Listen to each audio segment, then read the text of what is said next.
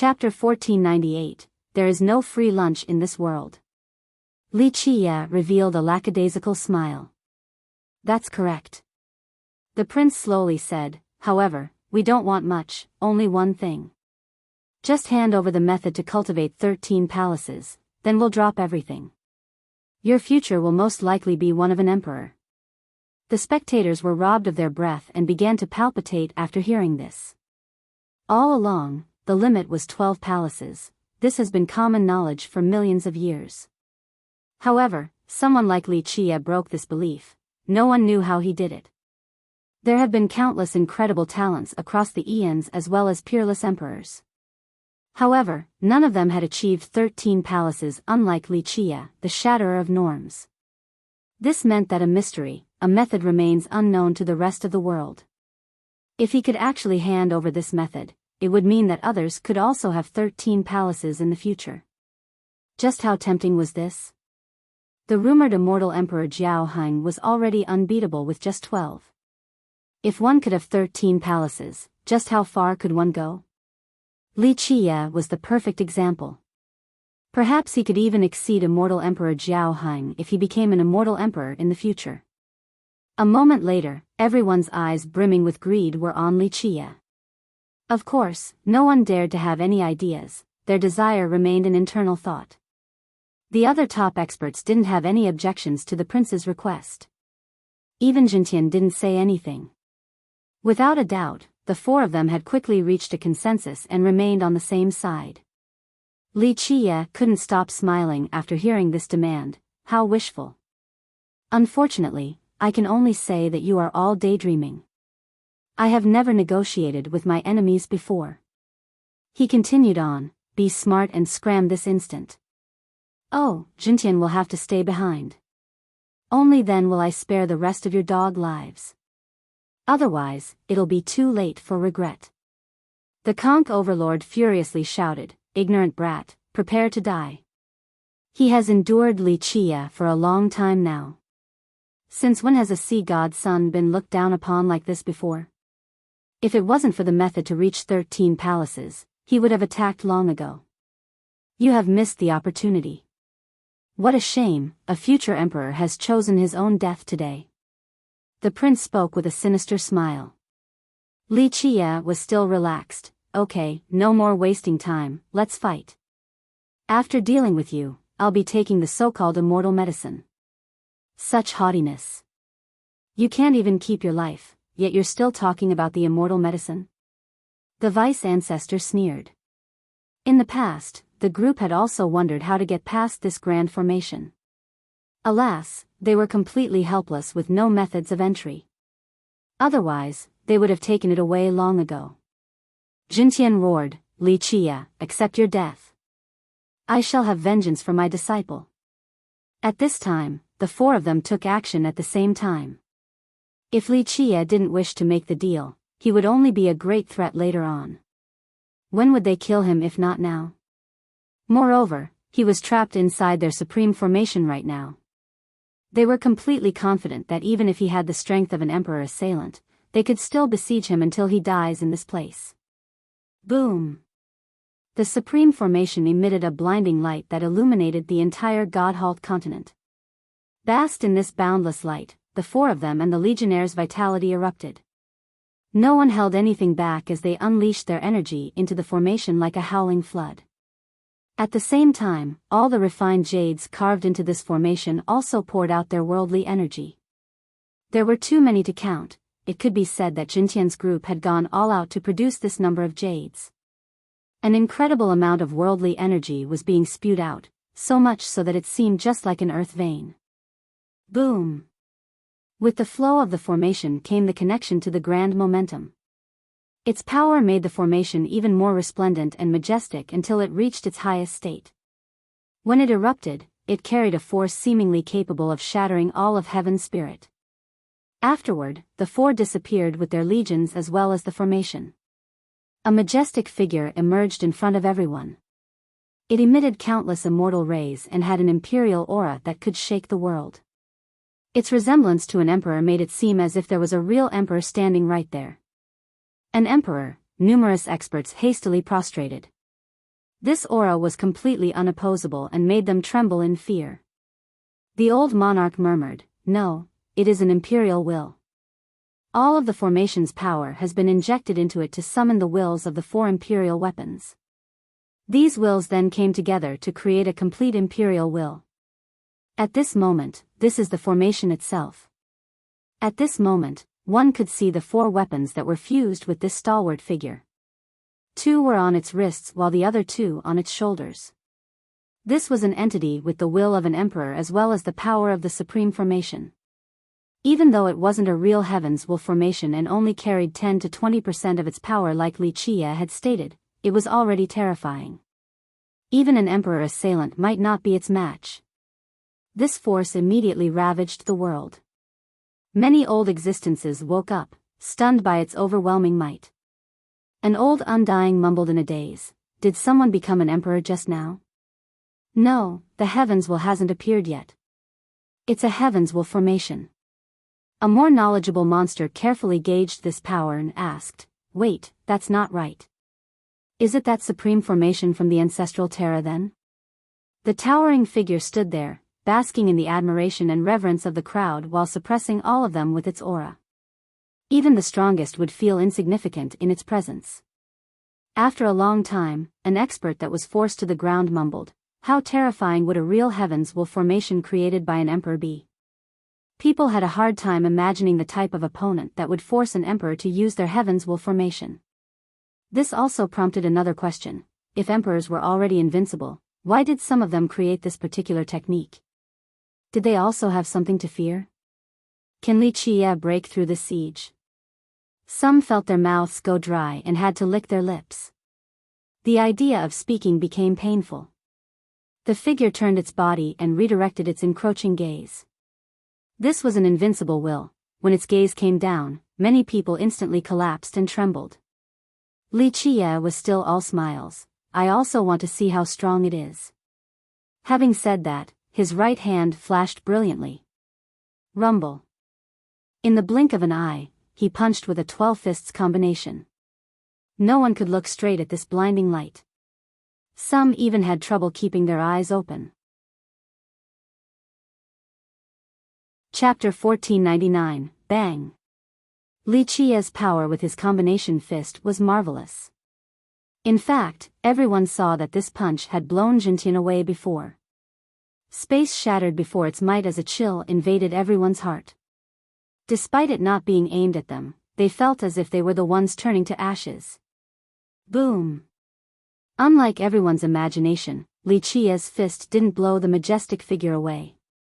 On the contrary, the figure slammed down with its palm and pushed Li Qie into the muddy ground. The ground around him actually sank down. All were stunned by this development. Everyone had seen just how strong Li Qie was, but his explosive fist was completely repelled. This figure was way too powerful. While watching the palm on the ground, no one knew whether Li Qie was still alive down there or not. They finally understood the significance of this supreme formation. No wonder the prince was so confident in even dealing with an emperor assailant. Someone murmured with a cold chill, "Is it over?" If it was them, they would never survive such a blow. Rumble. The ground suddenly quaked as the palm was pushed upward. At this moment, Li Qie was still using his 12 fists combination, the same sky-breaking punch. However, his body was also bright as his 4 grand immortal physiques activated at the same time. Under this new empowerment, the fist was able to push the figure's palm back. Boom! The 4 weapons engraved on the figure poured out even more imperial aura to boost the figure's power. Li Qie, who had just made a successful counter, was slammed down into the ground again. The crowd thought that it was a good thing that this was Li Qie. Anyone else would have been annihilated completely. Even the god kings here felt that they were inferior to ants in the face of this palm. Isn't this too ridiculously strong? The old monarch quivered with fear. I don't think Li Qie can survive this invincible formation. Many experts felt worried about him right away. In the past, the experts who hated him wanted nothing more than for him to be killed by stronger characters. However, it was now different. He had 13 palaces, so he was someone who could create miracles. More and more wanted him to stay alive and hoped that he could concoct something even more magical to become the greatest emperor of the ages. After all, to be able to witness such an emperor in their own generation would be a life worth living. It would be the most resplendent of eras. Boom! When everyone thought Li Qie was dead for sure, the gigantic palm was pushed back again. At this moment, a divine mountain capable of crossing time itself was floating in the sky. Countless Buddhas were chanting. This mountain could shatter the entire world.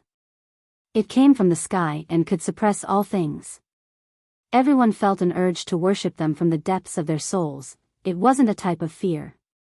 The mountain forced the palm back and began to suppress the majestic figure. Divine Mount Meru, the declivity mountain Bel's ultimate attack. Even the palm that could suppress the heavens was blown away. Bang! The other hand joined in and had the momentum of a heavenly king raising a pagoda to stop this mountain. Rumble. Under the suppression of this ultimate attack, the majestic figure began to sink. Its feet were swiftly sent into the mud. So domineering, does he want to sink the earth completely? The spectators were slack-jawed. The majestic figure was completely unbeatable. Anyone would praise their fortune to be able to survive it, but now, Li Qie was actually seizing the upper hand. Just how ferocious was he? Boom! The earth quaked. It seemed that the figure was devouring the power under there. It grasped this worldly power and borrowed even more from the grand momentum. Boom! It smashed the mountain Bell away and slammed both of its hands down in the next second. Many experts went limp on the ground after seeing this. Perhaps even the entirety of Godhalt would sink before this attack. Buzz! Before it made contact, Li Qie instantly summoned the heaven-sealing pentagate and unleashed a resplendent break. Rumble! Next, 5 divine beasts emerged: sun-consuming bird, moon-eating wolf, star-devouring ant, heaven-shrouding eagle, and earth-sealing rat. The 5 beasts turned into 5 Dao and coiled together in the sky. Pentadeo Timeless Seal. The ultimate attack of this treasure, the strongest defensive line in the world. No matter who they might be, they would have difficulty breaking through this defense. Boom! The hands ruthlessly slammed down on the barrier. Even someone as mighty as this figure couldn't break through. Despite not hitting the ground, the earth still shook because of it. Many beings in Godhalt were confused and horrified. It seemed that the end of days was coming. Boom! Even though the majestic figure couldn't break the timeless seal, its unstoppable might pushed the entire seal down into the ground and suppressed it inside. In a short period of time, the world turned quiet as all eyes were fixated on this scene. They all wanted to see Li Qie rise from the pit to deter the palms again. For many people, this was definitely possible, for there was nothing he couldn't do. However, 1 second passed after another, but the world was still quiet. Li Qie didn't repel the palms like they imagined. He didn't leap into the sky triumphantly. After a long time, someone murmured, "Is this it? This is how it ends?" The majestic figure stood up and raised its palms. Its eyes swept down towards the dark pit, but there was no movement down there. What now? Many felt disappointed. One spoke in disbelief. Is this how he dies? No way, he has 13 palaces. His fans felt that this couldn't possibly be the end for Li Qie. They were still waiting for him to launch a counterattack. Well, this is still a supreme formation. Even an emperor assailant wouldn't necessarily be able to handle it. Someone else had to comment. Li Qie couldn't overcome it no matter how strong he is. The gaze of the figure swept by, nothing could hide from it. However, Li Qie was nowhere to be found. It was as if he vanished from thin air. The old monarch could read the situation from the figure's demeanor and shouted, "No, he's not dead yet, he's just completely gone." Where did he run off to? Many rejoiced upon hearing this. This was at least better than the news of his death. Chapter 1500, the crowd opened their heavenly gazes in order to find Li Qiye's whereabouts. However, they still couldn't detect him. Do you know the mysteries behind this grand momentum and its real effects? Li Qiye's leisurely voice suddenly appeared out of nowhere.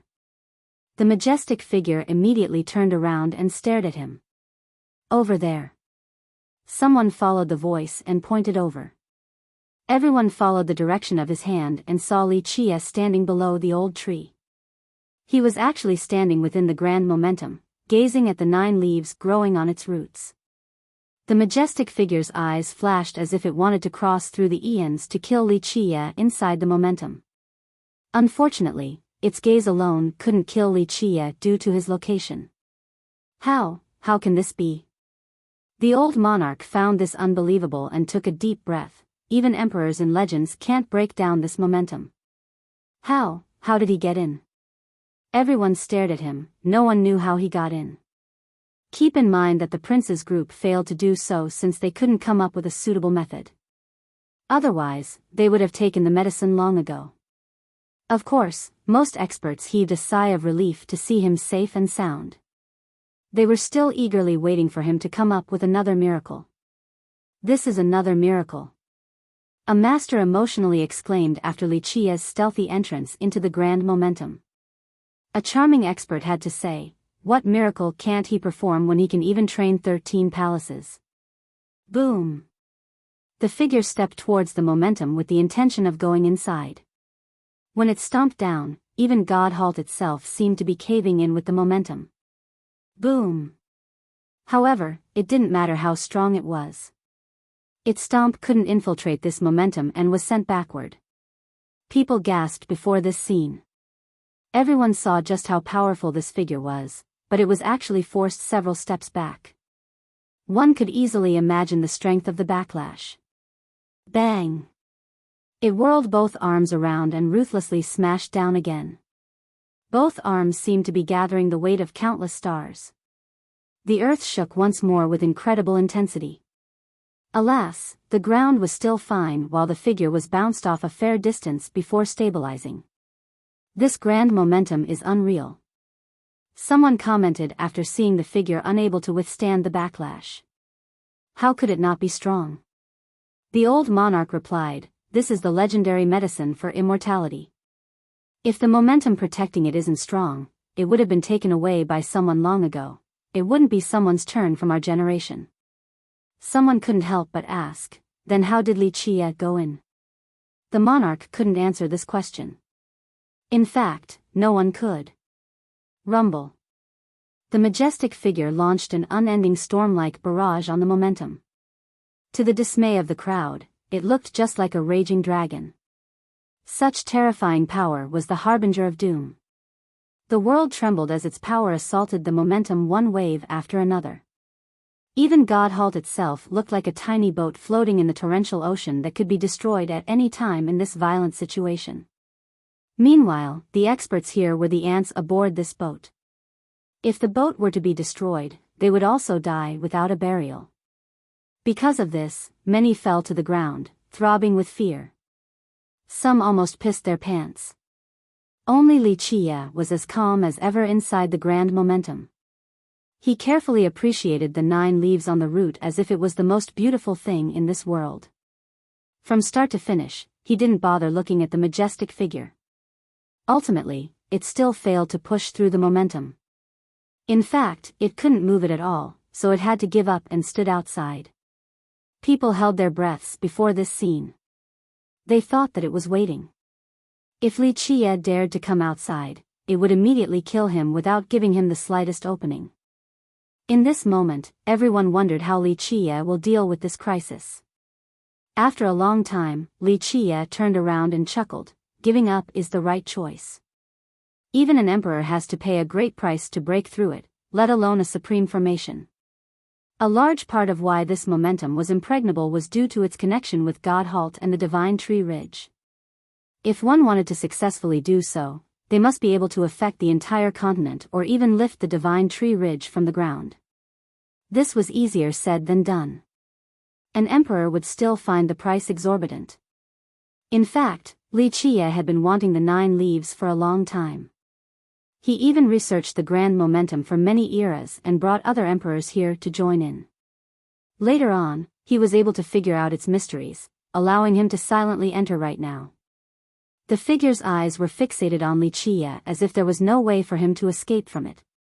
Wuxia didn't seem to care and turned back to look at the 9 leaves. This thing that you all refer to as a medicine for immortality, emperors and sea gods have come as did tree fathers. Do you know why they didn't take it away?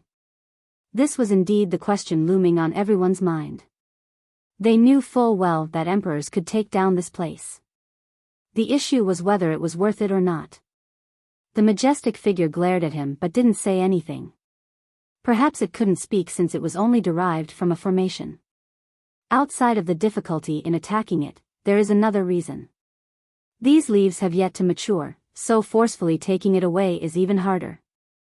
And once taken away, it would immediately wither and become a useless grass. Wuxia explained as he turned back with a thick grin on his face. However, it is near maturity right now. It only needs a little bit more before it leaves the roots. As the idiom goes, the melon will fall when the time is ripe. The medicine of immortality is almost ready. Many cultivators lying on the ground felt their hearts beat faster. It would be deceitful to deny one's interest. This was a medicine for immortality. Anyone would desire such an item, especially the older experts on the verge of death. How much longer will it take to mature? Someone at this time actually shouted at Wuxia as they were unable to restrain themselves. A tiny bit longer. Wuxia revealed a mysterious smile. However, I can lend it a hand to accelerate the growing process so that it can reach maturity right away. Chapter 1501. The stalwart figure never answered Wuxia. It only firmly locked onto him with its eyes. Wuxia was still as nonchalant as ever. I have to admit that your abyss has figured out many things and has a decent understanding of Godhalt. Unfortunately, you have met me. This is the same as courting death. Wuxia, stop running your mouth. Do you dare to come out and fight? The Prince of Darkness answered instead of the figure. Wuxia couldn't help but laugh. I have nothing to be afraid of. However, killing all of you like that is too much of a waste. I still have uses for you. Wuxia, show some courage. If you win this time, I will leave forever. Jintian chimed in as well. Wuxia casually retorted, a mere loser is not qualified to speak to me like that. Such words left Jintian quivering with rage. There was nothing he could do since he wasn't a match for Wuxia on the battlefield or with rhetoric. Junior, come out and obediently surrender and we'll spare your life. The Conch Overlord finally joined in. All of you are going to die, there's no need to boast so shamelessly. I pity you all, you won't even know how you're about to die. Wuxia smiled in response to the provocation. The Vice Ancestor coldly challenged him, you're the one boasting. I want to see what you can do to break our supreme formation. In his eyes, this formation was his ancestral Terra's masterpiece with the combined effort of 2 sea gods. Because of this, he had the utmost confidence in this formation and that Wuxia couldn't ever break it. Break this formation, right? Wuxia was quite carefree, not the least bit challenging. It will be as simple as a meal. Arrogant brat. The Vice Ancestor was livid to hear such an outrageous answer. Okay, come out this instant. I want to see what heaven-defying means you will employ to break my formation. Wuxia chuckled, open your eyes wide and watch how I shall break this trivial formation and torture all of you. The Vice Ancestor felt like puking blood after hearing Wuxia refer to their masterpiece as a trivial formation. All the spectators in the distance watched with bated breaths. They were ready to see how Wuxia would utilize all of his skills to break this supreme formation. They knew that he was a man of his word. If he said that he could break it, then he was definitely capable of doing so. Buzz. In the blink of an eye, Wuxia suddenly disappeared inside the grand momentum. The figure swept around the world but still couldn't find him. This was difficult to believe for Jintian's group because they had their eyes fixated on him earlier. There was no way for him to disappear right before their eyes. Boom! As the figure continued its search, it suddenly exploded. The formation broke down as the refined jades were scattered. All laws were shattered.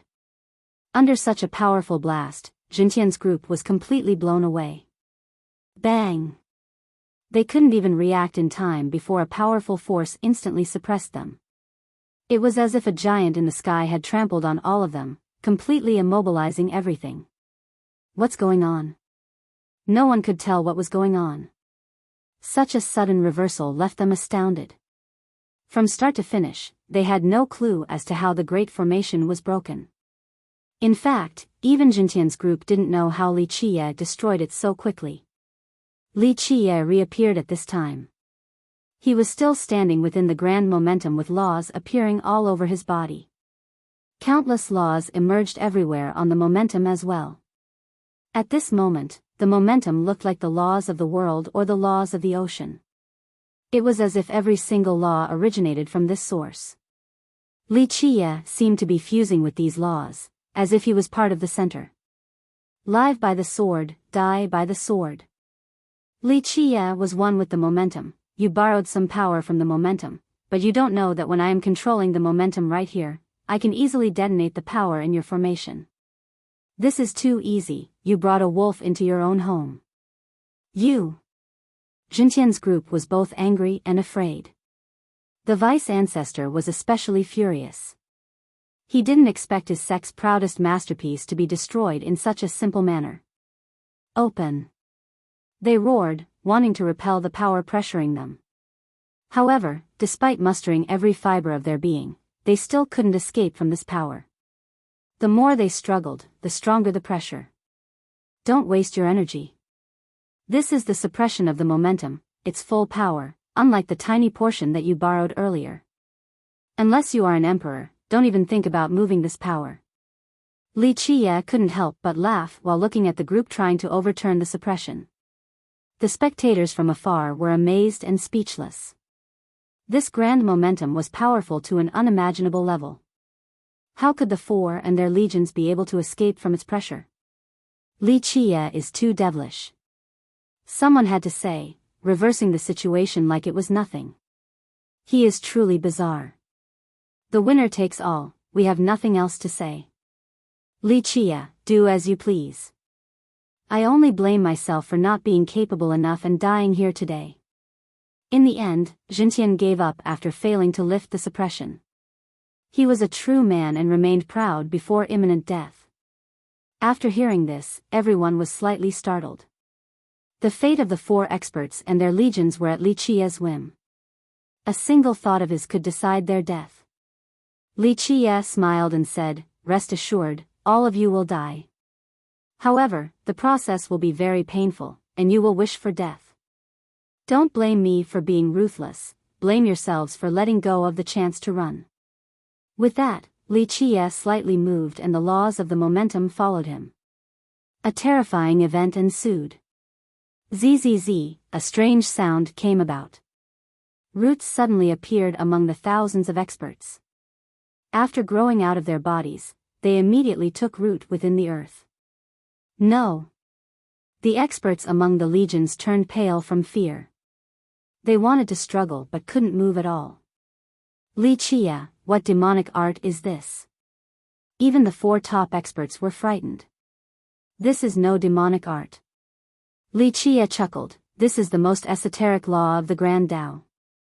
You should know that after borrowing the momentum's power, everyone's vitality had fused. Thus, on top of the refined jade's power, the momentum's power had fused with your blood, so its laws are inside your body. At this moment, these laws are relying on your flesh and blood to grow, that's all. What are you doing? Even the Prince of Darkness was aghast for what was to come. Not much. Li Qiye replied, didn't you want to borrow the grand momentum's power? You have to repay after borrowing, right? It is time for the momentum to borrow your vitality to nourish this so-called medicine of immortality so that it can mature a little earlier.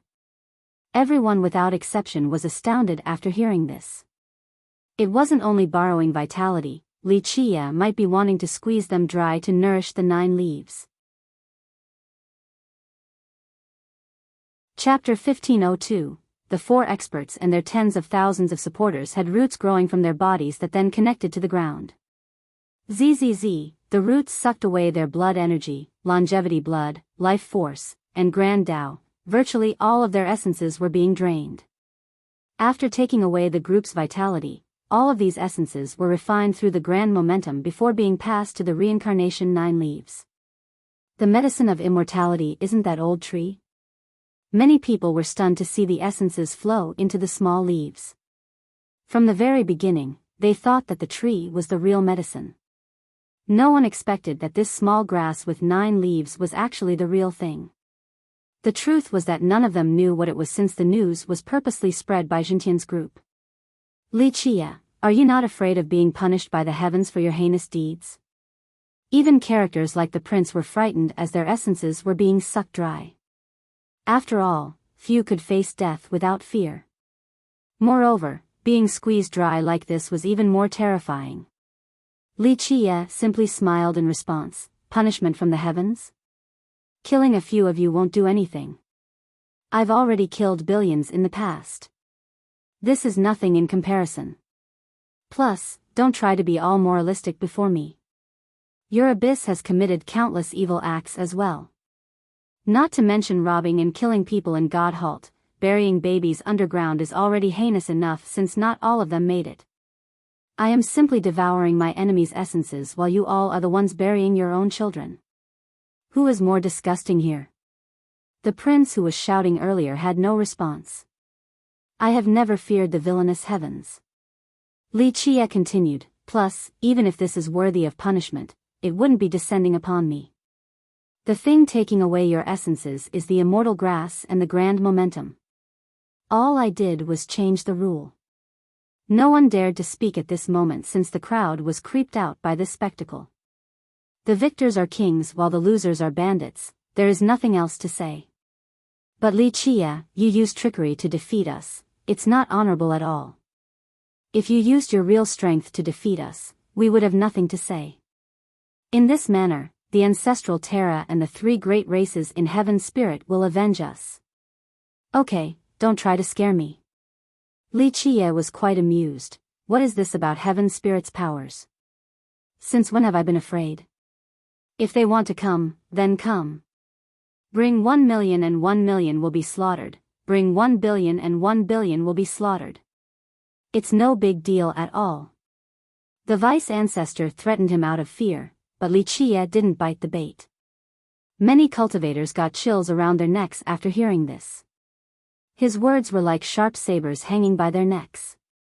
Anyone who dared to oppose him would be decapitated instantly. Li Qia went on, and what is this about trickery? When Jintian lost, all of you were still hiding and didn't do anything. Why? Wasn't it just to lead me into your trap? Since you were the first ones to resort to scheming, I decided to play along. Plus, think about it, where else am I going to find 4 people as powerful as you to act as nourishment? Moreover, there are another 10,000 experts here. This is especially true for Jintian and the prince. They have high cultivations and are also young. This majestic vitality and prosperous spirit that's full of life, so nutritious. They are much better compared to the old geezers like the vice ancestor and Conch overlord. Thus, I was more than happy to jump into your trap. As the saying goes, how can you catch the cub without entering the tiger's lair? Having said that, he smiled and gently shook his head. I'm not trying to belittle all of you, but this scheme or strategy is not worth mentioning. As long as I spend a little effort, all of you were doomed from the start. The spectators glanced at each other. Not even in their wildest dreams did they expect for Li Qia to scheme against the group.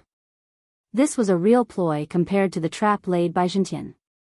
Jintian's group was currently silent. The prince and the others personally planned this for the lunar grasped fairy and the true martial goddess in order to capture them. They didn't expect that Li Qia alone was enough to deal with them all. To be honest, using so many experts as nourishment is a bit cruel. However, you came on your own, so don't blame me for doing so. Brotherly, there is an adage, one should make friends instead of enemies. The Conch overlord spoke with a smiling face. You have bested us this time and we accept our defeat. What do you want? Just say the word, everything is negotiable. The overlord has conceded even though everyone else was watching. In his mind, face was nothing compared to being alive. He naturally agreed to put down his pride in order to stay alive. Overlord, you still haven't changed at all. In your youth, you relied on your father's prestige to do as you please. After meeting immortal Emperor Jiao Hang, you crawled up into your hole like a turtle for countless years by living a borrowed life. But now, noticing that no one stronger than you came out, you crawled out to act all imperiously only to hit an iron wall. And now, you have to beg for your life once again. You have wasted your origin and lost all of your father's face. Li Qiye smiled and scolded him without any reservation. The overlord's expression changed color repeatedly from being livid, yet he couldn't act out since he was a fish on the chopping block. Brotherly, everyone makes mistakes at times. In the end, he took a deep breath and said, "Do you think that you make the right choice every time? Even if you kill us today, don't you think someone even stronger will try and avenge us? We didn't only make it this far by relying on the forces you see before you." The overlord had given up completely and started calling Li Qiye brother. Many people felt contempt towards his actions, but they did realize that they might not necessarily be able to face death so freely either. It was better to live a dog life than to die. I know. Li Qiye interrupted him, your roaring conch can also beseech another person, but I don't care. In my eyes, all opponents are the same, and I'm not in the mood to show mercy at this moment. It is too late to beg now. Just try your best and be food for the medicine. The overlord was distraught. Even an ancestor like him felt fear at this moment, otherwise, he wouldn't be begging right now. Contrary to the overlord, Jintian had some backbone and shouted, Li Qiye, give us a swift end if you are so great. Very well, I shall lend you a hand. Li Qiye laughed. Buzz. The moment he finished speaking, the laws inside the momentum turned even more dazzling as if they were coming to life. Ah! The experts with roots growing out of them couldn't stop screaming from the pain. The absorption speed was now countless times faster. In a short period of time, the group completely changed in appearance. Their hair turned gray and their skin became loose. Even young experts like Xintian and the Prince of Darkness aged right away. Chapter 1503, Buzz. The 9 leaves growing on the old tree instantly lit up. The complete grass took the life force from 3,000 worlds in a split second. Even though it didn't move in the slightest, everyone could feel that every leaf seemed to be stretching. After the leaves absorbed the essences, the sea of blood seemed to soar through the veins of the leaves. Someone shouted in the face of death, no. No matter how strong one might be, they would show fear at this time and scream uncontrollably. A trembling weakness permeated through the victims. Many experts were creeped out by this scene. Jintian's group and their legions were instantly turned into decrepit men. After their essences were stolen, they no longer looked like the invincible men they once were. Just imagine how unbeatable and dreadful Jintian and the Prince of Darkness used to be. The vice ancestor was also quite mighty as well. Alas, before Li Qiye, they were mere fish on the chopping block. Who would have thought that the once invincible group would have such a result today? However, no one could say anything since they were aware of the merciless path towards the throne. It was either one or the other. If Li Qiye were to lose today, he could have met an even worse fate. No one would criticize this type of death from losing. The path towards the throne was paved with bones, after all. Buzz. The 9 leaves became endlessly bright as the veins showed up clearly. Its affinity of reincarnation was spinning with the light and turned into vortexes. They seemed to be containing the yin and yang as well as the karmic and samsara cycles. It was as if something inside each vortex was chasing after the ultimate profundity. The existences inside could reincarnate and live again. No, a few experts screamed before their final second. They weren't willing to die like this, but there was nothing they could do. Zzz, the 9 leaves continued to suck what little left of their essences remained. In the blink of an eye, the tens of thousands of experts in the 4 legions died one after another. They turned into dried corpses and have been robbed of all. Damn it all.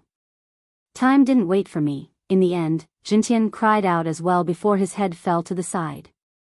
He joined the others as a corpse. The prince and the others couldn't stand it much longer and have died as well.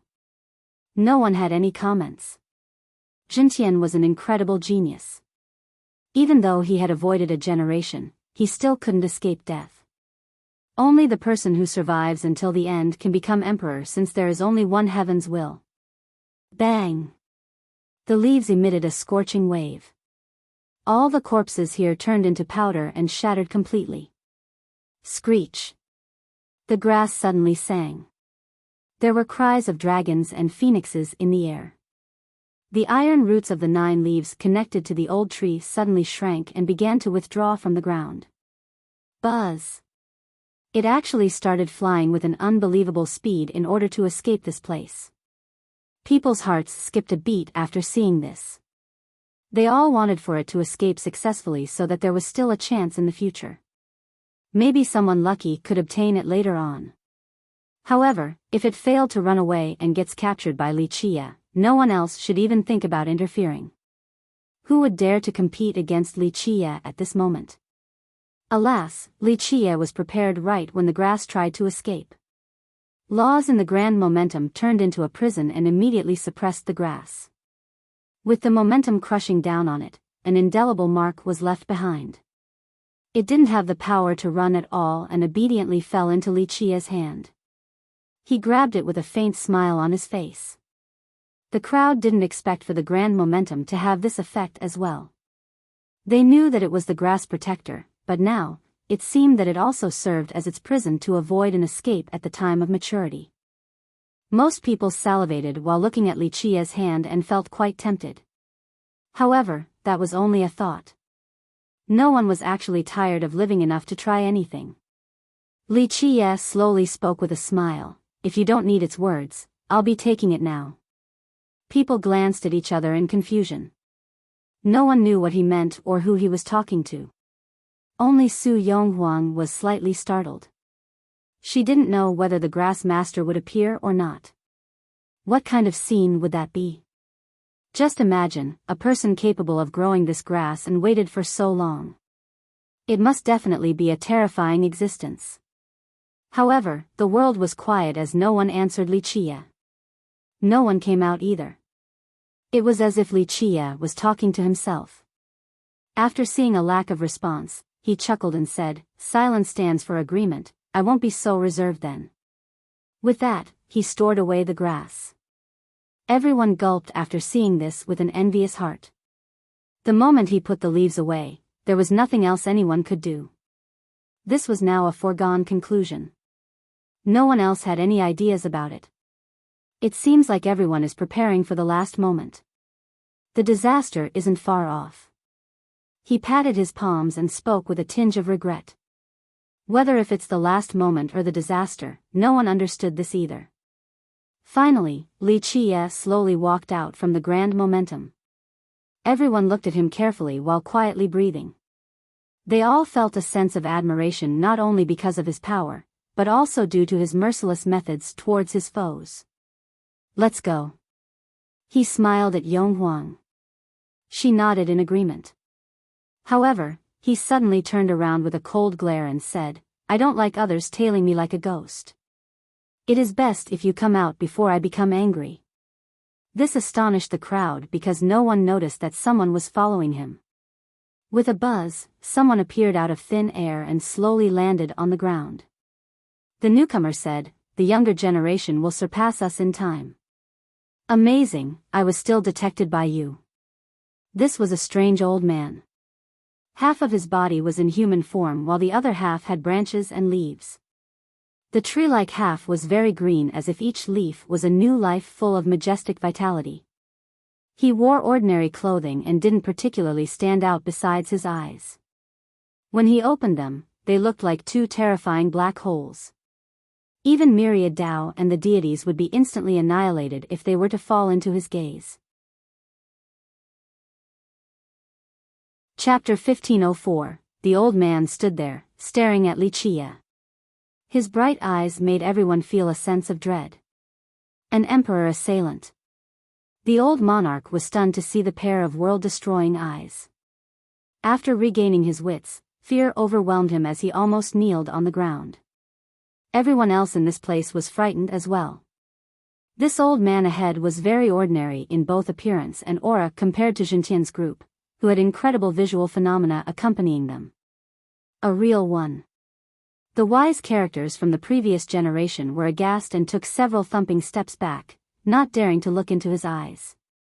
The majority of cultivators here lowered their heads, averting their gazes from his own. His gaze was too horrifying and all-destroying.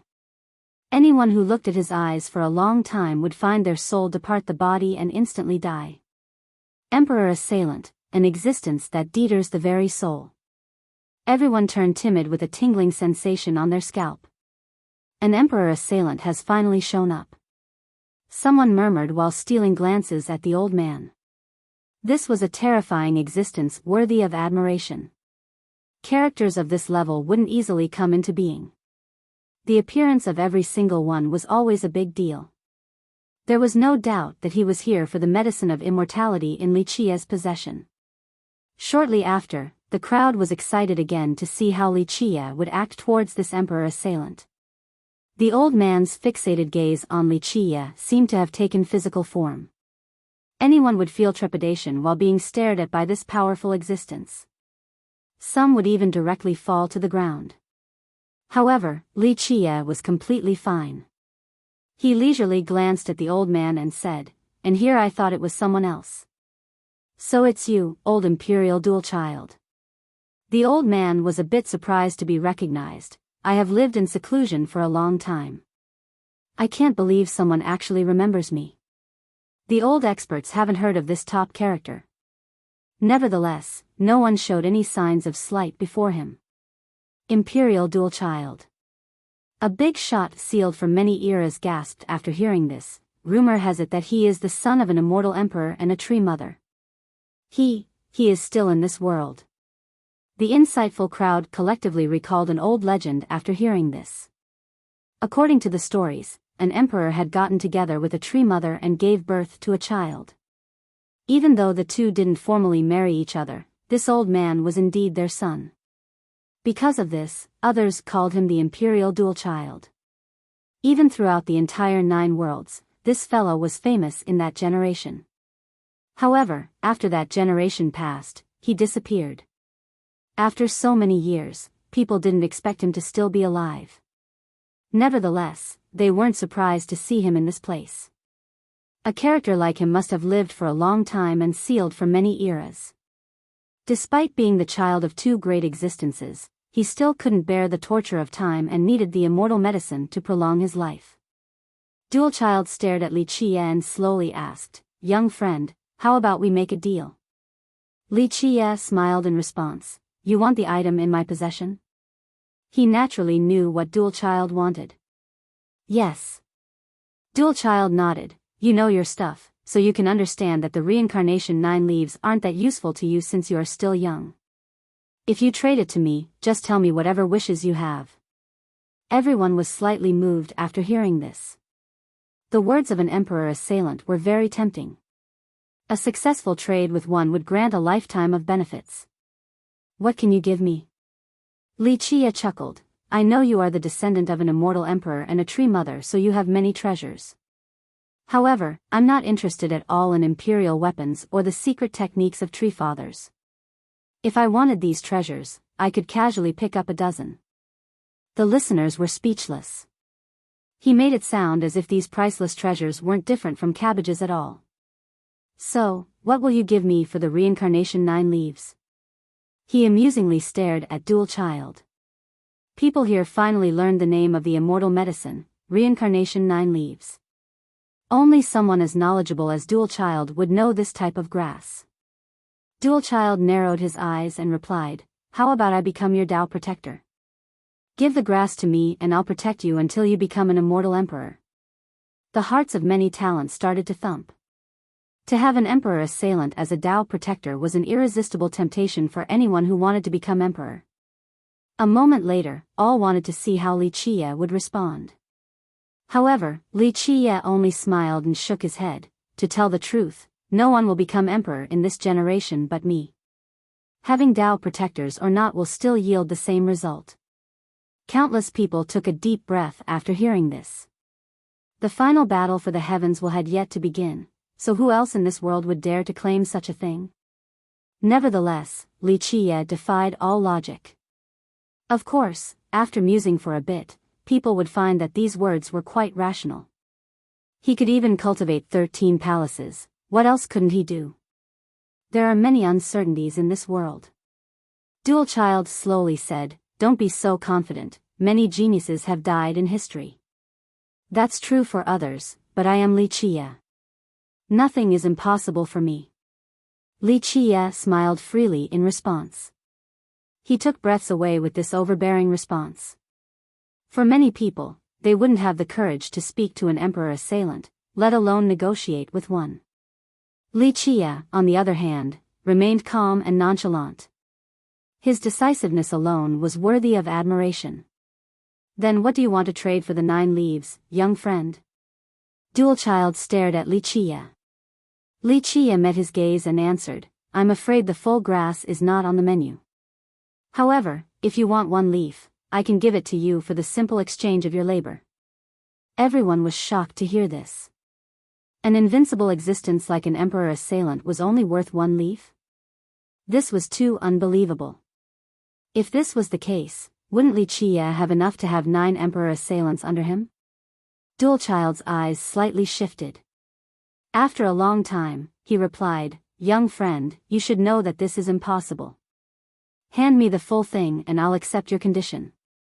Li Qie shook his head. "If you maintain that stance, we have nothing else to say." He naturally understood why Dual Child wanted all 9 leaves. He wanted to gamble with all 9 in order to live a new life again, an incredible profit. "I'm afraid you don't understand the whole picture, young friend."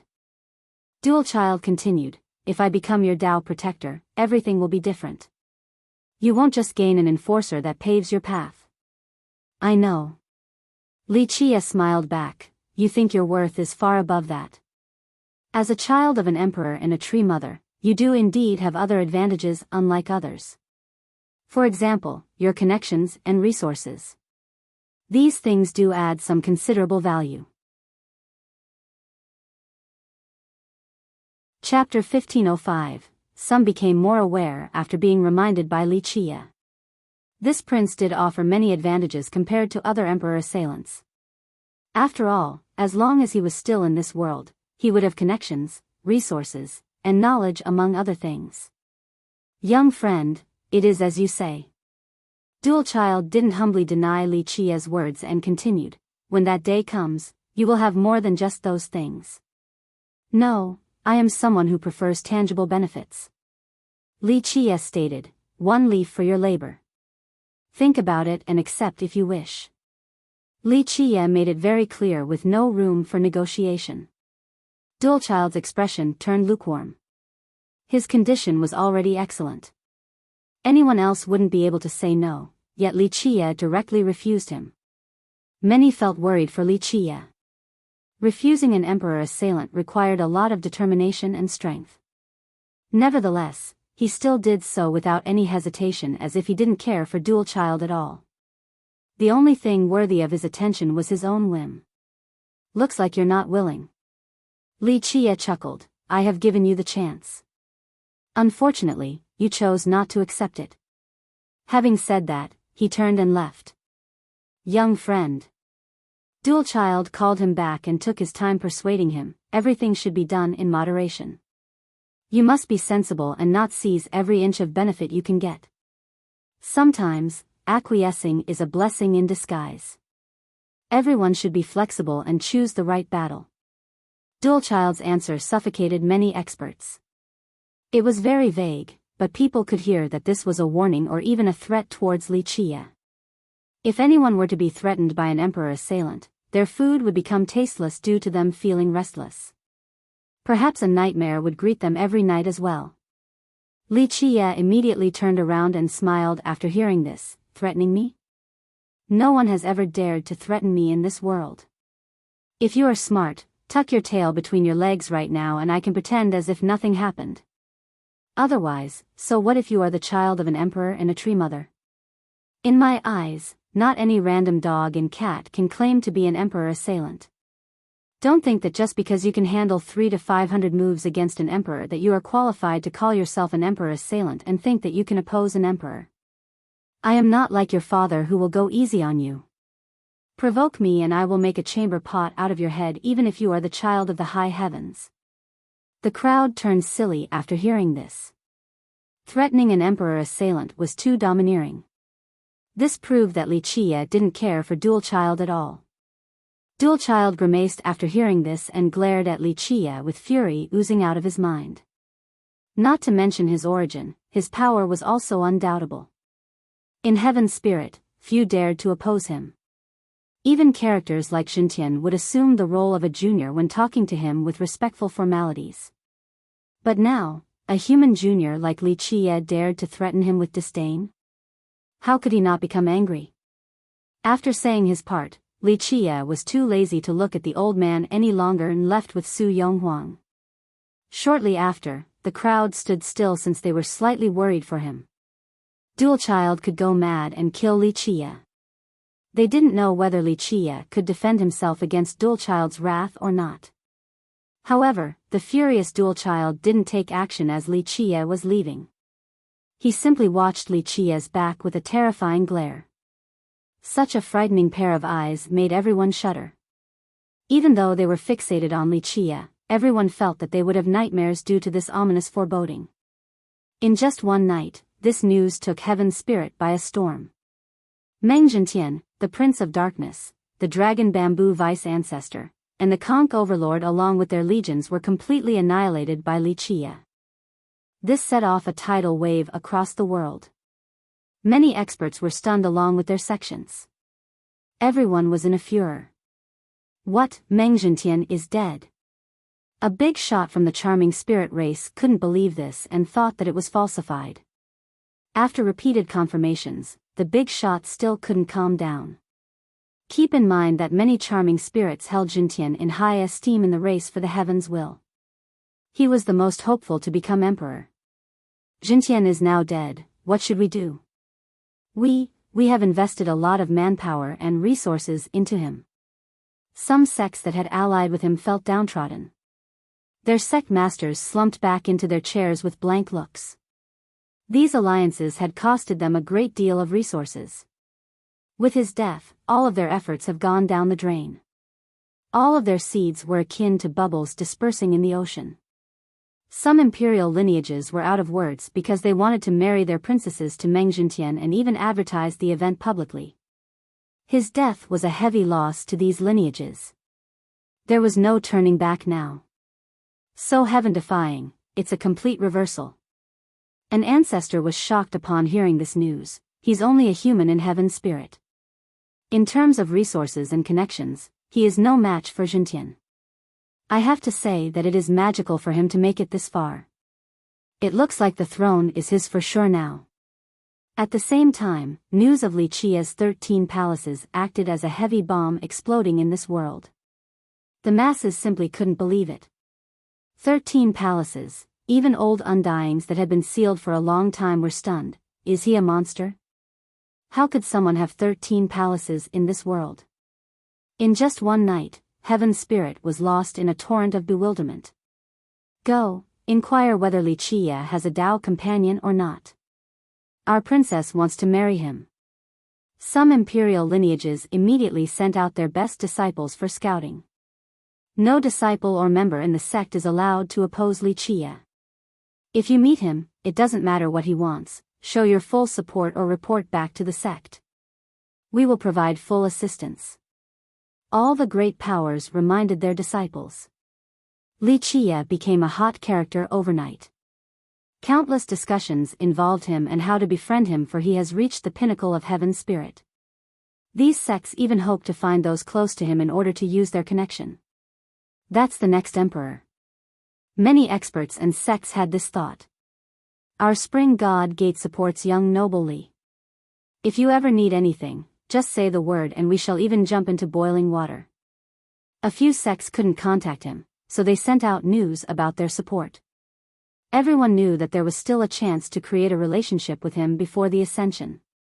After all, it would be too late once he becomes emperor.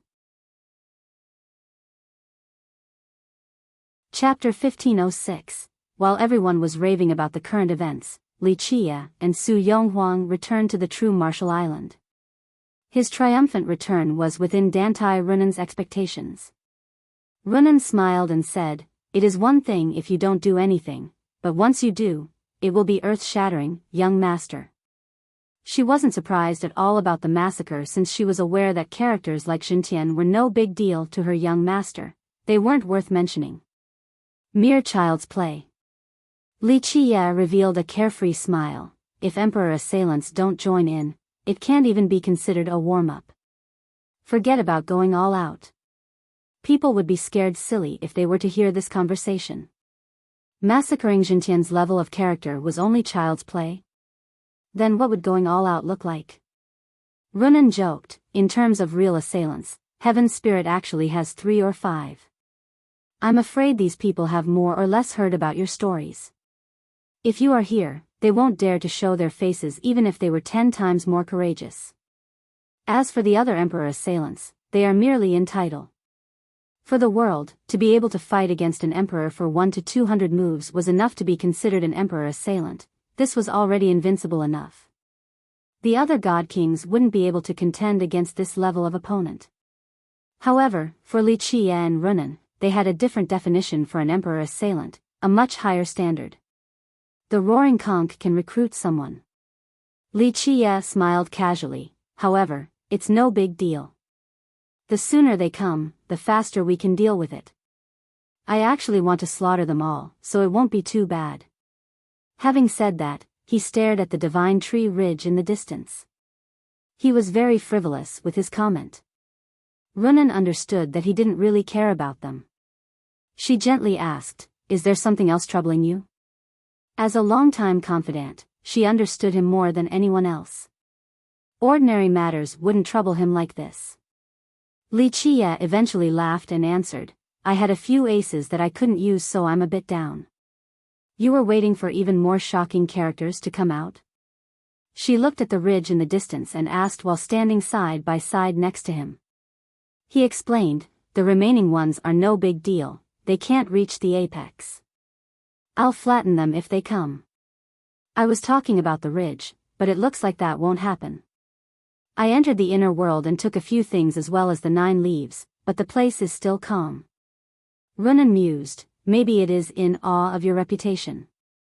Li Qie chuckled and shook his head, "Perhaps, perhaps not. Even though I have played with the Bone Sea and the Ridge a couple of times already, it isn't that easy to force them into submission. I came this time with this goal in mind, but they remain silent. They are simply recharging and do not want to fight against you under these circumstances." Runan was aware of the undercurrent. Right, this makes it even more clear that the great disaster is approaching. She pondered for a bit before replying, "Did you want to flip over the ridge? Or perhaps a straight sweep to the Golden Palace itself?" "No." Li Qie elaborated, "I just wanted to talk to the ridge, even more so than the Bone Sea." "That's not your style though, young master." She was surprised to hear this response. He chuckled pleasantly, "Runan, you make it sound like I love war so much. I do like fighting and all, but there are times when I can happily sit down and talk as well. If certain things are negotiable, why not negotiate? Plus, there's no harm even if it doesn't work out." She sniggered after hearing this. After a while, she continued, "You aren't someone who negotiates with others. Plus, you have fought before already, so if you were actually determined, you would have plowed your way to the palace itself. I wouldn't care if it was for personal reasons. Declaring war is no problem." Li Qie gently sighed, "However, I really wanted to talk this time. I have a good understanding of the ridge, but not as much as the Bone Sea. When that day comes, a sea of blood will engulf Heaven's Spirit. At that point, maybe the charming spirits, Treants, and sea demons will have to face genocide. Runan softly asked, "Are you worried about me?" Li Qie smiled and patted her head. "I have never worried about you before. With your power, even if the disaster was present, you could still leave. However, I know that you won't, especially not during the disaster." She didn't answer because her young master was correct. The Runan I know has always faced challenges boldly without trepidation. He laughed sentimentally. "I feel satisfied to be praised like this." She revealed a beautiful smile. Li Qie wryly smiled in response and shook his head again. "I have left behind a few things, some preparations that can be useful for you in the future. It is a shame that I can't personally help you pave the way and shoulder the sky." "No." She grabbed his hand and solemnly stared at him. "You have done more than enough for me. Although the world thinks that I am very gifted, I wouldn't have the same achievements today without you. Plus, I don't blame you at all, this is my own choice. You have already paved the way for me to the point of removing all obstacles towards the throne. The reality is that I have disappointed you by choosing to stay." With that, even a strong woman like her felt a strange melancholy. A very long time ago, after the end of immortal Emperor Min Ren's generation, Runan had many choices because she had severed her bloodline. She could have left Heaven's spirit for good even. If she chose to become emperor, she would have become one already. With that, she could follow her young master above the 9 heavens to the world of emperors and gods. Alas, she ultimately chose to stay in Heaven's spirit instead. This was the most hopeless choice, the path that her father didn't want to see. She went on to say, "Young master, you don't owe me anything, it is the opposite. I know that you once hoped for me to become emperor and made sufficient preparations for the day when I embark on that path. I have failed to meet your expectations in that regard." Li Qie helplessly spoke while staring at her. "You really don't owe me anything, it is just a pity that I couldn't force you." Like the wise sages back at Dongting Lake, they had many choices as well, such as picking other fertile lands in the 9 worlds to be their home. Ultimately, just like you, they chose to stay in Heaven's spirit. This is your choice as was theirs. Even though I could have commanded all of you to do otherwise, that would be going against your own pursuit. This is your beloved home, so you want to contribute. You don't want to see the day when it turns into ashes." He ended with a sigh. "It's not just me." Runan gently replied with melancholy. "After great struggles, many people have chosen this path. Immortal emperors fought on, tree fathers used all of their opportunities, and sea gods continued to compromise. Despite being powerless to an extent, they still tried their best to win a glimmer of hope for this land. My father may not have wanted me to stay here, but as his daughter, should take up this mantle and try my best, whether it is because of my love for this world, the true Martial Island, or the sea demons. If my father was able to face everything, I will not disgrace his lifelong prestige either." Chapter 1507. After a brief lull, Li Qie gently spoke. "I can only say that the times have changed. If I was still the Dark Crow, it would be my time to take care of everything and harvest. Afterward, it would be a fruitful and brilliant age. Unfortunately, it's time for me to leave, young master, whether it be your lovers or fallen brothers or even me, you don't need to stay for anyone." Runan replied in a serious manner, "Just keep walking forward to fight the last battle. No one can stop your advance. This is your greatest charm and why people admire you. If, say, you were to stop because of me, I would be a sinner in your life. In my eyes, you are the one I admire the most, so I don't want to leave a stain in your life. That would be an unforgivable crime." She spoke sincerely, each word came from the heart. "I know." Li Qie nodded. "I won't be stopping for you, that's just how life is. Even if someone used to be the ruler of the 9 heavens or master of the universe, they still can't have everything go their way. Young master, there's no need to worry about me. I made my own choice, so even if I die in battle one day, it will be without regrets, since that would still be accomplishing one of my goals. In my life, to have met you and be able to follow you are my best moments and memories. You taught me how vast the world is, gave me a pursuit in life, and showed me the profundities of the Grand Tao. How many people in the world are actually aware of this? Most lives are ephemeral. Without your guidance, I could still have become a blessed daughter of the heavens, an existence that could walk proudly across the 9 worlds. However, I wouldn't be me, someone who withstands the arduous passing of time. You gave me a firm Tao heart, this is more precious than anything else. Her eyes turned red at this point. Silly girl. He wiped away the tears and smiled, you are definitely a blessed existence. Even without me, you could still make it to this level. Your success today isn't necessarily because of me. You yourself are worthy of pride. If your father was here, he would be proud because of his daughter even if your choice conflicts with his wish. Runan eventually smiled and gently shook her head. Okay, I'm going to try again and see if there are more people without eyes. He lifted his head and chuckled, another big wave might create some effect. Runan knew what he wanted to do and smiled back. Her invincible young master has returned. She eventually advised, young master, you could go ask Terminus. Maybe he knows something. Old Terminus does know quite a few things, but there's no way for him to know the exact location. Someone of his level isn't qualified to know about this or I would have figured it out long ago.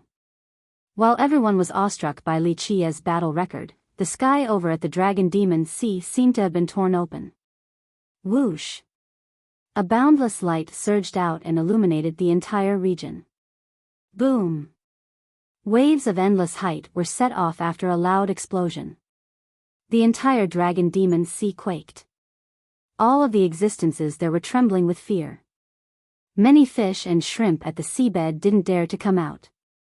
At this time, many people in this region, even in other places of Heaven's spirit, saw a gigantic ship. It was the size of a continent. The moment it entered this region, it set off the terrifying waves that impacted everything. After seeing this, an expert exclaimed, "The roaring conch." Many fresh cultivators had never seen this scene before and were completely stunned. This might be the largest ship they have ever seen. Perhaps there wasn't another one of this magnitude in the world. Even a few older experts were dazed and murmured, "The legend is true, that's the roaring conch." In Heaven's spirit, there was a rumor that the roaring conch wasn't only a sect's name. It was a ship, and the sect was established on it. In fact, many people didn't believe in its existence. After all, how could a lineage with 2 sea gods be built on a mere ship? How could it contain such a great lineage? But the truth was as clear as day right now after people saw the size of this ship. Boom! A pure sun slowly rose on the horizon. Once it reached high enough, the original sun in this region immediately turned bleak and lost its colors. In front of this second sun was a royal throne with a middle-aged man sitting on it. He was in high spirits as he presided over the heavens itself as well as all other insignificant existences. Despite not exerting his aura in full, this existence made others think that they were looking at a deity of legend. An ancestor from Gu Chun's 4 branches back at the Abyss Sea startlingly exclaimed, "Ling Fengyun."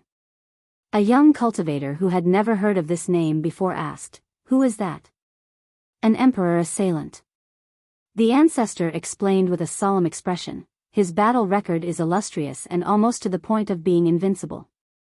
In his life, he has only lost to immortal Emperor Hao Hai. Even after the emperor took the heaven's will, Ling Fengyun could still last several hundred moves against him.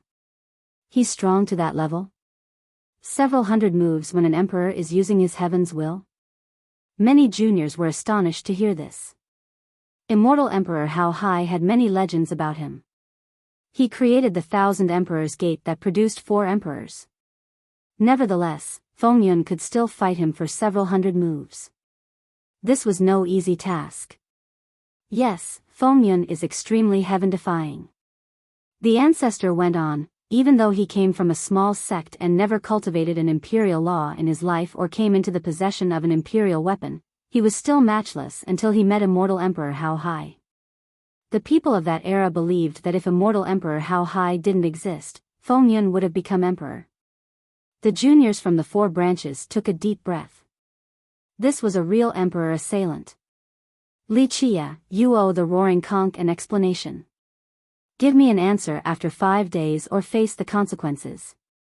Feng Yun's voice echoed across the world as if he was ordering everyone.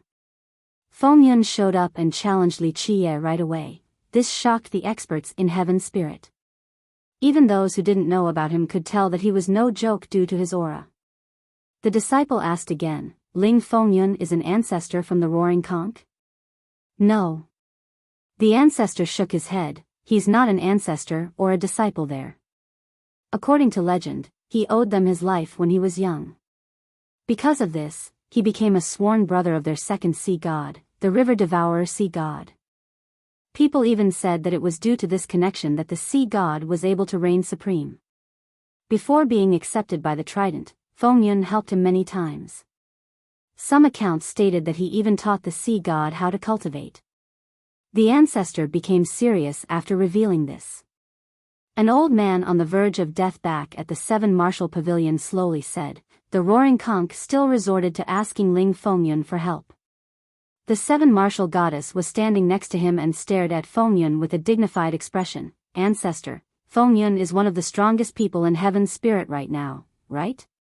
This dying old man was the pavilion's legendary being, the hallowed ancestor. That's a fair statement. He is very powerful indeed. The hallowed ancestor admitted, he is one of my main concerns in protecting you during this generation. He's much younger than me with a vigorous blood energy. Since he owed the conch his life, if they were to actually ask him, he would do his best to return the favor. Chapter 1508, as Ling Feng Yun sat high above in the sky, it looked as if all sentient beings must bow down to him. Even the strongest must prostrate at his feet. The goddess had to ask, how does he actually compare to you, ancestor? Of course, the disciples from the pavilion would think that the hallowed ancestor was invincible. In fact, he was immensely mighty. Otherwise, he wouldn't have been the Tao protector of 2 sea gods. She wasn't blinded by this.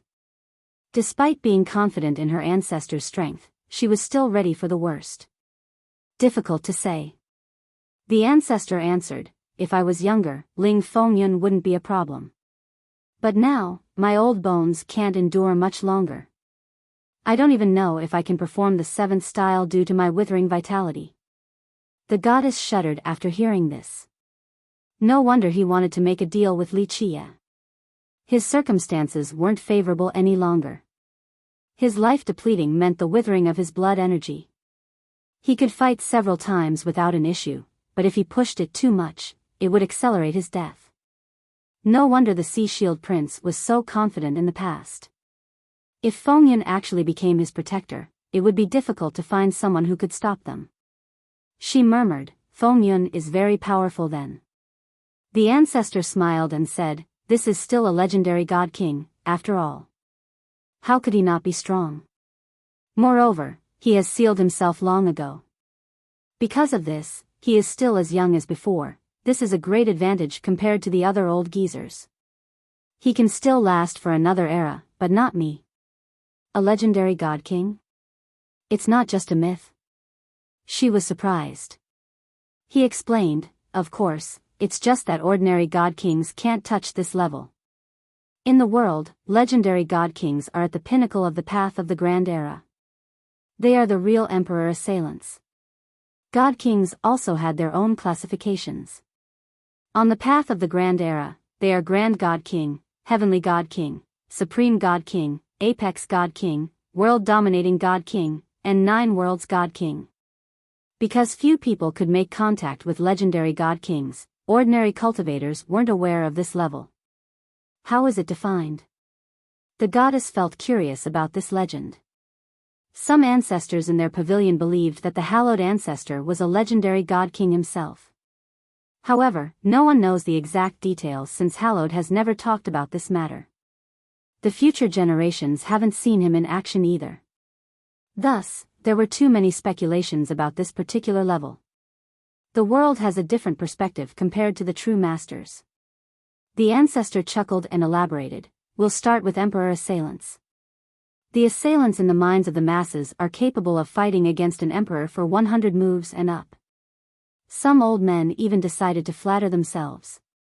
After fighting against an emperor once, they would call themselves an emperor assailant even if they lost after 30 or 50 moves. The ancestor continued, the juniors don't know and think that they're the real deal. Meanwhile, the masters would only laugh at this type of existence as they would view the qualification of several hundred moves as inadequate. The goddess inquired, then what are the real emperor assailants? Hallowed smilingly answered, at the top, the correct evaluation for an assailant would start at being a legendary god king. The truth is that ordinary people usually consider 9 worlds god kings to be assailants, but they can only exchange moves with an emperor at best. She couldn't help asking, how about sea gods then? In fact, there are strong and weak sea gods. Of course, with the trident in place, this difference becomes vaguer. However, without the weapon, one can see the disparity instantly.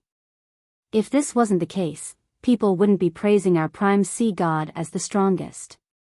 To compare sea gods and emperors, a sea god with a trident isn't only an assailant. They become contenders that can proudly stand with the emperors. Really? Her expression changed after hearing this. I'm only saying that it's possible. The ancestor chuckled, there are disparities among sea gods, but the same goes for emperors. Take our prime sea god for example, even without the trident, he could already fight evenly with immortal Emperor Muzhua, so with the weapon, he could probably suppress the emperor. However, if it was a different emperor, it wouldn't be the same, such as immortal Emperor Jiaoheng, immortal Emperor Fei Yang, and immortal Emperor Hao Hai. I'm afraid even if our ancestor had the trident, it still wouldn't be easy to contend against them. Then what about grand completion immortal physiques versus sea gods? After seeing that the ancestor was in the mood to talk today, the goddess humbly asked for guidance. In the eyes of the world, both grand completion immortal physiques and sea gods are the same and capable of contending against emperors. However, there is an inaccuracy in this. The ancestor explained, if a legendary god king has a grand completion immortal physique as well, then this person can certainly fight an emperor.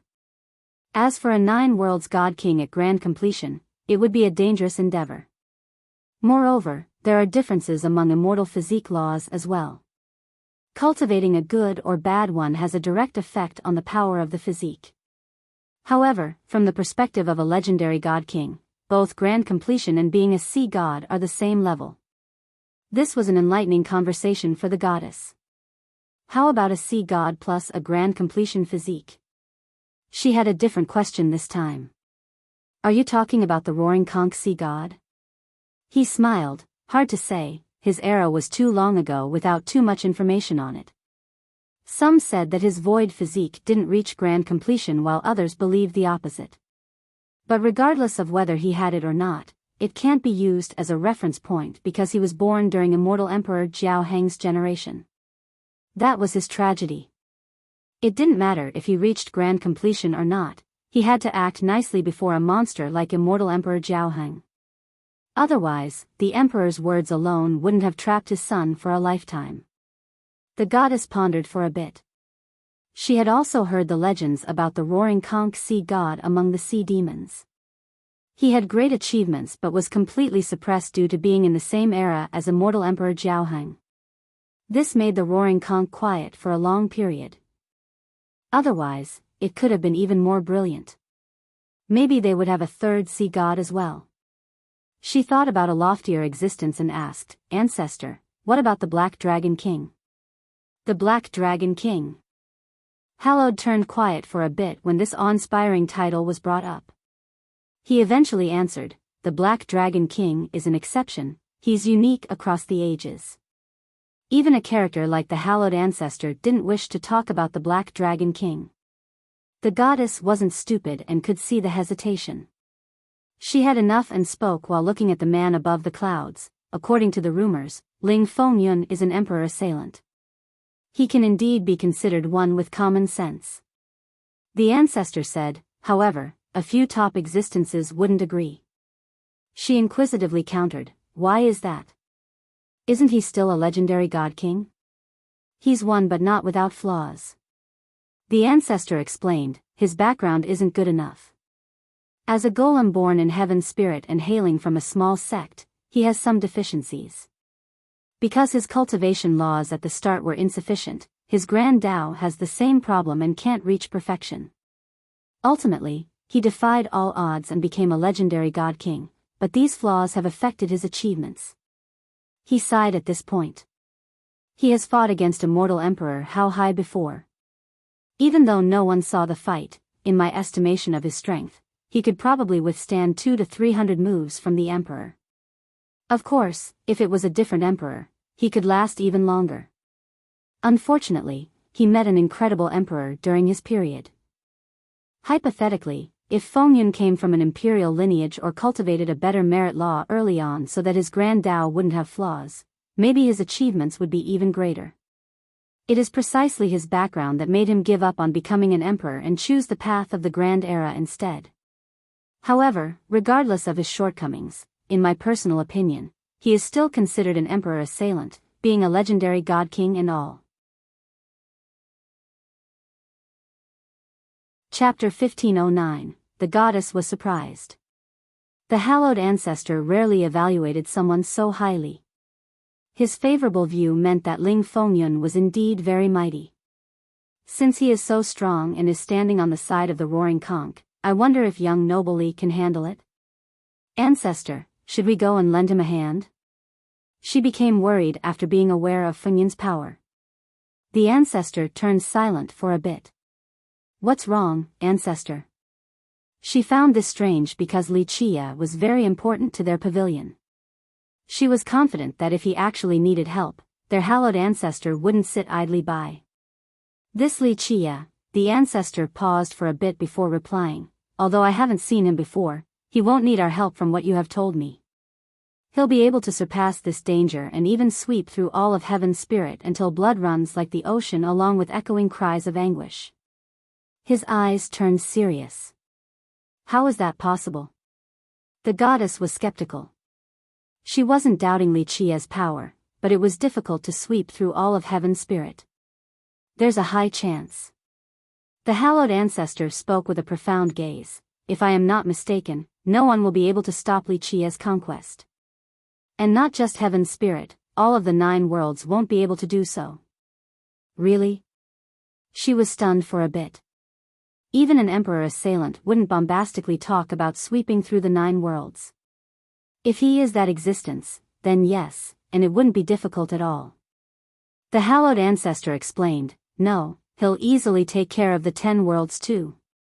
If immortal emperors were still in this world, they would retreat before Li Chia and not dare to block his path. How outrageous. The goddess felt that this conversation was becoming more bizarre. She wouldn't believe it if the speaker wasn't her ancestor. He slowly uttered, it's not outrageous at all if he's that existence. It is to be expected as a matter of course. What existence? An eternal legend about a dark hand hiding behind the scenes of the 9 worlds, an existence that has ruled for one era after another. Hallowed became quite dignified talking about this issue. Ancestor, that's just a legend. The goddess had to interject, it's not necessarily true. Moreover, no one has ever been able to verify this legend's existence. Li Chia doesn't look like it at all. If he had ruled the 9 worlds in the past, he wouldn't need to run around like this, he could directly become emperor. No, this isn't an empty legend. He solemnly responded, this existence does exist. Fewer than few can touch this level, and even less have been able to recognize it. However, I don't know if Li Chia is that legendary existence or not. Such a character is real? The goddess was stupefied. Even though she had heard this tale from the other ancestors in the past, they all thought that it wasn't real. However, the hallowed ancestor has verified it today. He continued on, yes, this dark hand behind the curtains has always been controlling the flow of the 9 worlds. What is it then? How is it able to control the 9 worlds? This prompted even more questions from the goddess. I don't know. The ancestor shook his head right away. Ancestor, you certainly know more. The goddess acted like a young girl trying to get something with her playful tone. He sighed in response. It's not that I don't want to tell you, I really don't know much more. I have never made contact with this existence and have only heard from the sea god. His expression turned earnest and serious after a brief pause. Moreover, we shouldn't talk about this matter so casually with other people. This is a taboo, so those who know about it wouldn't bring it up. Recklessness will result in overreaching and can bring about a fatal disaster or even sect destruction. This is why people keep quiet about it all the time. The goddess took her time processing all of this. A long time later, she repeated, so Li Qie is really this existence? The ancestor sighed once more, I don't know. In my opinion, even if he isn't, he is definitely related to that existence. I can't think of anyone else in this world who can train such a disciple. 13 palaces, that existence is definitely the one to break all common sense in this world. The goddess became extremely curious and interested in Li Qie's origin after hearing this. Ling Fengyun has come into being in order to demand justice for the Roaring Conch. This news made all of Heaven's spirit quite shocked, especially the people who knew about Fengyun. Whoosh! On the same day of his emergence, an immortal light soared from the ancestral terra. 3 ancestral trees emitted a majestic life force that engulfed the entire world. An invincible will-like aura from the depths of the terra seemed to have awakened from the past and traveled to the present. Many people trembled before its coming. No mercy to those who oppose my ancestral terra. However, Li Qie, I might spare you if you come to profess your crimes at the ancestral terra. A decrepit voice came from the depths of the terra and echoed across Heaven's spirit. Despite its coarse nature, it sounded like the voice of an immortal. Who is that? Even though no one could see the speaker, it must be someone terrifyingly powerful to utter such words. Moreover, after awakening, his will swept through all of Heaven's spirit and robbed many beings of their peace. Creek Bamboo Immortal. Some ancestors were stunned to hear this echoing voice. Even someone as reclusive as him is coming out. Does the ancestral terra want to go all out in this generation? Who is that? A junior asked his ancestor since he hadn't heard of this title before. The dragon bamboo vice ancestor's forefather. He might even be the founder of that branch. The ancestor responded, rumor has it that out of the 3 tree fathers from the terra, 2 of them came from this branch. Even though he's not the terra's progenitor, some say that his status is the same as a tree father there. The junior took a deep breath upon hearing this.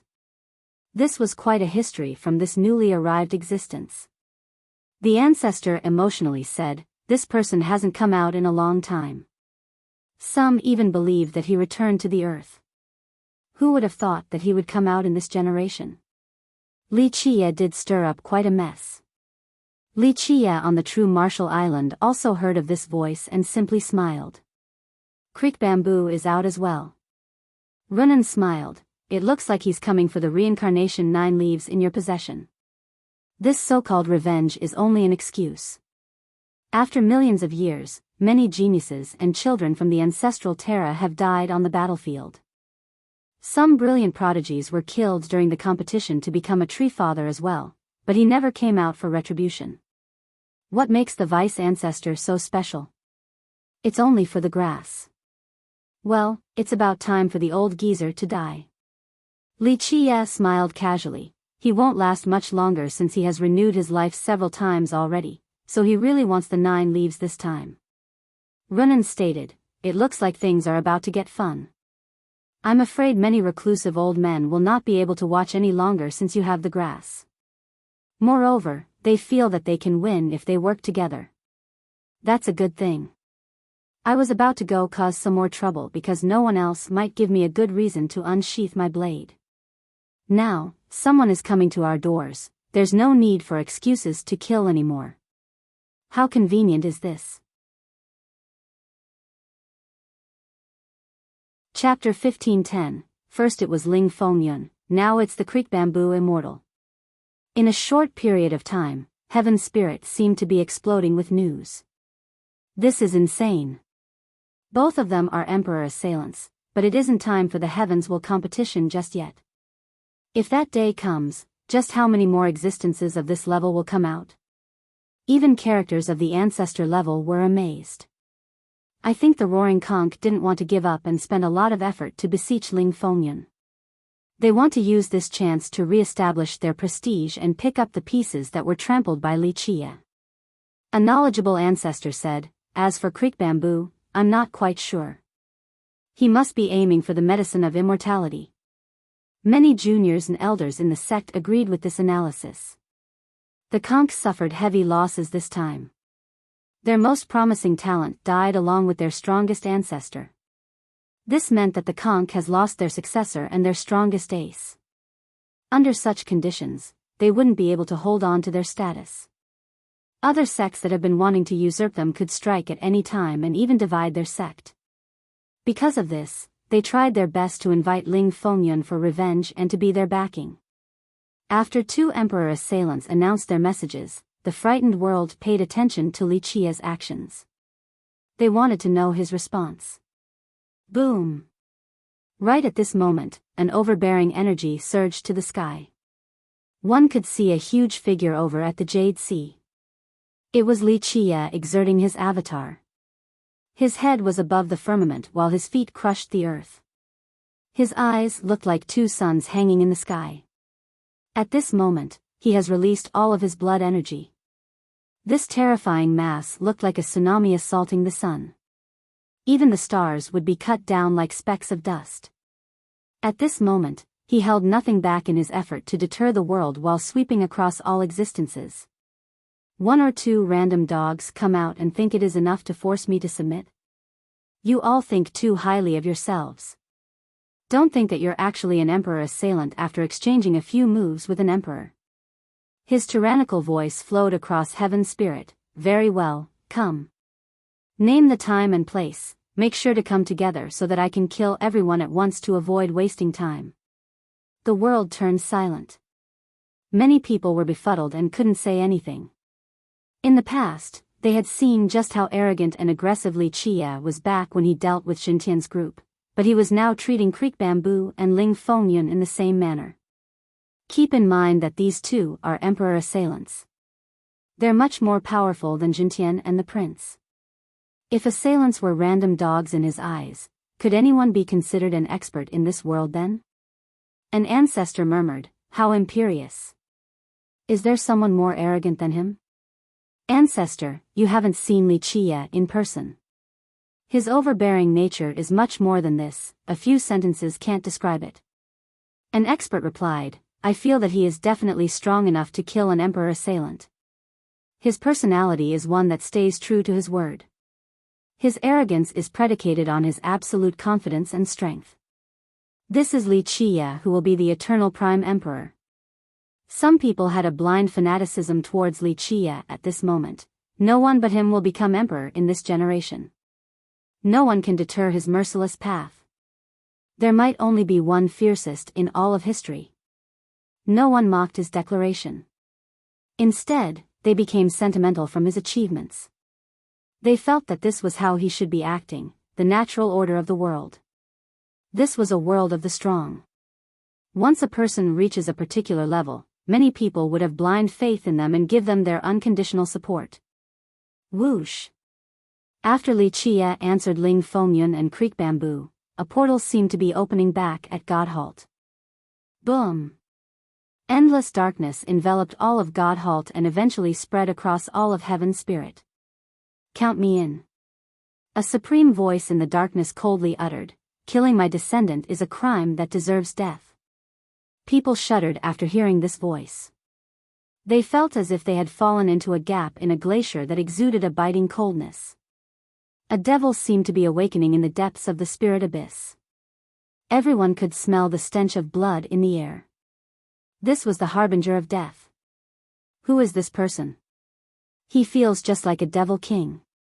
Even ancestors had goosebumps once the darkness dissipated. He can be considered a god fiend. An ancestor seriously replied, "He is the Stygian monarch. Like his title, his existence itself brings darkness to the world." What kind of character is he? The juniors had many questions about the ancient beings coming out today. An older ancestor explained, the only surviving founder of the spirit abyss. Among these founders, he might not be the strongest, but he has been sealed for the longest time in the earth, so he has become the strongest there. This prompted the next inquiry, how strong is he? I don't know. The older ancestor gently shook his head. Rumor has it that this old sect has an incredible treasure. The charming spirits believe that this is one of their race's primordial artifacts left behind by the charming spirit progenitor. Back in that era, countless experts in the 9 worlds desired this artifact, and countless charming spirit lineages demanded it, including one sect with 3 emperors. The charming spirits back then believed that this treasure belonged to all spirits, so they demanded the surrender of this treasure. With that, the older ancestor turned silent for a moment. The Abyss founders refused? A younger ancestor broke the silence. Yes, their founders refused. The old ancestor nodded, this artifact is too tempting and powerful. Of course, with their refusal came the outbreak of a terrible war. Blood stained all of heaven's spirit. Did they win? The experts here were moved by this tale. After all, this was a war involving all of the 9 worlds. I don't know, even my ancestors haven't been born during that era. The old ancestor smiled. However, later on, rumor has it that the Abyss barely won using the power of the treasure. They killed numerous experts from the 9 worlds. Some said that these founders' darkness shrouded the worlds during that battle. The young ancestors were amazed after hearing this. They could imagine how terrifying and bloody this war was. In any case, the founders there managed to protect this treasure and establish their sect's current position. The old ancestor continued on, of course, they paid a great price as well. After the war, only 3 founders managed to survive, and the Stygian monarch is the last one to make it to the present. The young ancestor didn't know that the spirit abyss had such a glorious past. Despite not producing an emperor, they still fought against the 9 worlds. This was a feat worthy of pride for many eras. What is this treasure? An ancestor asked the key question. The old ancestor shook his head, who knows? The future generations might not be privy to this information since the abyss stopped coming out after the war. However, because of its existence in the Stygian monarch, no one had any ideas about the abyss again. Rumor has it that this treasure is definitely stronger than an immortal emperor true treasure and maybe a bit weaker than the trident. This came as a shock to the ancestors here. In the minds of many, true treasures were already invincible enough. So there are 3 emperor assailants wanting to fight Wuxia? Someone found this unbelievable after Stygian came out. This devil is crawling out too. An old undying sneered after hearing this news. Looks like he's about to die too, so he wants the 9 leaves. In fact, there was no lack of dying monsters wanting this medicine of immortality. However, because these 3 have shown their faces, these undyings had to give up. After all, they were a bit weaker than the 3. Chapter 15:11. The world was shocked by the emergence of the 3 great masters. Not to mention the other experts, even ancestors of the God King level didn't dare to say anything. This was a confrontation of the highest order. Anyone else? After the Stygian monarch came out, Wuxia once again showed up with his overbearing avatar. He loomed over heaven's spirit as his voice echoed, any more random dogs and cats willing to crawl out? If you want to fight, then come out already. I will take all of you on, so just come, don't waste my time. All who heard him took a deep breath without commenting. Wuxia didn't give a damn against these 3 existences and still boasted in front of the world as if he alone was untouchable. The word domineering wasn't enough to describe his current bearing. I alone am invincible. In the end, people could only use this common phrase to describe Wuxia. He might be the only one who would dare to act without scruples like this against his opponents. Even Meng Zhentian wouldn't dare to do so when he was alive. He must have other unstoppable means that we haven't seen yet. An expert who had seen Wuxia in action before speculated with dread. In the past, Wuxia also called Zhentian's group random dogs and cats. Nevertheless, he stayed true to his words and slaughtered all of them. At this moment, he was doing the same thing against emperor assailants. The crowd had learned that this wasn't due to arrogance but absolute confidence and power. This meant that he didn't use his full strength against Jintian's group and still had other tricks up his sleeves. This thought scared many people. An ancestor murmured, "Just how strong is Li Qie then? Is he really capable of challenging everything?" Another speculated, "That's probably the case. What can't he do after coming up with 13 palaces?" Boom! An answer came to Li Qie.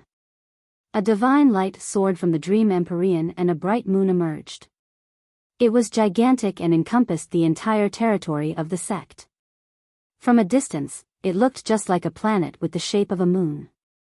Its light illuminated all of heaven's spirit. Even the sun hanging up high dimmed in the presence of this bright light.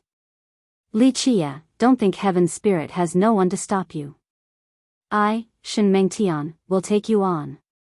A voice erupted and made everyone dizzy. "What?" Someone screamed after hearing this, "Shen Mengtian? Isn't he dead already?"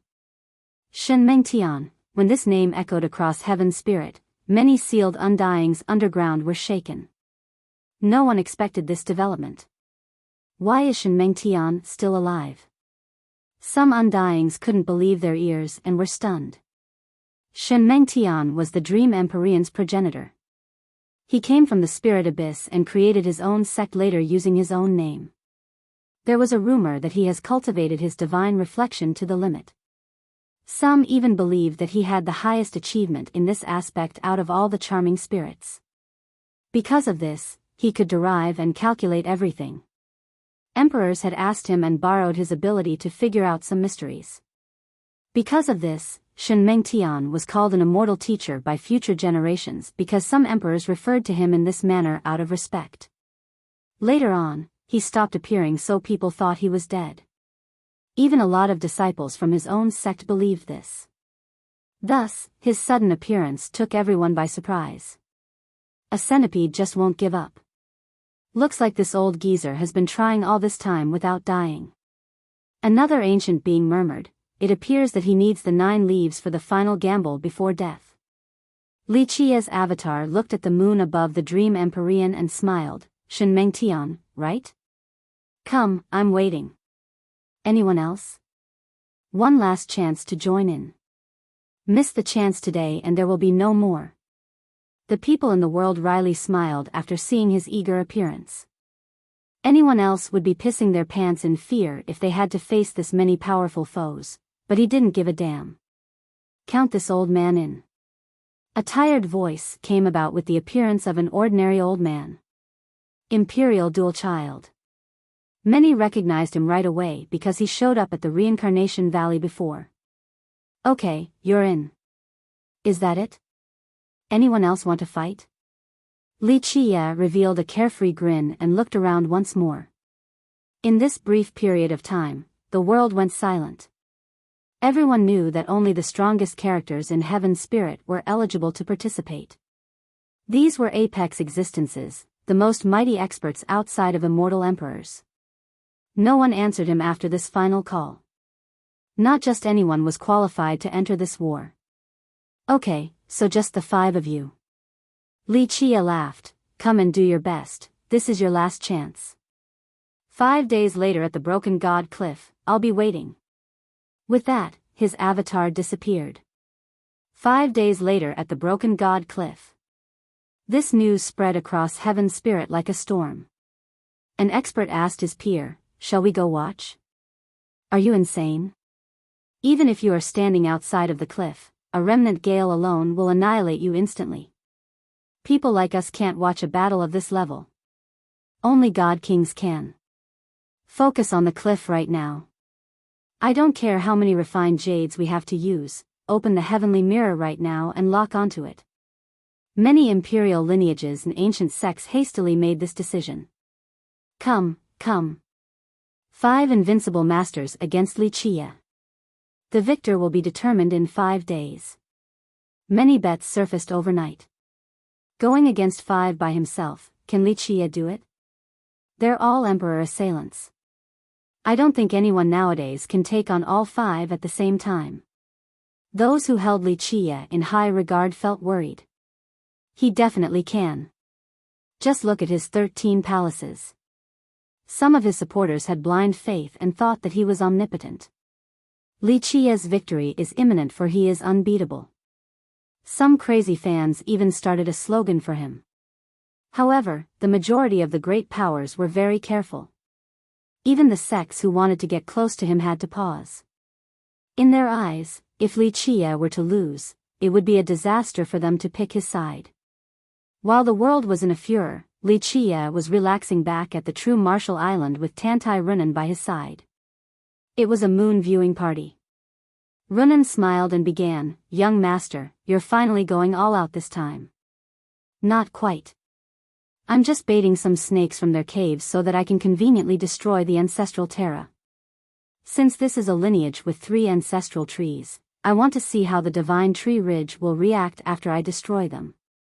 Li Qie couldn't help himself from smiling. If outsiders were to hear this, their faces would turn pale instantly. Li Qie actually wanted to destroy the Terra. This was a place known to be unassailable even by immortal emperors. Runan simply smiled, for she has always been full of confidence about her young master. If he had such a plan, it meant that this was his goal from the very beginning. The reputation of the Terra was meaningless against her young master's schemes. Chapter 15:12. The entire heaven spirit world enjoyed serenity within the last 5 days. Many experts held their breath waiting for the day to come. It passed by quickly, but it seemed like an eternity to these experts. Everyone wanted to know the result right away.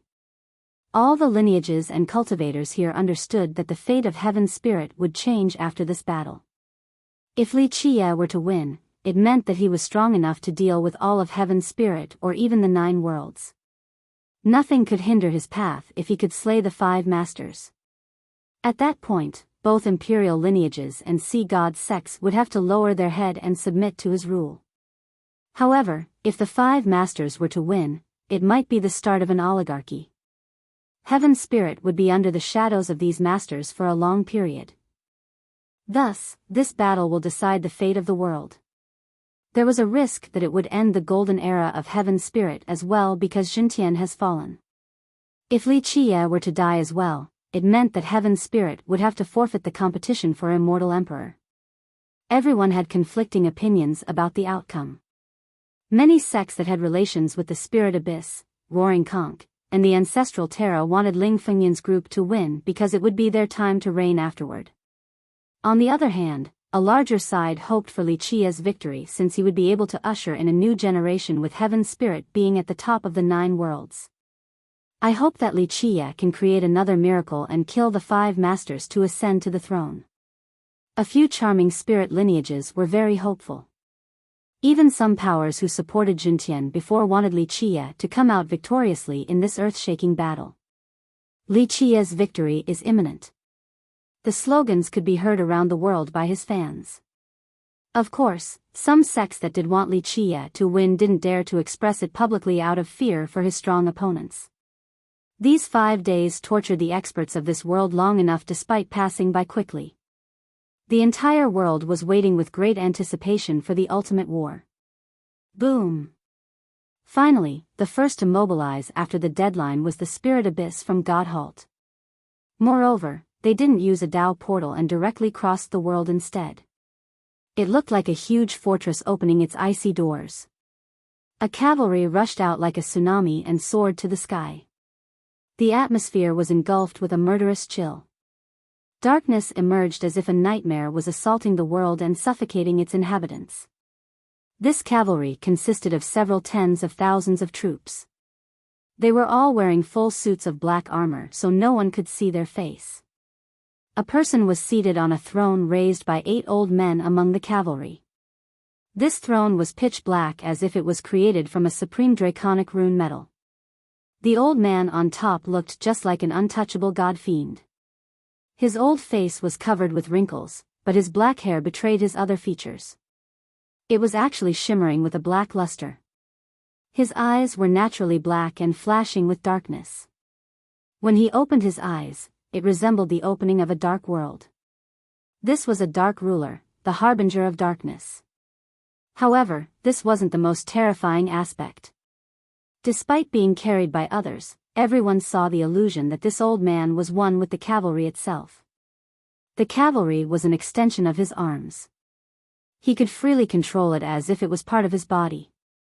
A knowledgeable ancestor felt a chill as he murmured, "That's the legendary Stygian legion from the abyss. Why does he want to take a legion along for this apex-level battle?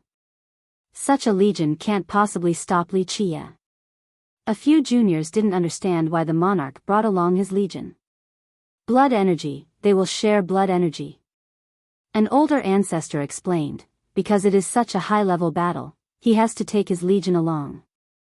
This will be an ultimate and ferocious battle. Their group is older with withered vitality and on the verge of death. After such a battle, even if they were to win, they would die from exerting too much strength after returning. They want to borrow their junior's vitality? A different youth was surprised.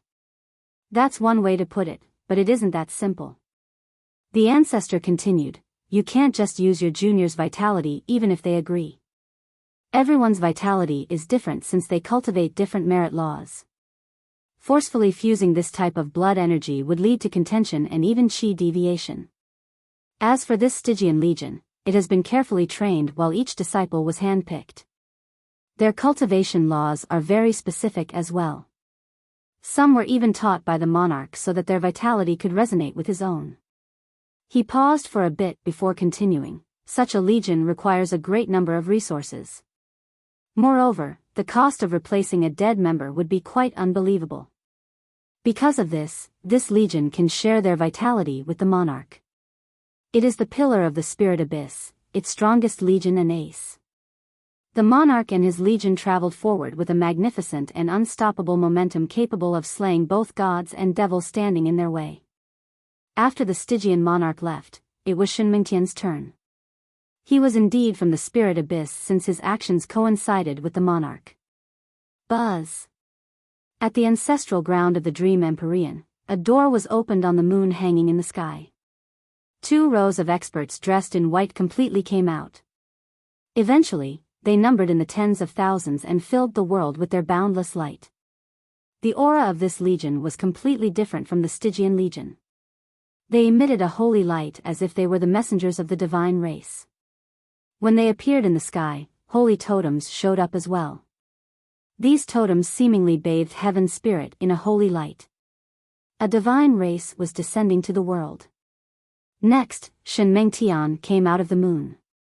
The astonishing part was that he only looked around 40 instead of being old and feeble.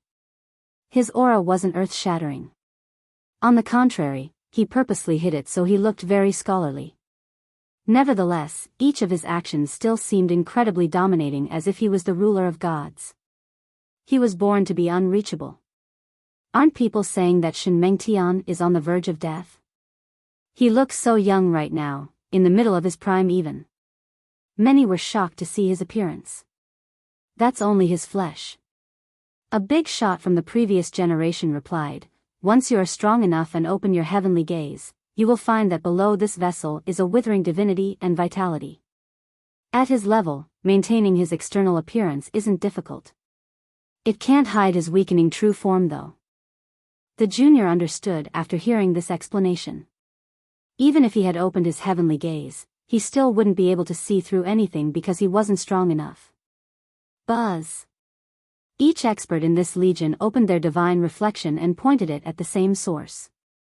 Next, this ray of light instantly reached the broken god cliff and turned into a Tao portal. The legion and Shen Mengtian disappeared right away and emerged again at the cliff in the next second. Everyone was amazed by this scene because they haven't seen a mobilization on this scale before. That's Shen Mengtian for you. A supreme ancestor from the charming spirit race had to admit, he has cultivated these divine reflections to the limit so he can do whatever he pleases. Many charming spirits became envious at this sight. They are bringing their legions along to make up for their lack of vitality. Will Wuxia be able to handle it? Some people started to worry. In the past, all felt that Li Qia's biggest advantage was his youth and vigor, as he could last longer than these two. In other words, even if he couldn't kill them, he could drag out the battle until they died on their own. Alas, the legions they brought along solved this particular problem. Chapter 1513. The Stygian monarch and Shenmeng Tian have arrived at the Broken God Cliff. Everyone else was waiting for the others to come. Is Li Qia here? Shenmeng Tian loomed over the world after arriving. What's the hurry? I'm right here now. Li Qia's lazy voice came about. Boom! Before he even showed up, 13 palaces rushed to the sky and became incomparably large to suppress the entire heaven spirit world. At this moment, everyone had an absurd feeling that their world has become a prison, while the warden was Li Qia.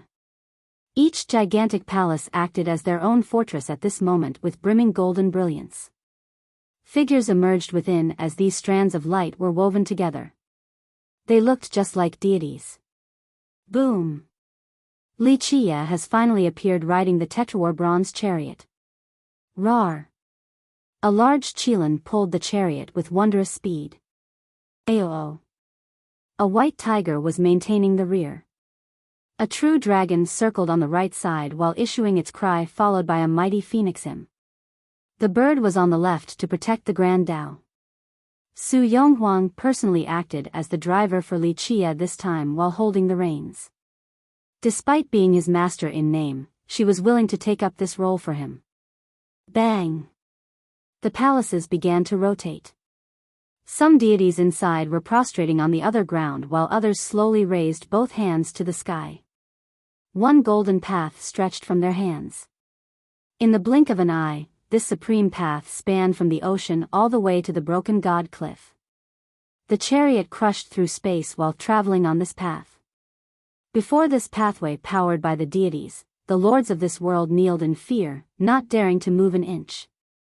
At this time, his prestige subjected the world to an immense pressure. Despite his ordinary appearance and a lack of invincible aura, his 13 palaces have already represented everything.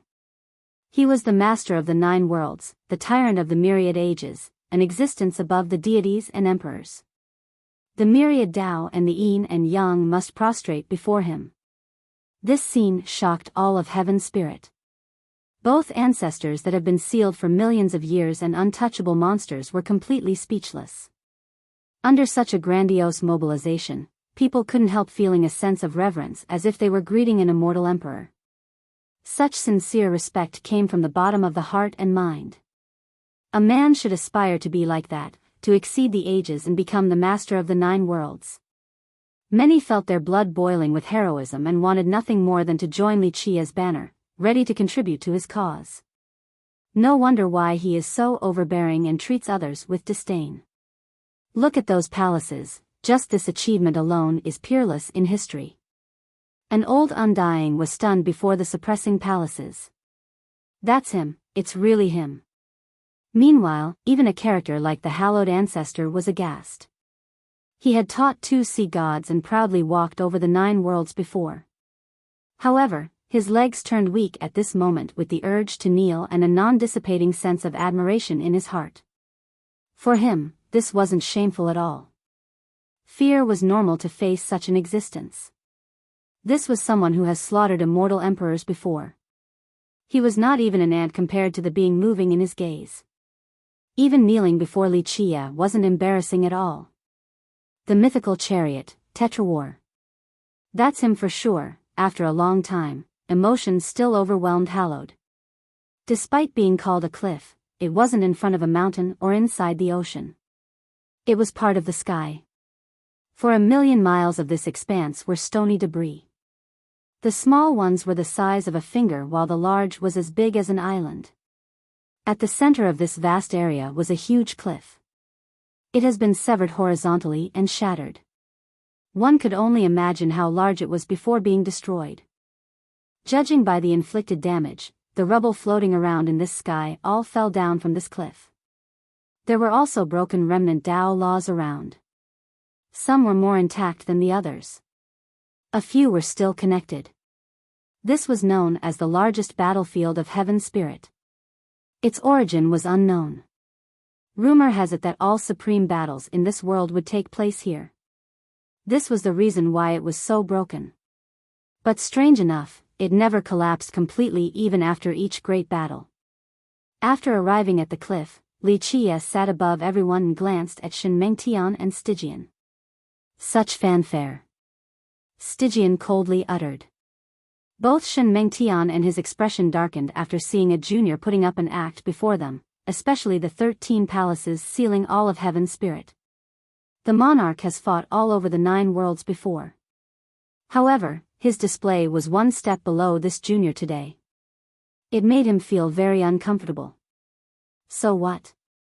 Li Qie's eyes darted downward at the monarch. If you want to act cool, then go ahead and show off your 13 palaces. I'm afraid you can't even if you wanted to. Such retort left the monarch furious without a response. At this moment, so many heavenly mirrors were pointed at the cliff. Many great powers and imperial lineages were watching. The disciples from these sects greatly enjoyed Li Qie's retort. These invincible existences have always been imperious, but now, they have been slapped by a junior. How could the younger ones not feel good about it? Whoosh! The ancestral terra at the Jade Sea was now filled with light. A branch stretched out infinitely from there. There was a leaf growing on this branch of an unfathomable size, as if it was a great square with a legion on top. This legion also numbered in the 10,000s. Each of the members was full of life. It gave the feeling that they were trees themselves, and the square was a great forest. A fresh air flowed everywhere with majestic life force, allowing others to be brimming with vitality. The legion protected an old man. He was quite thin with a youthful face despite his gray hair. He wore a feathered robe with several leaves scattered around his body. He seemed like an old immortal due to his rich life force. The majestic vitality of the experts seemed to be attracted to his body. However, it wasn't that he was borrowing their vitality, but they were the one growing on him. Creek Bamboo Immortal. Even the experts from the last generation were very respectful towards him. This was the oldest and most cryptic ancestor from the ancestral terra. Few knew about his stories, but 2 tree fathers from this sect actually came from his branch. Just this achievement alone was earth-shattering enough. Li Qie glanced dismissively at him and said, 2 more who aren't here yet. Excuse my tardiness. An old man took one step across the world and instantly arrived at the cliff. He didn't come alone since he had another old man beside him. This friend's body has turned into wood with his face covered in barks. He looked just like a withered tree. There was nothing special about him, completely inconspicuous and unmemorable. Let me introduce someone. This is fellow Daoist Dried Tree whom I invited to join us today. Dual Child slowly said. Shen Mengtian, Stygian, and even Creek Bamboo nodded their head as a form of greeting. Creek Bamboo had to say, I didn't expect fellow Daoist Dried Tree to come out as well. How could I miss such a fun occasion?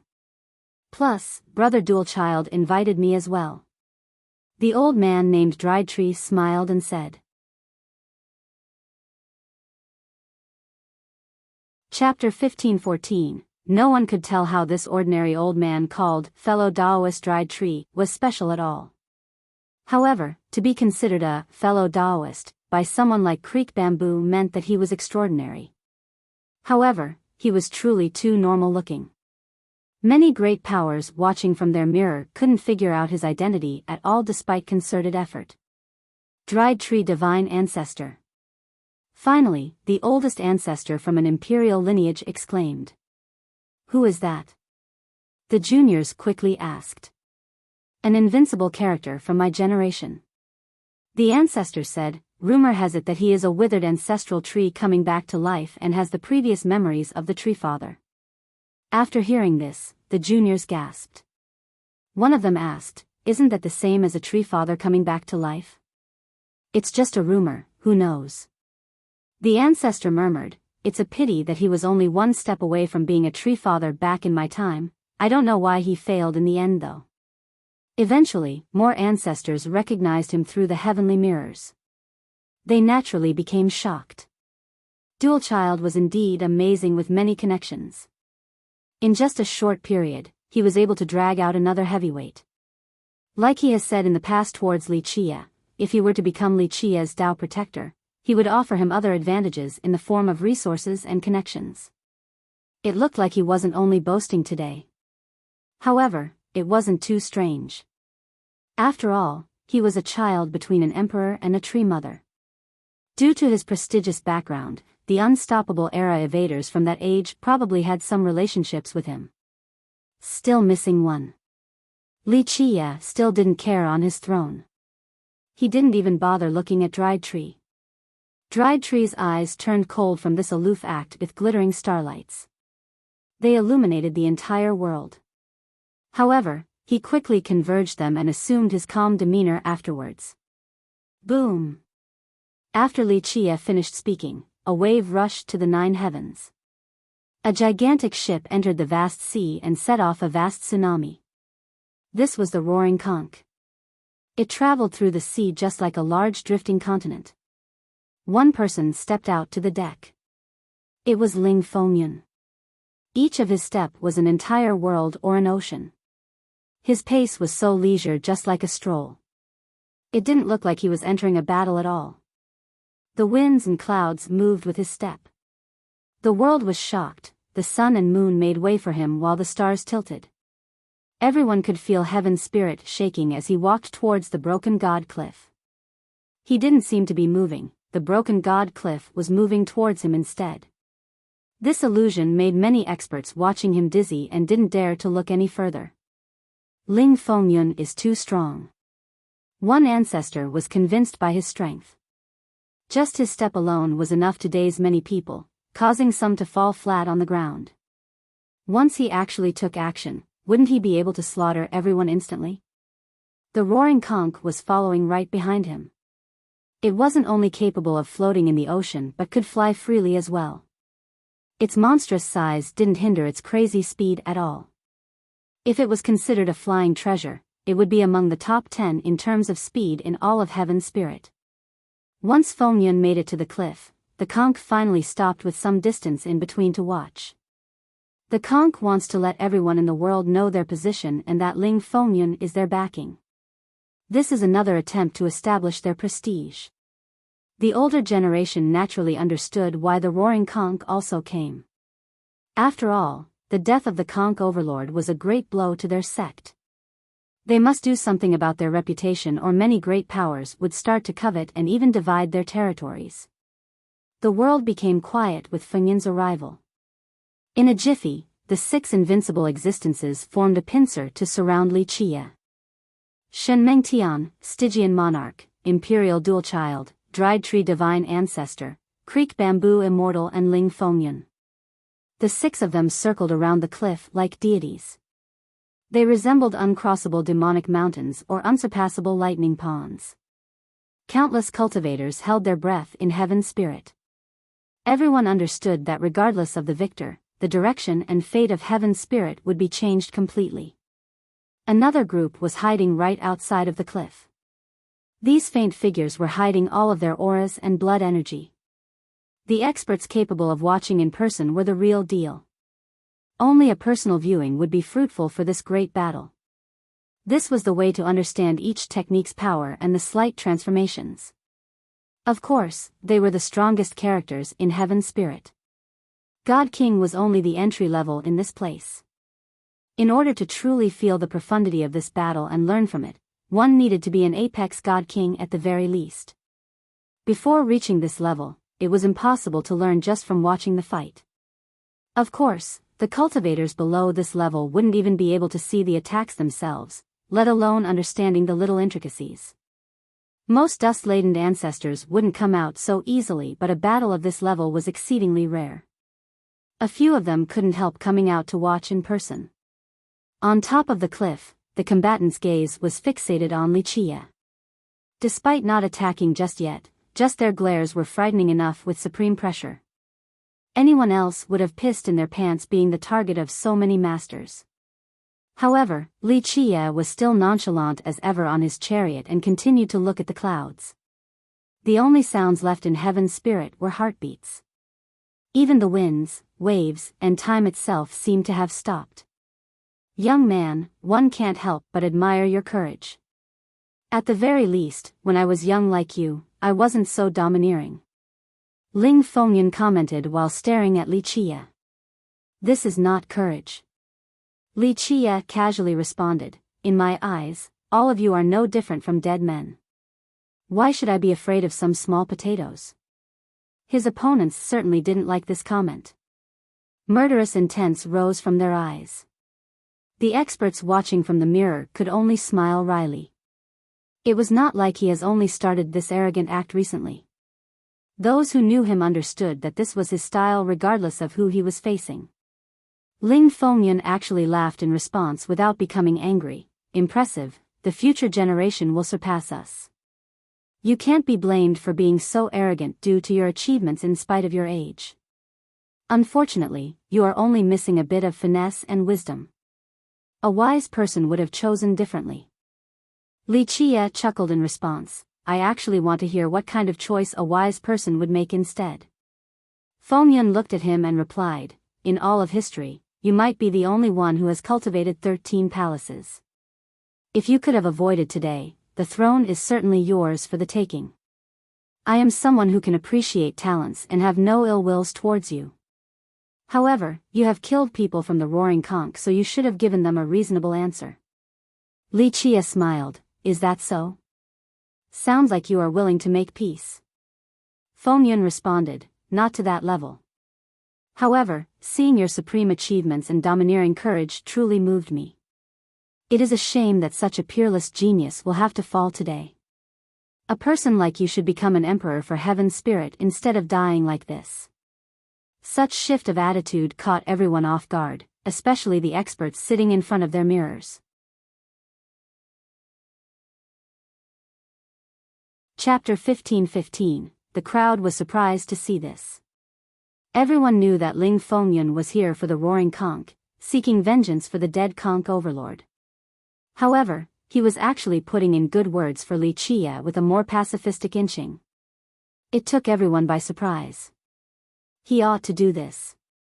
One old ancestor agreed with his view and nodded. The 13 palaces is one and only in history. Heaven's spirit should work together to groom a talent like Li Qie so he could become an emperor, the best of all time. At that point, those who help him will become meritorious heroes and the myriad races in the 9 worlds will come to heaven's spirit offering their tributes. In fact, many insightful ancestors and big shots agreed with Fengyan and felt that taking down Li Qie would be too regrettable. Is this your personal opinion or are you representing everyone here? Li Qie became greatly amused and smiled. Fengyan looked at him and slowly elaborated, if you are willing to take a step back, I can deliberate with everyone here. And as for your feud with the Roaring Conch, I can be the arbitrator as well. You just need to confess your crimes and sincerely apologize and everything shall be dropped. Fengyan is indeed a wise character, to be so benevolent. Ordinary people can't compare to him. Many couldn't help but sigh after hearing this. If Brother Fengyan wishes for a truce, it isn't hard either. Shen Mengtian stared at Li Qie for a long time before adding. I can also let go of this feud, but there needs to be a deal. Dual Child joined in. No animosity lasts forever in this world. Creek Bamboo finally spoke, it just depends on whether you are willing or not. In an instant, the tense atmosphere that could erupt at any moment eased down due to Ling Fengyan's change of attitude. I hope they don't fight. Someone clenched their fist and said, if Heaven's Spirit could have solidarity with 6 invincible characters protecting Li Qie, he will definitely be unstoppable in the 9 worlds. Who will be able to compete against him? Thus, many hoped for a peaceful outcome between the 2 sides since it would be very beneficial for Heaven's Spirit. What's the condition? Li Qie was not anxious at all in his response. The reincarnation 9 leaves. Dried Tree took the initiative before the others. As long as you hand over the grass, everything is negotiable. The others glanced at each other and didn't speak just yet. So you want the grass? Li Qie leisurely said, this is a supreme immortal medicine. With it, One would have the chance to reincarnate with their previous memories. So many people have coveted this item throughout history. Even emperors want to keep it around as a backup plan for the future. What? This grass can actually do that? Those who didn't know about the medicine was shocked. In Godhalt, everyone knew that it was an immortal medicine. Some even thought that it would grant eternal life, but no one knew the exact details until now. Who wouldn't want to be reborn again? Even the most stoic ancestor swallowed their saliva with greed. There was indeed a chance at rebirth with the reincarnation 9 leaves. One leaf had a 20% chance of success. However, the outcome was not always the same. The chance of keeping one's memories was even lower than a regular reincarnation. For other experts, this gamble might be worth it, but an emperor wouldn't necessarily want to place everything on such a low probability. In fact, Shen Mengtian and the Stygian monarch were gulping after hearing this and were clearly tempted. This wasn't strange at all. All of them outside of Ling Fengyun had a withering lifespan. Moreover, they have prolonged it many times in the past, so that was no longer an option. They had 2 choices at this moment. Either wait for death or to take a chance in eating the grass. In their eyes, nothing was more tempting than a rebirth. Even if it was only 20% chance, they would still take it. Fengyun, on the other hand, was the youngest and full of vitality. Because of this, he was the only one who didn't need the 9 leaves. There is only one, how will you all divide it? Li Qie chuckled and stared at the group. The group reached a consensus in a short time. Of course, outsiders didn't know their agreements. None of your business. Shen Mengtian said, just hand over the grass and everything is negotiable. We might not even hurt you at all. The spectators using their mirror became anxious. Some started to see the dawn, a chance for this storm to end. Then there must be other conditions? Li Qie wasn't surprised at all. The group glanced at each other and Fengyun began, gentlemen, if you don't mind, I can act as the mediator. As long as Li Qie hand the grass over, everyone won't need to make it difficult for him. He just needs to make a small compensation instead. That's Ling Fengyun for you, worthy of his fame as a hero. He is so much more benevolent compared to others and really loves talents. A few older characters praised him right away. The discerning crowd could see that though the other 5 claimed to be here for revenge, their true goal was most likely the 9 leaves. Unlike the others, Ling Fengyun didn't need the 9 leaves at his age. To a large extent, he was here to pay off his life debt to the Roaring Conch. In a short time, the parties became quiet. Peace was indeed possible for them since their ultimate goal was the 9 leaves. Obtaining justice for their juniors came after. Of course, they would be glad to teach Li Qie a lesson as well.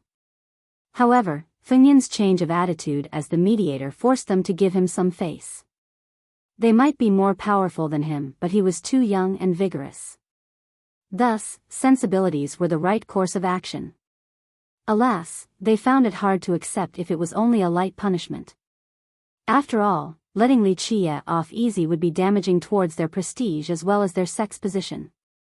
Eventually, the 5 of them came to a tacit understanding after glancing at each other for a bit. We don't need to pursue this any further. In the end, Stygian said, outside of the 9 leaves, Li Qie need to hand over the method to cultivate the 13 palaces. With that, all past feuds will be wiped out. I have no objection to this. Shen Mengtian smiled. I can also accept this. Creek Bamboo nodded. Dual Child and Dried Tree agreed as well. Their purpose, in the beginning, was the leaves since they had no enmity against Li Qie. Why would they say no for a chance of obtaining 13 palaces? Everyone held their breath before their mirror and felt that this was impossible. The 13 palaces was a unique achievement. Li Qie has broken all common sense to be the first in history with 13. Just think about it, this was a merit law capable of creating 13 palaces. Just how precious was it? It was even above immortal physique laws. Perhaps all the laws in this world weren't as valuable as this one. No one would surrender such a method due to its immeasurable value. Li Chia won't agree for sure. Experts who have seen him several times before murmured, a fierce person like him would never submit or make compromises, let alone handing over something so precious. Chapter 15-16. Heaven's spirit was quiet before these conditions. They waited patiently for Li Chia to answer and what choice he would make. Li Chia was still sitting up above.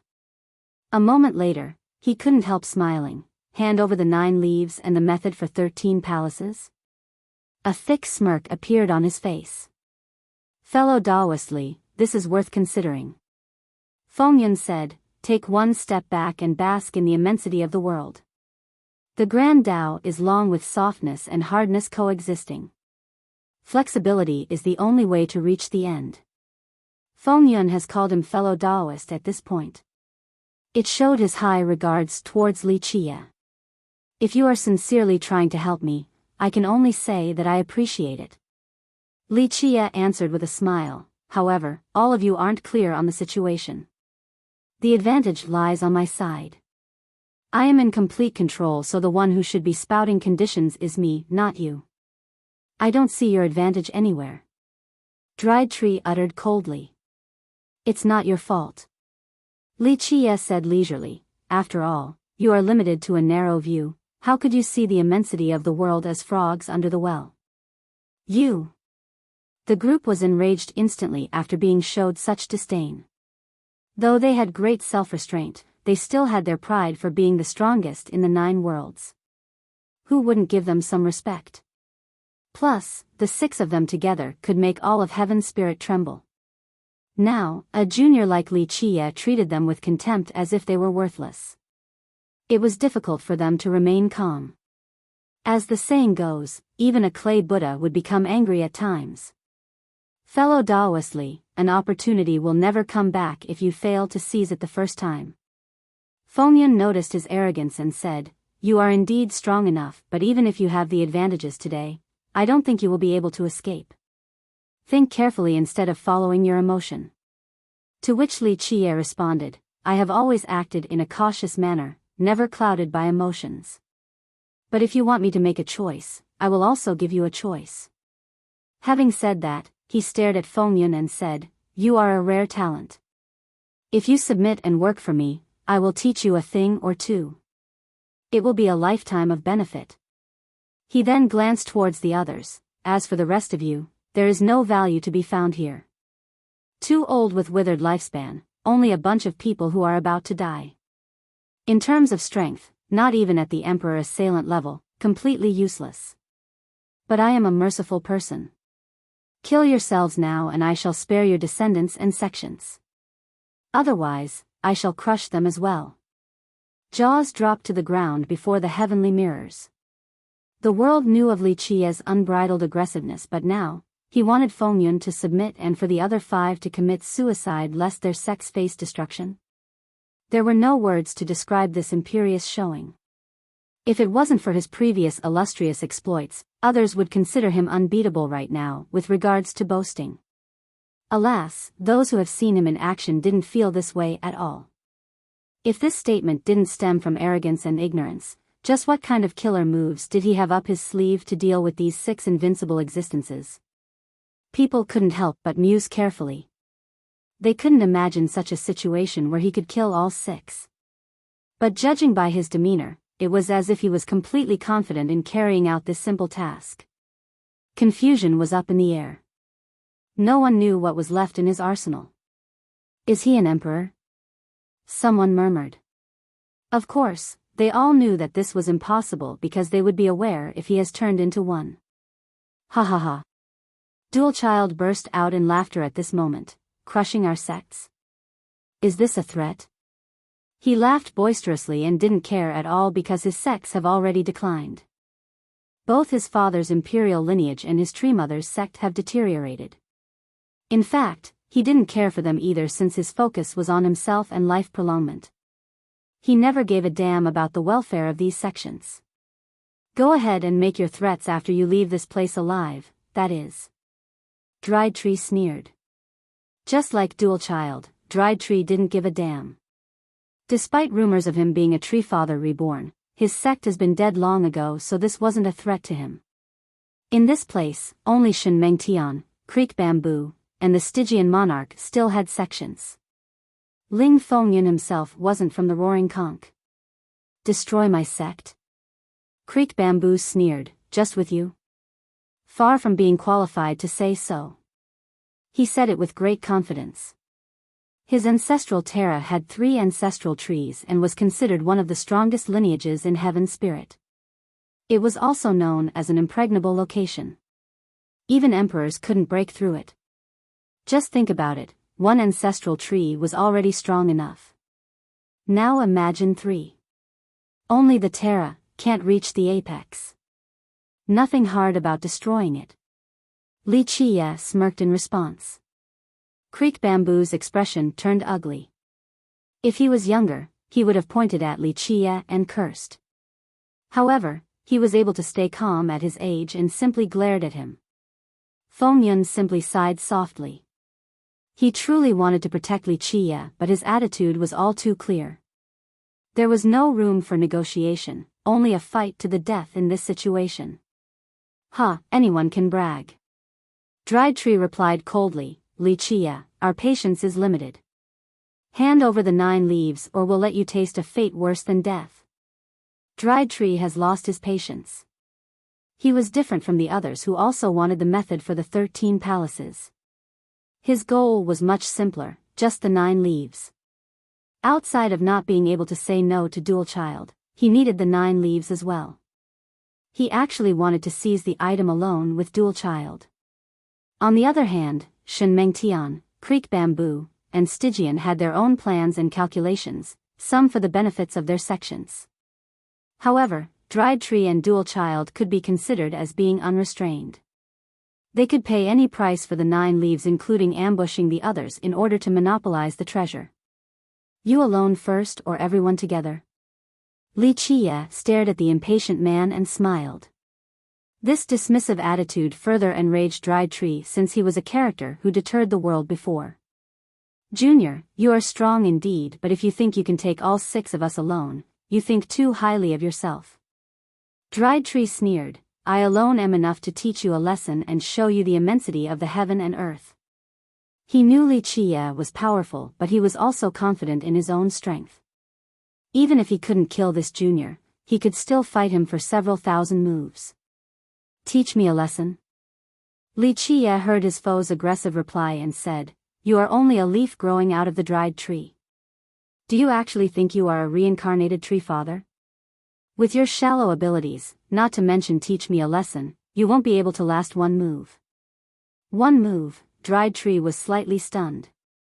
He thought he has misheard the guy. Chapter 15-17, yes, just 1 move to end you. Li Qie chuckled and slowly reached out with 1 finger. Dried Tree heard it clearly this time and was stunned to see the incoming finger strike. The rest of the group was astounded as well. Even invincible characters like them were slack-jawed and thought they had misheard him. However, they understood that this was no mistake since Li Qie has indeed raised his finger. It was indeed 1 move. Impossible. Both the experts watching from their mirrors and the masters actually present by the cliff blurted out after confirming Li Qie's intention. They simply refused to accept that he was going to use 1 move against Divine Ancestor Dried Tree. This must be a daydream, maybe it was possible for an emperor, but definitely not a junior like Li Qie. Dried Tree thought he was insane and reiterated, You are certain that you can slay me with 1 move? Yes, just 1 to kill you. Li Qie firmly answered with a carefree smile. One more confirmation let the crowd know that Li Qie was serious. Shortly after, the world was void of sound. Even his opponents were completely speechless since they shared the same sentiments as the spectators. However, Li Qie seemed so sure of himself. Ha ha ha. Dried Tree was livid and laughed, 1 move to kill me? Ha ha ha, this is the most arrogant thing I've ever heard in my life. Who do you think you are? Killing me with 1 move. He went insane from anger and wanted nothing more than to annihilate this foe before him. He could restrain the disdainful act from Li Qie earlier since he had to maintain his style as a master. There was no need to be picky towards a junior or it would harm his image. But now, his fury ran wild. Remember that he was considered an emperor assailant, one of the strongest characters in Heaven's spirit. However, a junior just claimed that he could beat him in just one move. Being treated like an ant by a junior, this was beyond his tolerance. Thus, laughing was the only response he had from being too furious. I am Li Qie who will kill you in one move. I hope you can remember my name before death. Li Qie nonchalantly smiled. These words came easily, but no other statement could be more domineering and shocking. Dried Tree stopped laughing because he realized that Li Qie wasn't joking around. The rest of the group was stirred as well. Could Li Qie really take down Dried Tree in just one move? He coldly uttered, Junior, no one can do so outside of immortal emperors, and it has to be a move empowered by the heavens' will. That might be able to take me down in one move. Even their ordinary attacks can't do so. It wasn't an unreasonable statement because even if he wasn't a real emperor assailant, a casual attack from an emperor shouldn't be able to take him down. In fact, the people present weren't real assailants. At the very least, their cultivation and personal strength weren't at this level. For example, Dried Tree was quite powerful, but he had some fatal flaws. This was the reason why he couldn't become a tree father. As for Stygian, if he used his progenitor's weapon, he could fight against an emperor for 1 to 200 moves. However, his own abilities alone wouldn't allow him to do so at all. Ling Fengyun was the most powerful here. His cultivation was at the legendary God King level. Alas, his Grand Dao was imperfect and incomplete, this was his weakness. Nevertheless, rumor has it that he didn't borrow any external power and still fought against a mortal emperor How High for several hundred moves. Thus, his power was widely recognized. Outsiders might think that Stygian and his group were emperor assailants, but the Real Masters looked down on their title. In their eyes, Stygian's group was not qualified to be considered assailants. Ling Fengyun was the only exception. Even if he was a bit weaker than real assailants, he came from a small sect and reached his current level with his own unyielding determination. Thus, the Real Masters recognized his achievements. All in all, even if Dried Tree wasn't a real assailant, he simply didn't believe that Li Qie could take him down in one move since even emperors couldn't do so. You only have the power of a 9 worlds God King, yet you think you're a real assailant?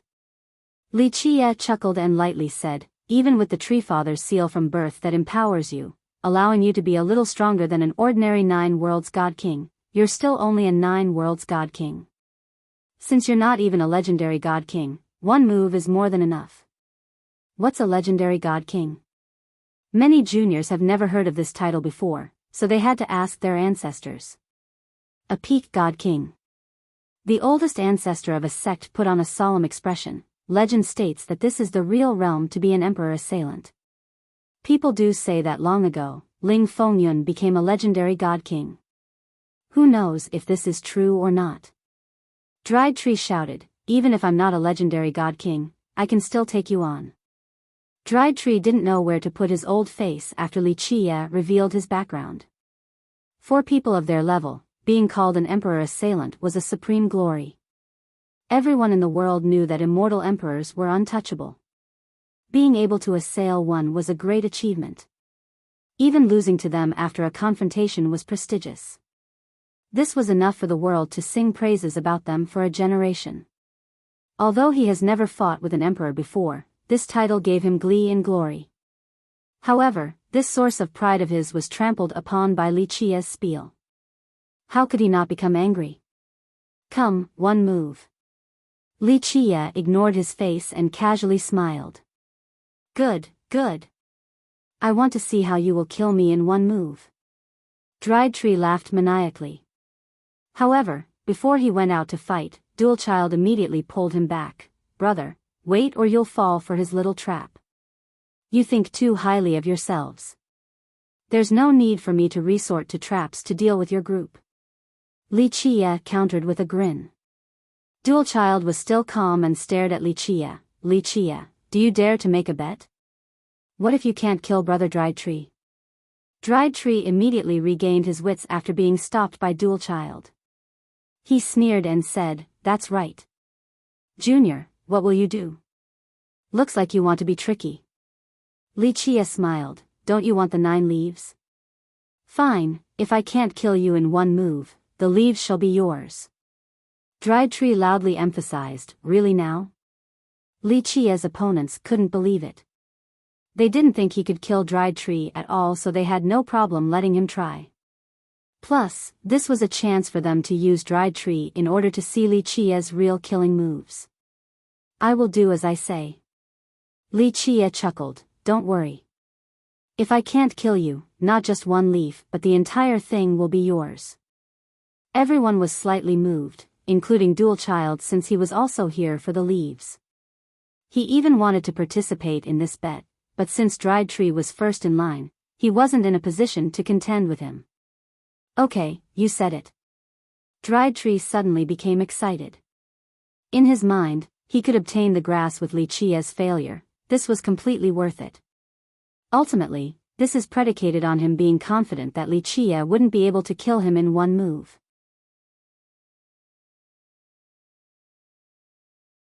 Chapter 15:18. Wuxia smiled and said, "Don't worry, how can I renege in front of so many people? If I can't kill you, the leaves will be yours." Such confidence made the others bat their eyes. This had great significance and Wuxia couldn't refuse because it would be a stain in his life. This meant that he was actually confident about carrying out the unbelievable task of slaying Dried Tree in one blow. This made the others feel quite uneasy because it meant that they wouldn't be a match for Wuxia. In just a short period of time, the group's confidence sank. "Okay, I'll have a taste of what you can do." Dried Tree crazily laughed and stepped out. In his eyes, he simply didn't believe in this crap, not even if someone beat him to death. An emperor could do so, but Wuxia was no emperor. "Brother Dried Tree, you can do it. I'm waiting for your victory." Dual Child instantly cheered for him. In his mind, it was 100 times better for Dried Tree to get the leaves compared to the other people here. After all, they had a deep friendship, so he could benefit from this as well. Boom! Dried Tree released his energy. Despite being on the verge of death, someone at his level was still frightening even with just 1 drop of longevity blood left. His 1 drop was enough to match the full energy of many cultivators. As the ancestor channeled his own longevity blood, a terrifying storm swept through the world. His eyes erupted with a horrifying light. In this split second, his pupils turned into the eye of storms. His glare could destroy everything in the world, a power of countless stars exploding. At the same time, countless Tao laws rose from his body. Each of them resembled a heavenly vein. They surged into the sky as if wanting to break the firmament. Even the stars seemed tiny before them. He was no longer an ordinary old man, as his common aura has been extinguished. He looked just like a deity standing proudly in the sky with the power to reverse the universe. A single gesture from him could take down the stars, refine the yin and yang, and sever the samsara cycle.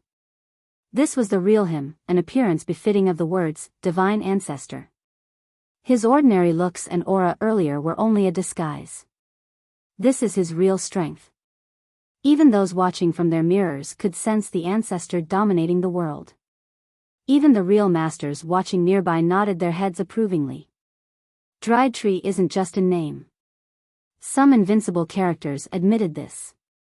His claim of being an emperor assailant was indeed a bit far-reaching since he hadn't reached that level, but one couldn't deny that he was quite mighty.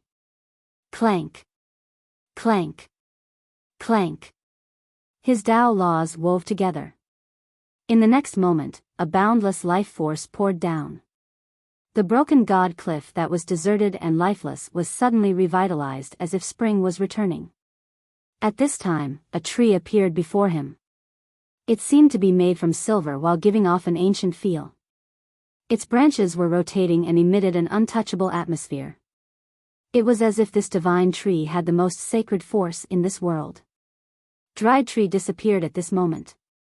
His body turned into an invincible figure like a tree father. It emitted a boundless green brilliance. Not only could he borrow the strength of a tree father, he could also use the power from the Trent's legendary progenitors. Everyone could feel the life exuding from his body regardless of where they were in the world. The Treant experts could feel a resonance with this particular form of dried tree. That's a tree father. Many Treants felt an urge to worship as they became dazed. No. An ancestor emotionally sighed. This is the seal of a tree father, dried tree's most precious item and the reason why he can wield this power. The nearby masters held their breaths because no one should be able to kill him in just one move when he is empowered like this. At least, no one in heaven's spirit. Dried tree has shown his strongest state. Despite not being the reincarnation of a tree father and lacking resources from a tree father's sect or an imperial lineage, he was born from a withered ancestral tree, so he had its seal that grants him part of a tree father's power. Despite having a minuscule amount of this power, it was still enough for him to rampage across the world. Junior, it's your turn. I want to see what you can do. Dried tree spoke in his tree father form. His words resembled immortal hymns. Trees and vegetation actually started growing on the cliff. Fruits and flowers started to grow as well. His words alone turned this place into an oasis. This was the wondrous power of a tree father. This scene made many experts gasp. They finally saw the potential of a tree father at this moment. Get ready. Just one move. Wuxia was still all smiles against this particular form. Whoosh. The 13 palaces that were suppressing heaven's spirit emitted an endless golden light. It permeated across every nook and corner of the world. The 7 martial pavilion back in the Dragon Demon Sea, the Golden Isle back in the Jade Sea, and Gu Chun's 4 branches in the Abyss Sea. All of these spaces in the world were saturated by this light. Bang! In this split second, the vessels of life, Genesis, and Athanasia appeared above his head. Bursts of explosions detonated. The vessel of life poured out enough blood energy to overfill heaven's spirit. The vessel of Genesis seemed to be opening a new world inside by destroying heaven's spirit first. Lastly, the vessel of Athanasia exuded an eternal power that exceeded time itself. The mysterious legendary era suddenly came to the present with its everlasting and never-changing force. This is Wuxia's real strength. The world was shocked by the vessels. Even the real masters here turned silly. The power of 13 palaces combined with the 3 vessels have exceeded their imagination. Clang. The Tao sword was in his hand. It was pitch black as if it was the Tao itself. It vibrated just when Wuxia attacked with a resplendent break. Boom! All of his blood energy and the power of both the 13 palaces and 3 vessels gathered in this resplendent break. They crazily empowered the Tao sword. Clank. One slash came out without any technique or variation. It also lacked the power of the Grand Tao and laws since it was only a simple slash. Simple and direct, nothing else was present. However, it was so natural that resistance was futile. Under this one slash, gods and ants and even the world and time itself would be split into 2. One cut, 2 halves, it was that simple. This was the natural order of the world and completely impossible to thwart. The result was already determined regardless of what existence his foe may be. A skull sprung up high before rolling on the ground.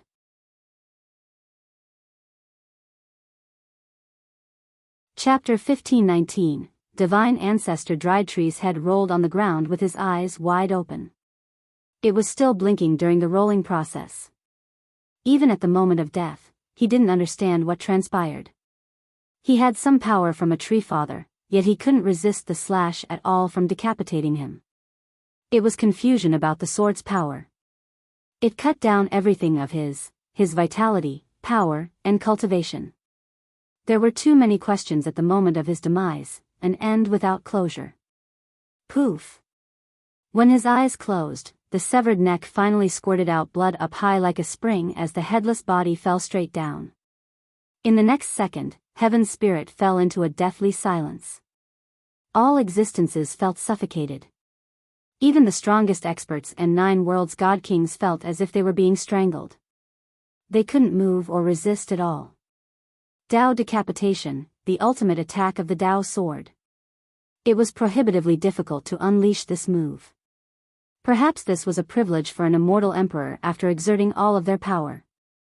Even Li Qie was greatly affected after using this attack. His blood energy was exhausted, so he turned pale. Without the 13 palaces and 3 vessels supporting him, even his resplendent break couldn't unleash the Dao decapitation. In his mind, using an imperial massacre and heavenly annihilation wasn't overly difficult. However, for a weapon like the Dao sword, its ultimate attack was harder to activate than reaching the heavens. Everyone was robbed of their voice and breath. Just a second ago, they were skeptical about his claim.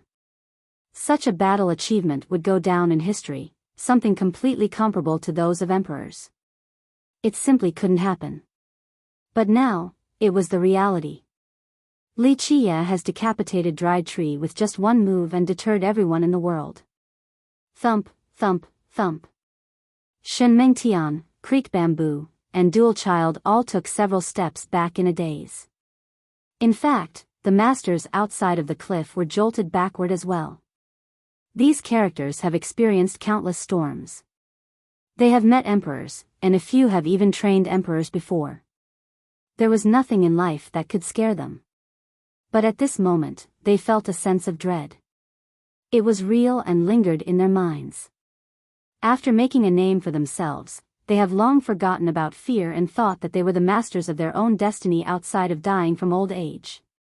But today, the long-forgotten feeling has returned because of Li Qie. Oh mother, many were scared out of their minds in front of their mirrors and dropped but first to the ground. They were paralyzed completely, and some almost pissed in their pants.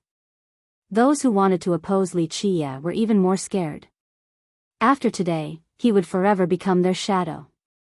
In the future, they might not even have the courage to stand straight before him and would have to kneel upon his sight. A master outside of the cliff murmured, "Hey, what is that move?" No one knew what kind of slash it was or where it came from, not even someone like Ling Fengyun. Man, the most insightful thing I have done in my life is to not mess with Li Qie. An ancestor was aghast while watching from his mirror. That's it? Too weak. Li Qie put away the Dao sword and smiled, just a tree father's seal, not the source itself. Dried Tree was strong indeed. It was a shame that he only had a portion of a tree father's power, so it wasn't sufficient. After calming down, Dual Child exclaimed, "An ultimate attack." Due to his upbringing, he was knowledgeable and understood what was going on right away. Rumble. He seemed to have turned crazy and took out all of his weapons, including an immortal emperor true treasure. He didn't mind exerting all of his blood energy on these weapons. The true treasure woke up and a majestic figure came out. Imperial auras assaulted this world and made heaven's spirit tremble. In this world, there weren't that many people who could wake up these weapons, especially a true one. However, as the child of an emperor, it was much easier for him to wake up his father's weapons. Boom! Ling Fengyun and the others quickly released their invincible weapons as well. Shen Mengtian's divine reflection appeared with an antique item floating inside. No one knows what it was, but its aura could collapse the heavens. Ling Fengyun didn't have an imperial weapon, but with the wave of his hand, many sea god weapons from the roaring conch flew out. Shortly after, these weapons floated around him and acted as protection. As for Creek Bamboo, many weapons left behind by Tree Fathers poured out their endless life force and sealed the space around him. At the same time, Stygian unleashed his ancestral item as well. This thing was surrounded by primordial energy, but it could still scare gods. In just a split second, these people understood that regardless of how powerful and untouchable they might be, they couldn't block Li Qie's sword with their bodies. Perhaps even their weapons wouldn't be able to do so outside of the imperial ones. Because of this, they created powerful barriers with their weapons. Even if Li Qie wanted to kill them, he must go through these divine weapons first. An imperial weapon could perhaps be destroyed, but several of them could definitely outlast a single attack. This was especially true for a true treasure that would never go down to one blow. Despite making ample preparations, the group was still pale and shuddering on the inside. All at once or one at a time to tire me out? Li Qie smiled at the group. Everyone watched with bated breaths. Li Qie's earlier has deterred Shen Mingtian's group and made them feel fear. They glanced at each other and found themselves riding a tiger. There was no chance to get off. If they were to run without a fight, their reputation would be wiped out. It took blood and sweat to build up the prestige and status they had today. Thus, if they didn't have the courage to fight against a junior, there was no way they could show their faces again in the future. They would forever live in a shadow.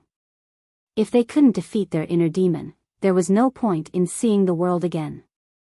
However, they felt incapable in a direct confrontation, that they were not a match for Li Qie. Ling Fengyun finally understood why Li Qie said he was the master of the situation. They weren't qualified to make any conditions at all. It's just a battle. Fengyun took a deep breath and slowly uttered, a cultivator always chases the unending limit. Dying in battle is also the fate of a cultivator. He didn't wish to run and lose his lifelong fame. Shen Mingtian's eyes lit up as he stared at Li Qie's pale face and informed the others, his blood energy is depleted, we should team up and fight. They perused his countenance as well and could see that the sword/earlier has expended a lot of his power. Under ordinary circumstances, this group had no problems with fighting. Alas, after what they have just witnessed, they still hesitated even though Li Qie was in a weakened state.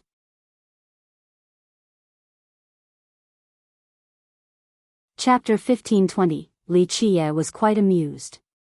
He stared at the group that had no room to advance or retreat. What now? Where did your domineering attitude go? Weren't you certain of victory earlier and wanted to give conditions? Why is everyone shrinking their heads into their shells? Do you want to become turtles?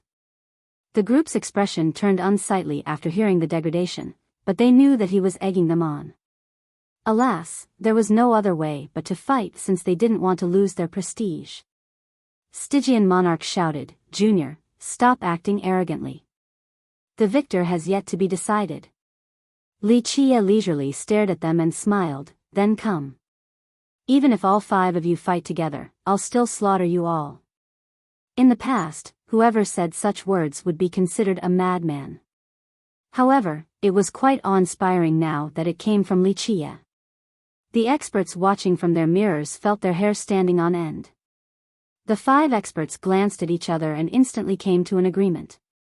They were on the same side, so regardless of whatever plans they had in the past, they must work together now in order to leave this place alive. Creek Bamboo roared, Go! Despite being an old man with a childlike face, when he wanted to fight, his battle intent became quite mighty as if he was a giant. Boom! The experts that followed him along released all of their vitality. Creek Bamboo's vitality fused together with them and then it all came pouring inside his body. With another blast, Stygian's cavalry channeled their energy as well and fused with his own. Shen Mingtian's group also gave him their vitality. In a short period of time, these 3 borrowed energy from their legions and seemed to be several thousand years younger. They looked spirited and ready to fight. Their eyes lit up while their bodies were brimming with energy. Borrowing vitality. Many ancestors emotionally sighed with envy. This was impossible for many of them. Training these legions was too expensive. Not just any sect could have so many resources to waste. For those near their death, this was the only way for them to fight. They could only borrow their junior's vitality because their life will has withered. Even if they could devour the vitality and longevity blood of others, it couldn't replenish their own bodies. These things would quickly wither away as well. Only in a young body would blood energy multiply and become more powerful. The near-dead didn't have this privilege. Ling Fengyun and Dual Child didn't need to borrow blood from anyone. Fengyun was still young and vigorous and in the middle of his prime. Because of this, when he released his energy, it was majestic and almost caused the sky vault to explode. Dual Child was at a disadvantage in this regard. He was decrepit and on the verge of death on top of not having juniors to borrow energy. Luckily, he inherited his father's weapons. Because of this, he could exert more of their power compared to others while spending less energy. Rumble. The entire heaven spirit world lost its light. Weapons soared to the sky as the group activated their strongest merit laws in order to deal a fatal blow. Kill him. They lunged for him in unison. Earthquakes assaulted the world. Even experts far away were suffocated by their terrifying might. Just think about it. 5 invincible masters have just used their strongest merit laws at the same time. This was an assault that could take down heaven's spirit itself. Not bad. Li Qie leisurely smiled in the face of this. Boom. Boom. Boom. He disappeared and 5 invincible characters suddenly came out from where he was. Shenmeng Tian, Ling Fengyun, Creek Bamboo Immortal, Imperial Dual Child, and Stygian Monarch. There was suddenly a perfect copy of each of them. Boom. The 10 began their skirmish. Each of them fought their copy with their strongest attacks. Space was rendered to ashes. Soon after, the numerous boulders by this cliff were destroyed. Even the laws of this cliff themselves weren't spared. Each blow caused the stars in the sky to howl. Some of them even fell down. The power of this exchange was too much. After the first bout, the 5 opponents stared straight at their copies and were quite helpless. Parallel space, a technique from parallelism, one of the 4 great arts of the space scripture. The spectators were shocked to see the 5 having to face themselves. There seemed to be no good way to deal with this. Shenmeng Tian shouted, "Let's switch." In a split second, he swapped with Ling Fengyun. Ling Fengyun swapped with Creek Bamboo and Creek Bamboo swapped with Dual Child. However, when they swapped their position, the space around them shifted as well. The 5 copies also made the necessary changes. In the end, they still had to face themselves within the special spaces. Not to mention the experts watching from their mirrors, even the masters right outside the cliff had no response to this type of spatial manipulation. If such a trick can break my parallel space, it wouldn't be so special. Li Qie appeared at a different spot and casually laughed. If this technique could be dealt with so easily, the space scripture wouldn't live up to its fame. Die. The group launched an attack at Li Qie. They understood that the only way to make this spatial manipulation disappear was to kill him. Boom. However, when they aimed for Li Qie, their copies duplicated the same attacks towards them. Rumble. The 2 sides collided, causing the sky to quake and the sun and moon to lose their color. Countless existences in heaven's spirit quivered in fear. The murderous intent from a battle of this magnitude engulfed the entire world. This seemed like the apocalypse to all creatures. The fish dove deeper into the ocean while the birds hid in their nests. Dread overwhelmed them completely. Activate. As the battle was heating up, Dual Child crazily howled. He unleashed an ultimate attack from his true treasure. This might not be at the level of a heavenly annihilation, but it was infinitely close. Even though Dual Child's copy also replicated the same ultimate attack, it actually lost in this exchange and had to take several steps back. In this split second, Dual Child understood right away and shouted, "Use your weapon's ultimate attacks, they can't replicate a true treasure's full power." With that, the other 4 quickly unleashed their weapon's strongest moves. The auras of tree fathers, sea gods, and immortal emperors rampaged across heaven's spirit. It was as if these beings were coming back to life and wanted to destroy heaven's spirit to return it to its original form.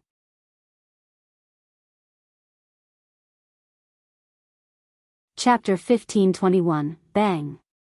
Bang. Bang. The group used their invincible weapons to unleash the ultimate blows. They finally managed to suppress their copy with the help of these weapons.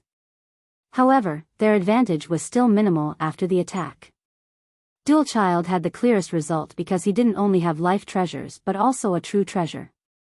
The true treasure allowed him to suppress his copy since it was far more powerful than Tree Father and Sea God's weapons. Brother Dual Child, unleash a heavenly annihilation. We'll repay you later. The group noticed this and Stygian immediately shouted. Please, brother, we'll pay you back handsomely after this mess. Creek Bamboo added. Very well. Dual Child didn't refuse and crazily roared. He didn't try to hide anything at this moment since he was on the same boat as the others. If they were to die, he wouldn't be able to escape Wuxia either. Boom! He didn't mind wasting what's little left of his longevity blood and channeled a heavenly annihilation with his true treasure. Boom! Everything became ashes, all laws shattered into little pieces before this annihilation.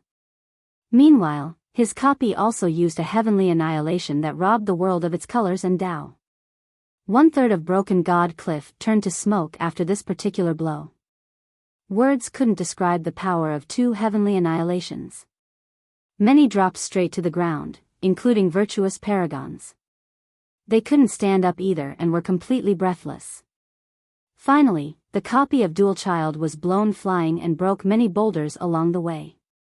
Die! After escaping his copy, Dual Child shouted and took advantage of this rare opportunity by attacking directly at Wuxia.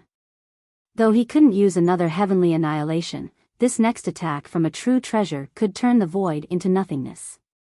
At this time, Wuxia's blood energy was restored by around 70 to 80%. He saw Dual Child coming and laughed. How could the light of a firefly compare to the moon?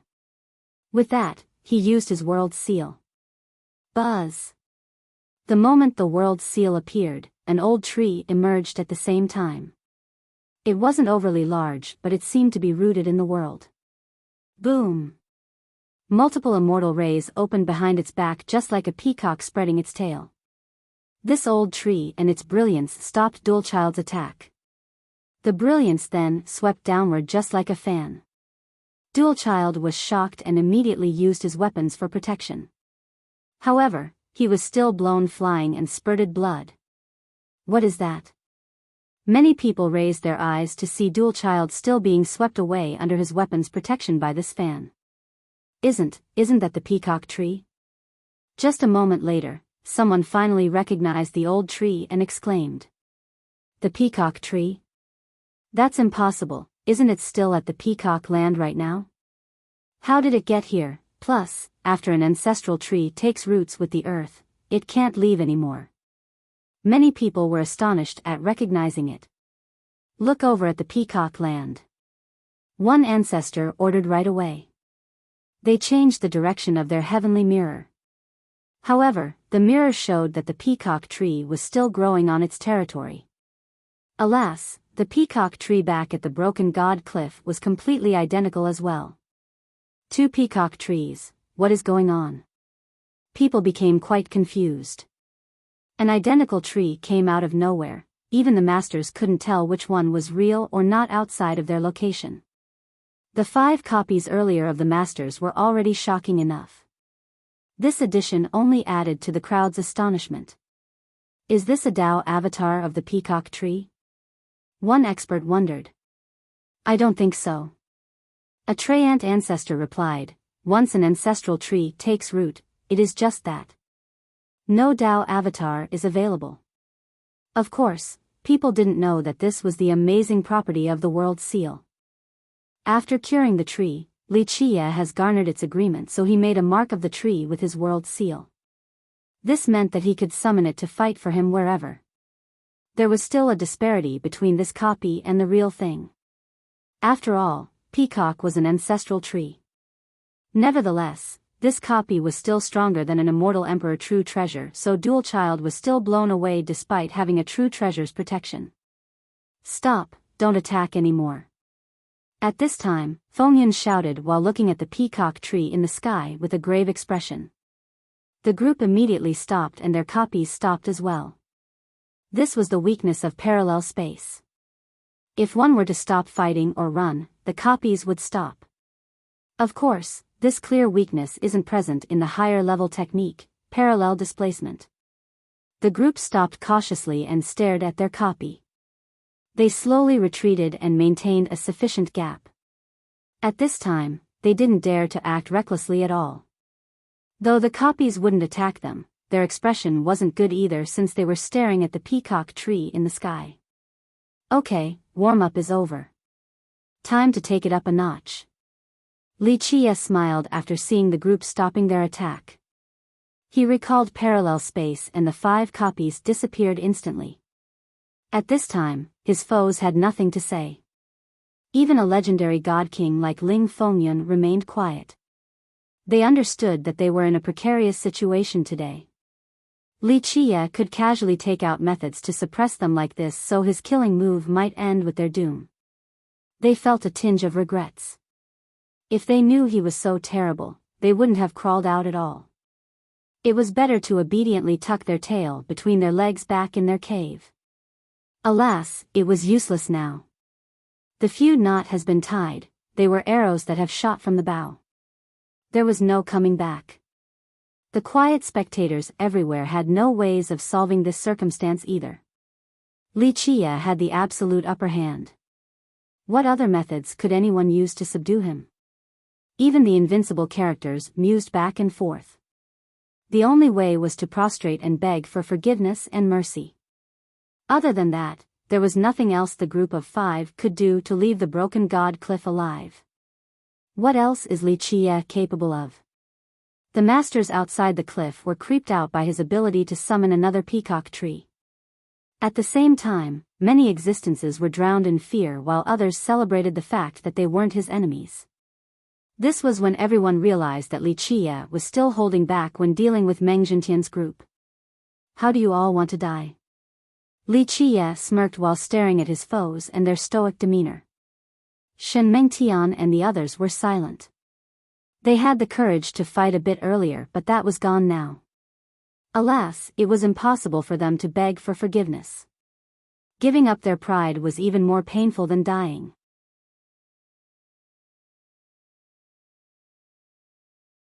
Chapter 1522, Wuxia laughed at his silent foes and said, "Unfortunately, it is already too late. It depends on your own abilities if you will live now or the true resources of your sect." Having said that, immortal rays swept down from the peacock tree. Time seemed to have stopped completely with their coming. Activate. The group all took action at the same time and used their weapons' ultimate attacks. They wanted to disperse the tree's power and shatter the temporal stagnation. Rumble. Even these weapons failed to stop the descending immortal rays. All were blown away while vomiting blood. Everyone in heaven's spirit gasped at this sight.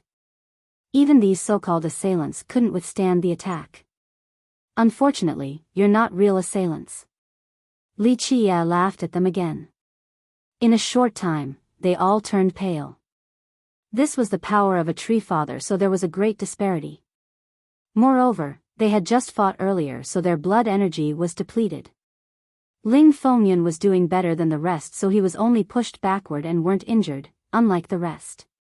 When a tree father returned to the void and the earth to become an ancestral tree, it was one with the world. Even emperors would have a hard time affecting it, so needless to say more about this group. If they were real assailants, they could probably escape from the peacock tree. Alas, their title was in name only. Brace the attack and find an opening. Fengyun shouted at the group. He put on a stoic expression. This would be the second toughest fight of his life. The first was, of course, the bout with immortal Emperor Hao Hai. Boom! He roared crazily. His vitality surged like a waterfall, and at the same time, he used his longevity blood to wake up the sea god's weapons around him. An immortal light also oozed out of his body in the form of rays. They came together to form a wondrous flame with the appearance of a pair of wings supporting him. He looked like a giant at this moment, as if he was capable of shouldering the world. At this point, he didn't care for anything else.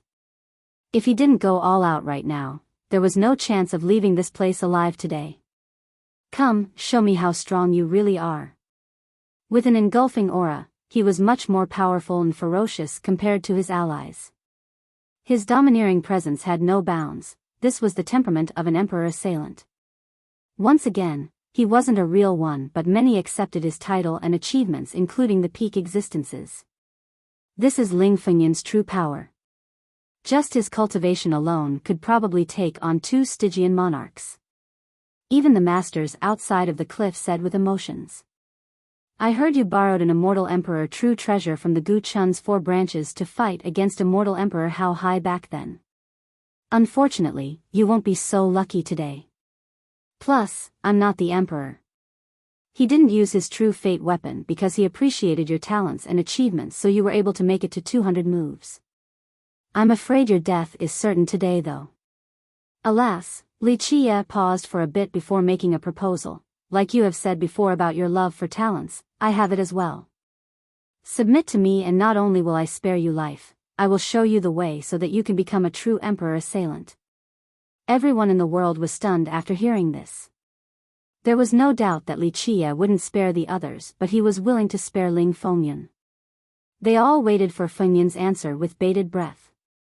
I shall fight to the end even when knowing death is on the horizon. I didn't die to an immortal emperor, but dying to a genius with 13 palaces won't besmirch my life at all. Fengyan laughed heroically with a rising momentum and spirit. He has realized something and was ready to go all out with no fear of death in battle today. In his eyes, the outcome of this fierce battle might not be as favorable as the one with immortal emperor How High. In the past, he made perfect preparation to fight the emperor and even borrowed a true treasure from the 4 branches in order to exert his strongest battle potential. Moreover, that was the year when he was at his highest state in Dao enlightenment and vitality. But as Li Qie has said, the emperor didn't have his true fate weapon, only his bare hands. Ling Fengyan managed to endure 200 moves before losing to the emperor. However, the emperor didn't choose to kill him. He paid a great price because of this battle. Not only did he consume a monstrous amount of blood energy, he also expended a shocking portion of his lifespan near the point of depletion. These injuries didn't heal until a long time after he sealed himself for recovery. Commendable courage. Li Qie said with a smile, so be it, have your wish. With that, the immortal rays from the peacock tree went straight at Ling Fengyan with considerable pressure. Open. With his cry, the sea god's weapons came back to life. 2 majestic figures emerged. They were the intents of the roaring conch's 2 sea gods. Boom! Boom! Boom! Both figures entered Fengyan's body, making it grow even larger. He looked just like an avatar with sea god's laws circulating around him. In the blink of an eye, he assumed the appearance of a sea god that could soar above the 9 heavens. Bang! Fengyan has finally made his move by raising both hands to the sky to stop the incoming immortal rays. Rumble. The entire world shook as if his palms were actually shaking it. He was able to shoulder this immense mass and the immortal rays from the peacock tree due to his own power and the help of the sea god's weapons. So strong. Many cultivators were stunned after seeing this. That's Ling Fengyan for you, still someone who could fight against an emperor. The masters present were astonished by his power. Creek Bamboo had 2 tree fathers from his branch, and Shen Mengtian was called a teacher because some emperors have asked him questions before. However, in terms of cultivation, the 2 of them didn't live up to their fame. In fact, these 2 and even Stygian, who has fought all over the 9 worlds, have never fought against an emperor. They might have contended against a young emperor before ascension, but not against one with a heaven's will. On the contrary, the youngest among them, Ling Fengyan, has fought against a real emperor before, one of the most brilliant ones at that. Very strong indeed. Li Qie smiled at this spectacle. Unfortunately, you lack the might in the past since you haven't recovered fully. With that, the peacock tree became even brighter with more rays descending down. They completely suppressed Fengyan's body this time around. Bang! Bang! Bang! Fengyan struggled this time because the peacock tree has exuded its origin power. It wasn't only coming from the tree itself but from the earth itself. This copy from the world's seal might be inferior to the real thing, but it was much stronger than an avatar type of technique. It could exert at least 50 to 60% of the real tree. If Li Qie went all out, it might even reach 70%. Thus, it was easy to imagine that regardless of how strong Fengyun might be, he couldn't withstand it any longer.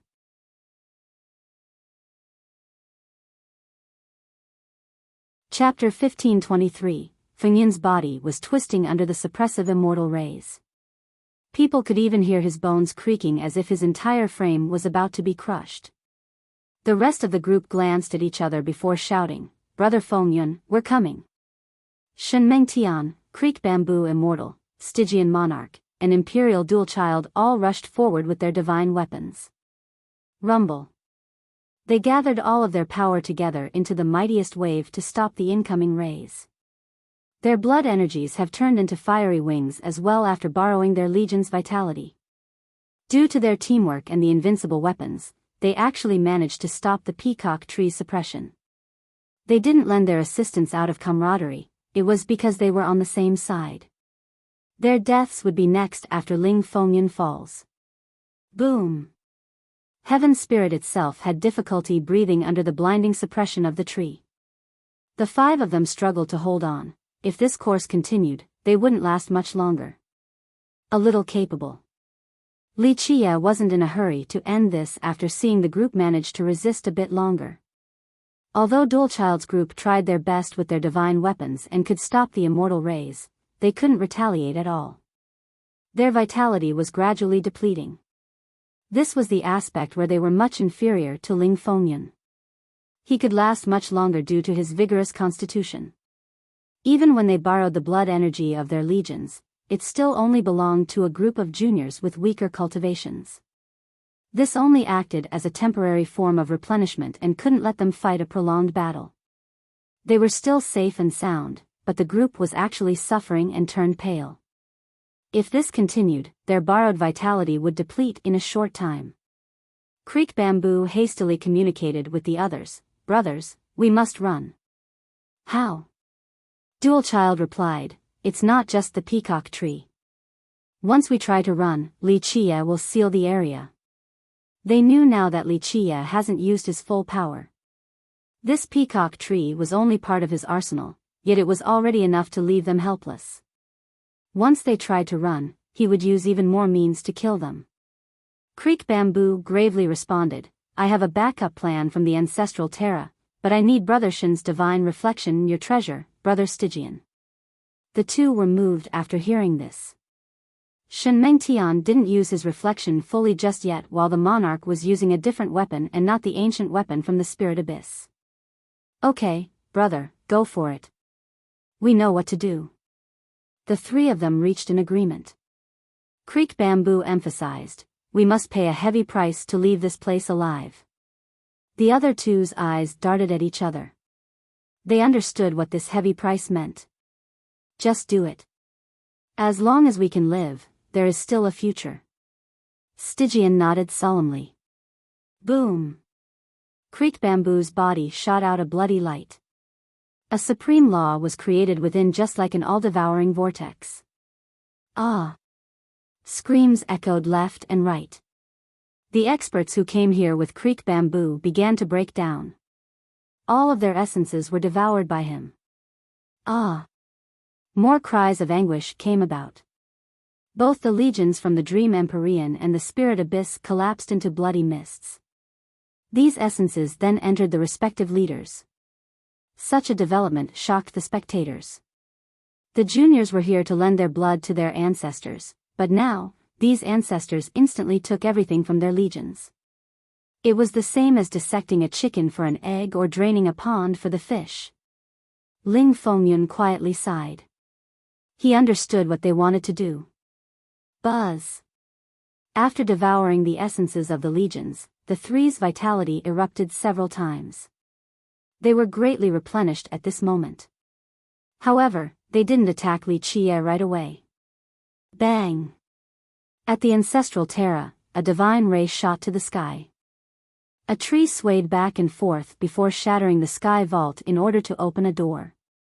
At this critical moment, Creek Bamboo screamed, "Now!" Boom! At the Spirit Abyss, a treasure covered in primordial chaos jumped out. With its appearance, the treasure currently in Stygian's hand oozed out primordial chaos as well. He relied on this treasure to form a chaotic Tao platform. At the same time, a treasured gem flew out of the dream empyrean and instantly lit up. This made Shen Mengtian's divine reflection radiate with a blinding light. It shot out many laws as well. Clank. Shen Mengtian constructed a Tao portal inside the chaotic Tao platform. This Tao portal then latched onto certain spatial coordinates. Boom! Suddenly, this portal emitted a terrifying and unstoppable siphoning force. Go! Creek Bamboo reminded everyone of this fleeting opportunity. Buzz! The 5 of them were sucked into this Tao portal and teleported away. Bang! Just a split second after they disappeared, the immortal lights crushed both the platform and the portal. The 5 reappeared back at the ancestral Terra. They had no color in their complexions due to the great amount of energy they expended for this escape.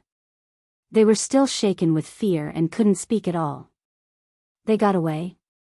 Many were astonished by this swift escape. They didn't expect the group to be able to do so at all. Extraordinary, they managed to escape. The masters nearby nodded their heads. Li Chia wasn't surprised at all.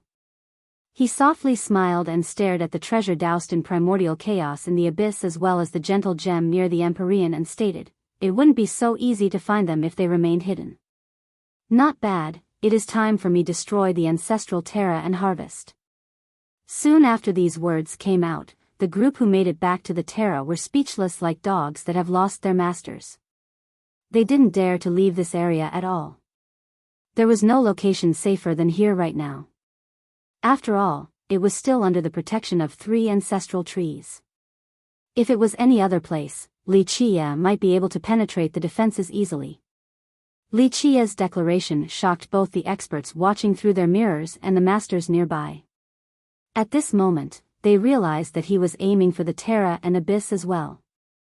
He took one step forward with deities paving a supreme path for him. Multiple phenomena emerged with divine followers worshipping him. The 9 heavens and 10 earths were moved, the yin and yang, as well as the cycle of reincarnation, were reformed. He was the current master of the immortals, the Lord of all. As he stepped towards the Terra, the mountains and rivers lost their brilliance. All existences trembled in fear as if all of heaven's spirit was faltering beneath his feet. Many people could imagine a scene where all the disciples from the Terra were quivering in droves, squeezed into a corner where their clothes rustled. The 5 combatants were watching his slow pace towards the Terra. They turned pale with shaking legs.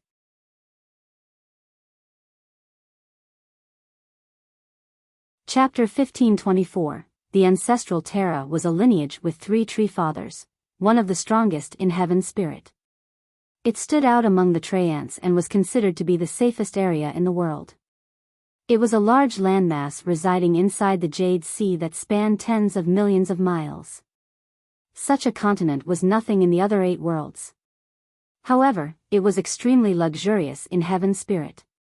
Lineages who had this much land in this world could be counted on one's fingers. Not even an imperial lineage might have access to this vast territory. Land was as valuable as gold in heaven's spirit. Thus, such a large continent was a coveted treasure in everyone's eyes. Alas, no sect or people dared to have any ideas about it. Just think about it, what was the meaning behind having 3 ancestral trees? It was definitely the hardest place to attack. Due to their protection, it was also known as a location impregnable by even immortal emperors. When Shen Mengtian's group followed Creek Bamboo to the ancestral Terra, their intent was very clear.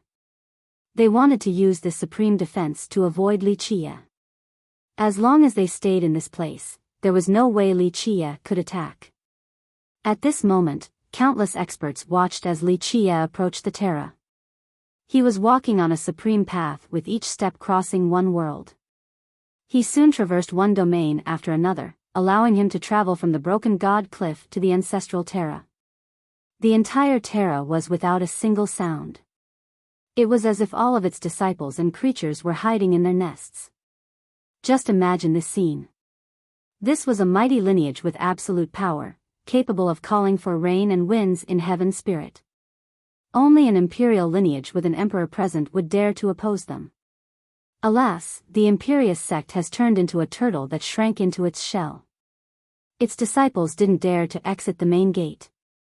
They have never experienced such humiliation before. Fear wouldn't be on their minds unless an emperor were to attack. After all, no one else could even attempt to launch an assault. Today, after Creek Bamboo ran back, these disciples were completely aghast. This was their strongest and oldest ancestor, yet Wuxia completely obliterated him. Moreover, he had an alliance with other masters as well. Thus, they didn't dare to breathe loudly and listened to their seniors' orders. All went into hiding and stayed within their own clans. This is actually happening to the ancestral Terra. The cultivators in the world were in awe of this scene. Normally, the Terra's disciples were pompous, aggressive, and didn't give a damn about anyone. Today's scene painted a stark contrast in comparison. It's about time they get taught a lesson. Some cultivators were cheering inside. Too many in Heaven's spirit have suffered the bombastic attitude from the Terra, so they were gleefully gloating at this moment. While standing right outside, Wuxia stared at the ancestral Terra and smiled. Should I make my way in, or will you come out and accept your deaths? Even the invincible masters were stricken with anticipation. Wuxia was actually doing it. They wanted to see whether the miracle creator could continue to do his work and break the Terra with its 3 ancestral trees. Fellow Daoist Li, no, young noble Li, it is better to let go of grievances. Creek Bamboo showed his face outside the Terra and surrendered. We accept our defeat in the war today. Seeing him raise the white flag made everyone in the world take a deep breath. This was Creek Bamboo, someone whose line had produced 2 tree fathers. Alas, despite hiding in the safest location in the world, he still chose to surrender. This truly shocked the crowd. No one expected for him to surrender like this one day. As you have said, this is a battle. Wuxia chuckled in response. A war is no joke. The losers must pay a great price.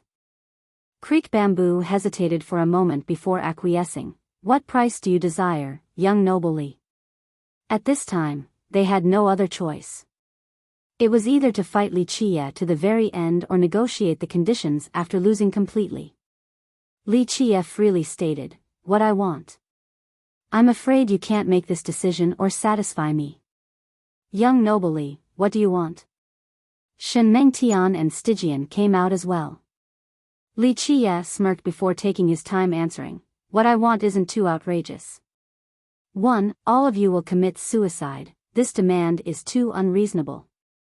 Creek Bamboo's expression sank and interrupted him, young noble Li, there is no denying that we have lost. However, it doesn't mean that we can't rise again, we still have a chance. If you want treasures, spirit medicines, and other items, we can give them to you. However, we cannot obey when you ask for our lives. Is that so? Wuxia leisurely replied, it's all in the eyes of the beholder. You feel that your lives are valuable, but in my eyes, they're not worth mentioning. I am a benevolent person.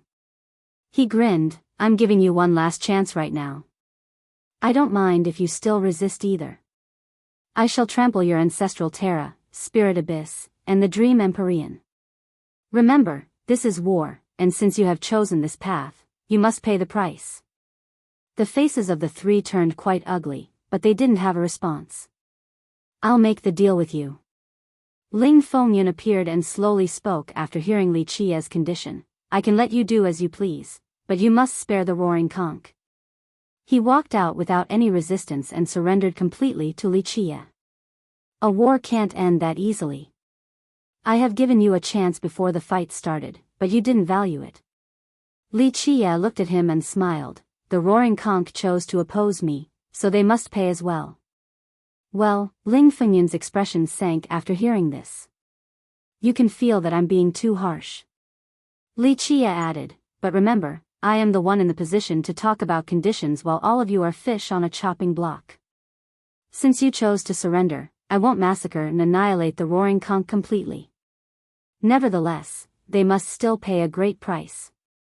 This is the result of opposing me. Feng Yun pondered for a moment as he couldn't hastily make a decision. It took him some time before he sincerely gave up. Young noble Li, my life is in your hands. My only hope and final request is that you will spare the roaring conch. I do appreciate talents, but it is too late now. You can't negotiate any longer, the conch must pay. Li Qie responded with a faint smile. What do you want, young noble? Feng Yun gave up since he was out of options.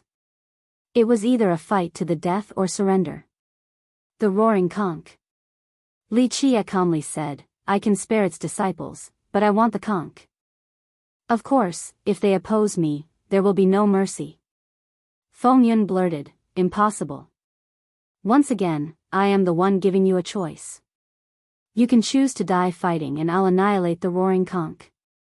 Of course, its disciples can destroy the ship too if they want, I don't mind. I just want the world to see the fate of those who oppose me. However, surrender and I'll spare their lives. Feng Yun couldn't speak. He understood just how limited his options were. Everyone in Heaven's spirit was eager to hear his decision. Keep in mind that if the disciples from the conch were to lose their ship, it would be the same as losing their home and ancestral ground. From then on, the sect would continuously decline. The roaring conch shall be no more.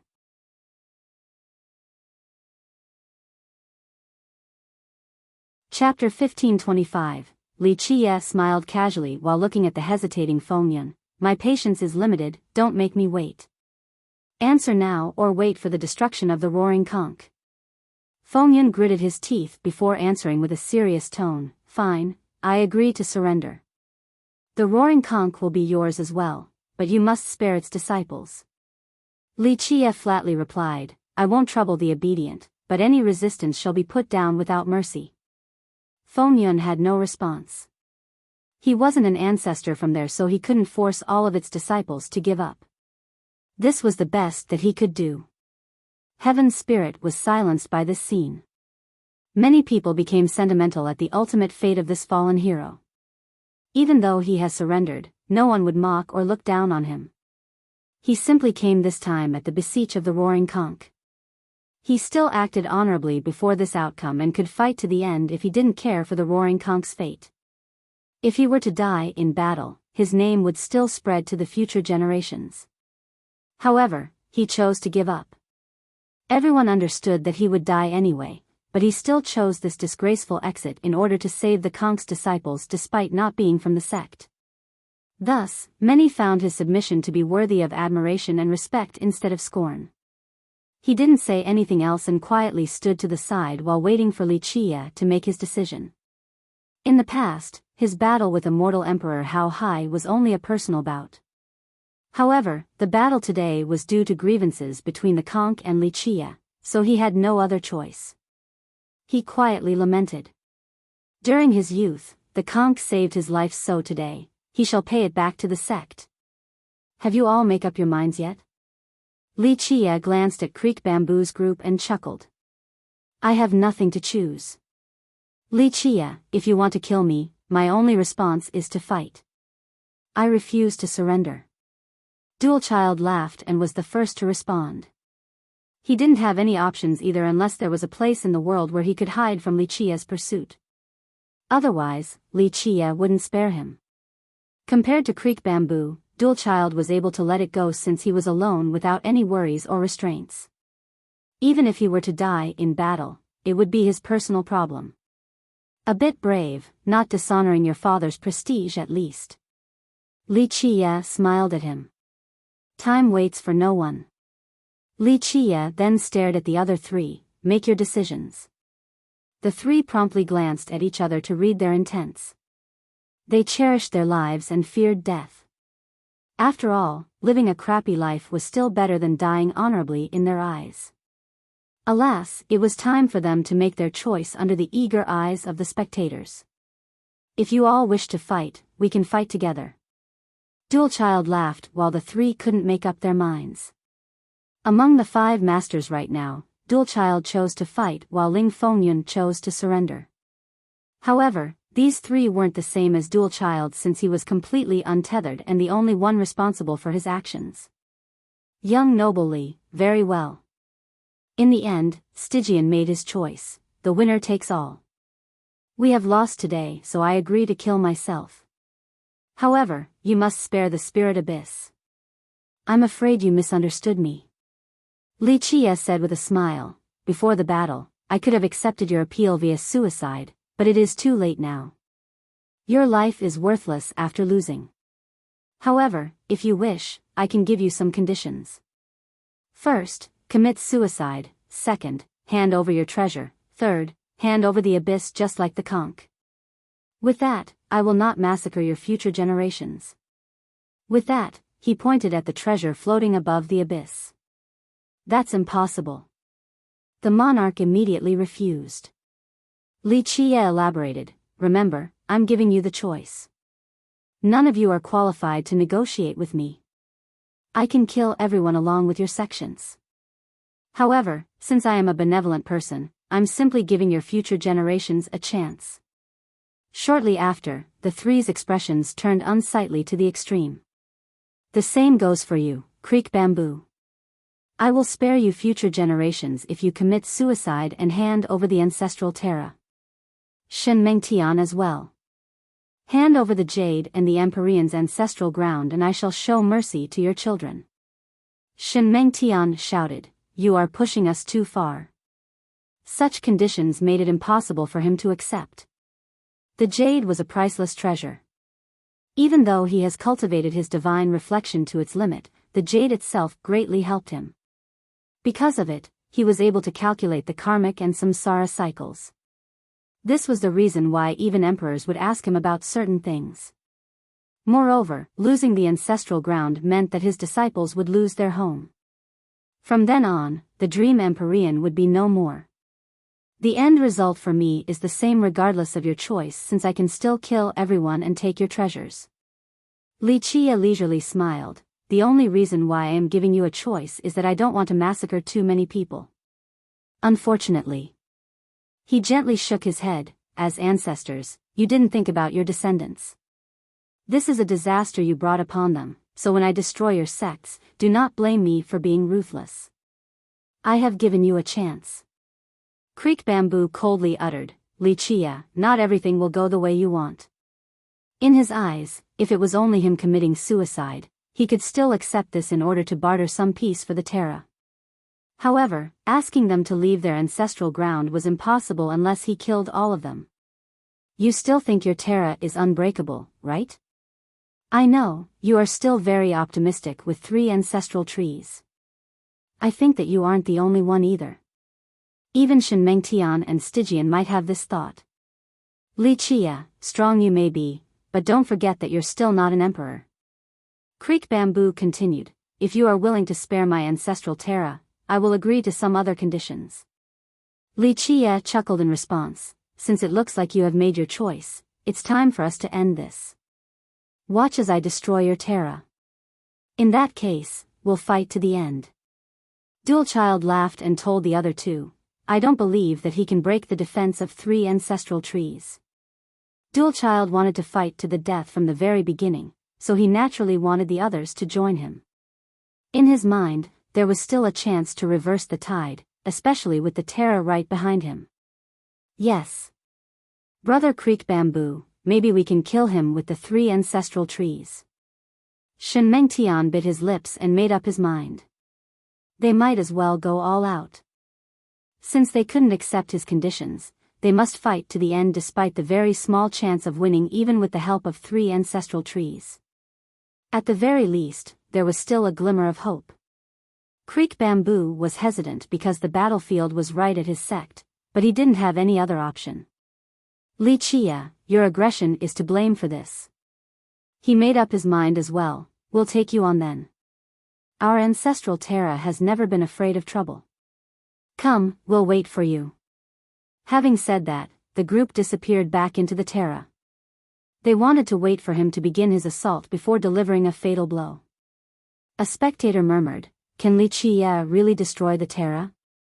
Even though the majority of cultivators in Heaven's Spirit had absolute confidence in Li Chia right now, the Terra was too famous as an unbreakable fortress. Ling Fengyun, who was standing to the side after surrendering, didn't say anything. He simply shook his head. After the last battle, he understood full well that Li Qie was someone who wouldn't fight without being completely certain of his victory.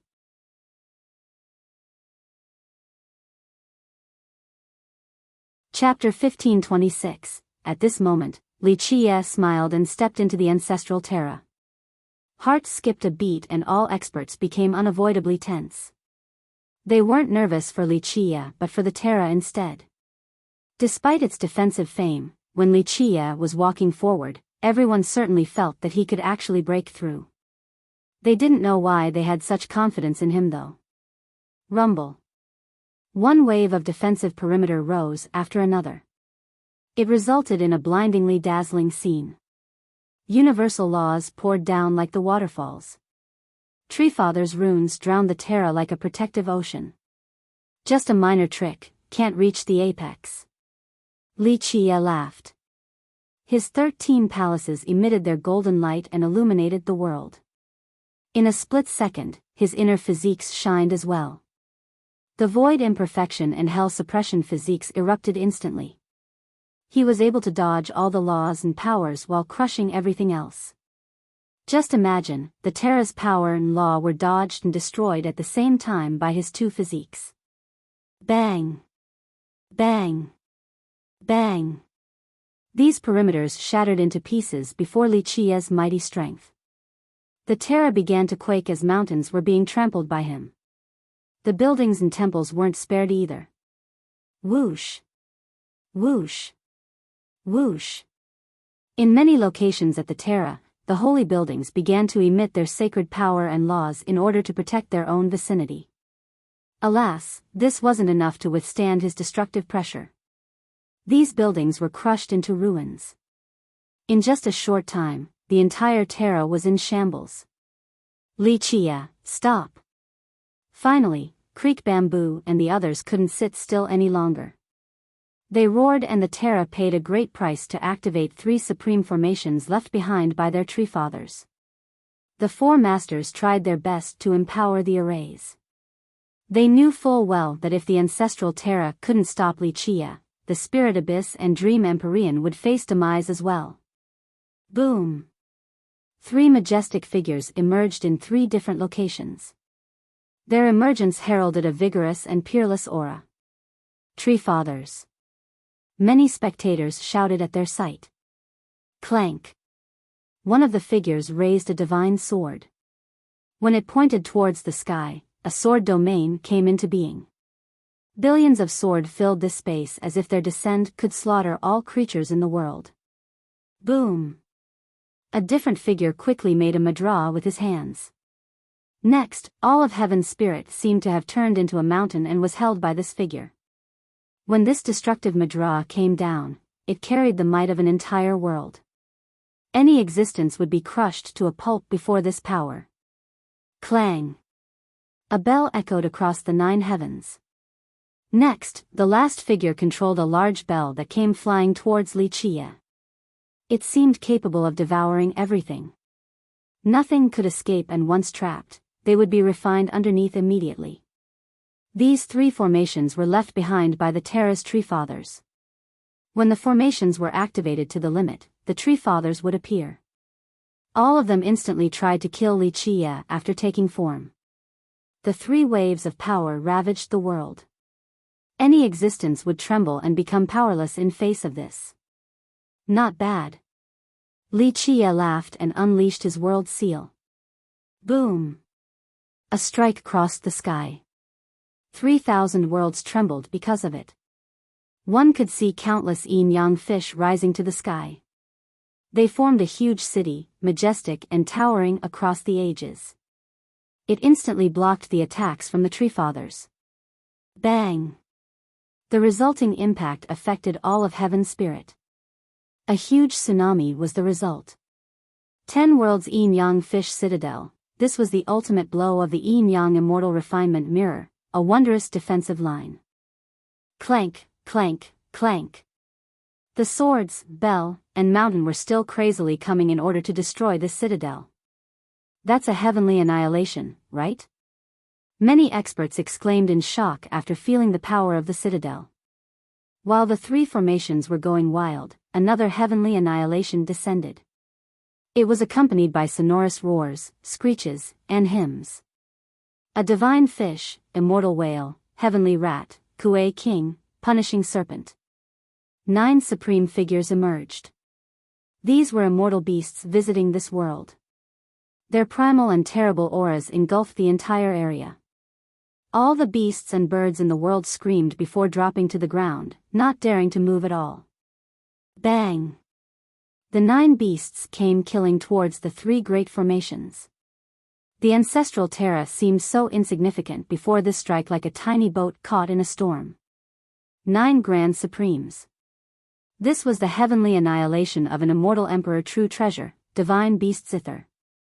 He can actually use 2 annihilations in just one breath. Everyone was stunned after seeing this. They didn't know what to say at all. Even the invincible existences were aghast. Even for them, they could also unleash heavenly annihilation with a true treasure. However, they couldn't do it in succession like this. Keep in mind that these attacks used an outrageous amount of blood energy. Even emperor assailants wouldn't be able to do it. It was something left for immortal emperors. We offer our blood to invite the will of the forefathers. At this time, not only Creek Bamboo's group took action, but the ancestors from the Terra have also made their move. They gathered the energy together and sacrificed their blood to the 3 formations to reach their peak potential so that the 3 tree fathers could kill Wuxia. Break! At this very second, Wuxia screamed and unleashed the 3rd. Boom! A mountain appeared in the sky and Buddha was descending. This attack annihilated all evils. The pious worshippers began to pray Buddhist chants. This ultimate attack carried the power of a Buddhist world with billions of contributing monks as well as the Buddhist Lord. Everything gathered in this mountain slamming down. Divine Mount Meru, the heavenly annihilation from the declivity Mountain Bell. One could imagine the power of 3 annihilations unleashed at the same time. The world fell into darkness as if the sun in the sky has been pierced. All creatures were scared out of their mind. They felt that an apocalypse was coming. During this darkness, everyone saw a shocking scene. The triple combination pierced through the Terra. In this split second, debris went flying everywhere. When the dust settled, there was a terrible crater left behind along with an amazing spectacle. After a good while, Heaven's spirit regained its brilliance. The sunlight began to shine across the world again. People could finally see 3 incredible trees appeared at the Terra. They were sealing and protecting the entire sect while emitting a divine radiance to stop the remnant force of the 3 heavenly annihilations. Nevertheless, an unfathomable crater was still created. Ancestral trees. The masters of Heaven's spirit shouted after seeing them.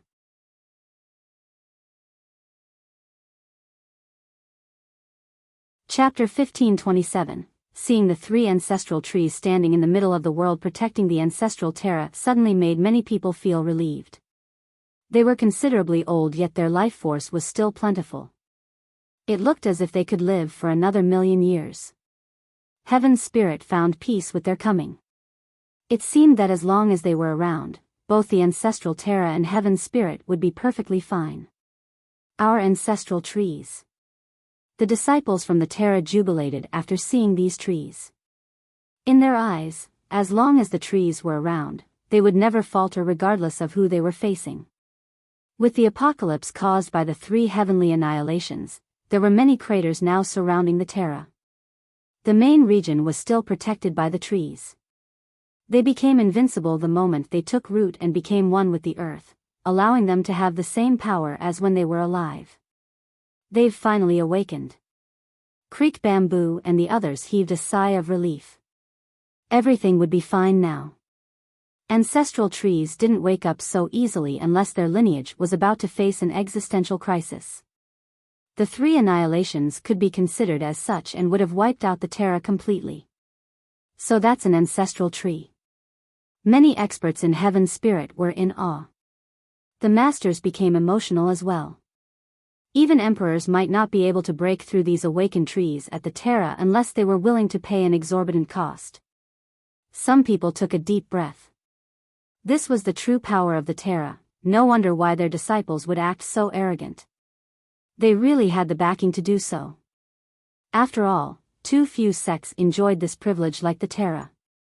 Would Li Qie be able to break through the protection of 3 ancestral trees? Among the spectators nearby, some began to doubt Li Qie's abilities. Buzz! One of the ancestral trees took action. A single branch thrust out in such a simple manner, but it was akin to the most terrible sword move. There was no overly convoluted path or variation, just a direct thrust, yet nothing in the world could stop or escape from it. Even 9 worlds' god kings became afraid before this throat-piercing attack, but Li Qie only smiled without dodging. Whoosh! The world seal appeared with the peacock tree. Immortal rays engulfed the sky like a peacock parading its tail. With a loud impact and sparks sputtering everywhere, this barrier of light managed to stop the thrusting branch. The sound wasn't earth-shatteringly loud, but everyone was shaken to the bones and became dizzy. Some immediately dropped to the ground and couldn't get back up. Rustle. A different ancestral tree took action with a downward slash of a branch. Despite not being a divine weapon, this slash left behind an indelible scar in the sky. Primordial chaos emerged on its path. This was a slash capable of cutting through everything in this world, returning them to the primordial chaos. Souls left the body before this attack. Everyone could feel themselves visiting the Yellow River after being split into 2 halves. Suddenly, a blessed tree with many vines emerged and wove together into a majestic wall to stop the incoming slash. Heaven Vine. Many people shouted in horror, "That's the ancestral vine from the Heaven Vine Citadel. Why is here now? That's not the ancestral vine." People looked over at the citadel back at the Jade Sea. This was the same case as the peacock tree, since the citadel was still there. This vine tree ahead was an exact copy as well. After curing the vine and gaining its permission, Li Qie has also copied it with his world seal. This is too unreal. Everyone became dazed. First he had the peacock tree, now the heavenly vine as well. Li Qie's methods are so terrifying. Buzz! The 3rd ancestral tree attacked with a shooting leaf. Despite being a little leaf, everyone had the illusion that it was made from 3,000 worlds, aiming to decapitate Li Qie. Just imagine, 3,000 worlds have turned into a throwing weapon. Its power was completely immeasurable and could cut down many stars in an instant. A gigantic bamboo tree appeared. With loud rustles, it moved its branches like mountain ranges scattering across the sky to stop the ultimate leaf. What is that? The crowd this time couldn't recognize this particular bamboo tree. This was, of course, the guardian deity of giant bamboo. It came out powerfully and stopped the leaf from that ancestral tree. In just a short time, there were 3 ancestral trees above the Terra on top of the peacock tree, heaven vine, and giant bamboo. This was a magnificent and stirring scene. This is like there are 6 ancestral trees. Even the most knowledgeable old men said emotionally, "I've never seen a more spectacular sight than this in my whole life." The existences in heaven's spirit felt suffocated as if their death was approaching. At this moment, the children in the Terra became slack-jawed. Stygian and the others were stunned too, with their palms sweating from being nervous. They had an ominous foreboding with a sense of unease. They felt a bit regretful for not agreeing to Li Qie's demand. So terrifying, we should never oppose Li Qie. After seeing him summon the peacock tree, heaven vine, and giant bamboo, even emperor assailants broke out in cold sweats. Such methods were unstoppable in the 9 worlds. No wonder why he was so confident and arrogant. Who could actually compete for the heavens will against him? Bang! After the successful block, the 3 ancestral trees emitted a surging immortal light. Everyone could hear a buzzing sound. In this blink of an eye, they felt that the trees were sucking all of the power from heaven's spirit. It was as if the power from all the earth veins were being siphoned by the trees. The power from all plants in heaven's spirit heeded their call, allowing the trees to gain this power of life. Bang! Their true power erupted by several magnitudes. In a split second, they unleashed the same attacks as before. The thrust pierced through the immortal lights, the slash cut through heaven vine, while the leaf also made it through giant bamboo's defensive barrier. All three attacks came from different directions straight towards Wuxia. In the end, his own trees were only copies and couldn't compare to real ancestral trees. The real ones took root in their earth, so they had immeasurable power. Careful! Many experts before their mirrors were astounded. Some even blurted at Wuxia. All eyes opened wide, and some people event felt disappointed. Even a 9 worlds god king would die before this onslaught. Buzz! In this key moment, crystals covered Wuxia's body. The branches and leaf struck him, but there was no damage. What? People couldn't believe their own eyes and had to shout. What is this? They saw the glittering and translucent crystal body stopping the attacks. Even the strongest crowd was amazed. Heaven's will crystal physique, the legendary impenetrable defense. But how the hell did he cultivate this? Isn't he a human? How was it a successful cultivation? Even those who knew the merit law couldn't believe it.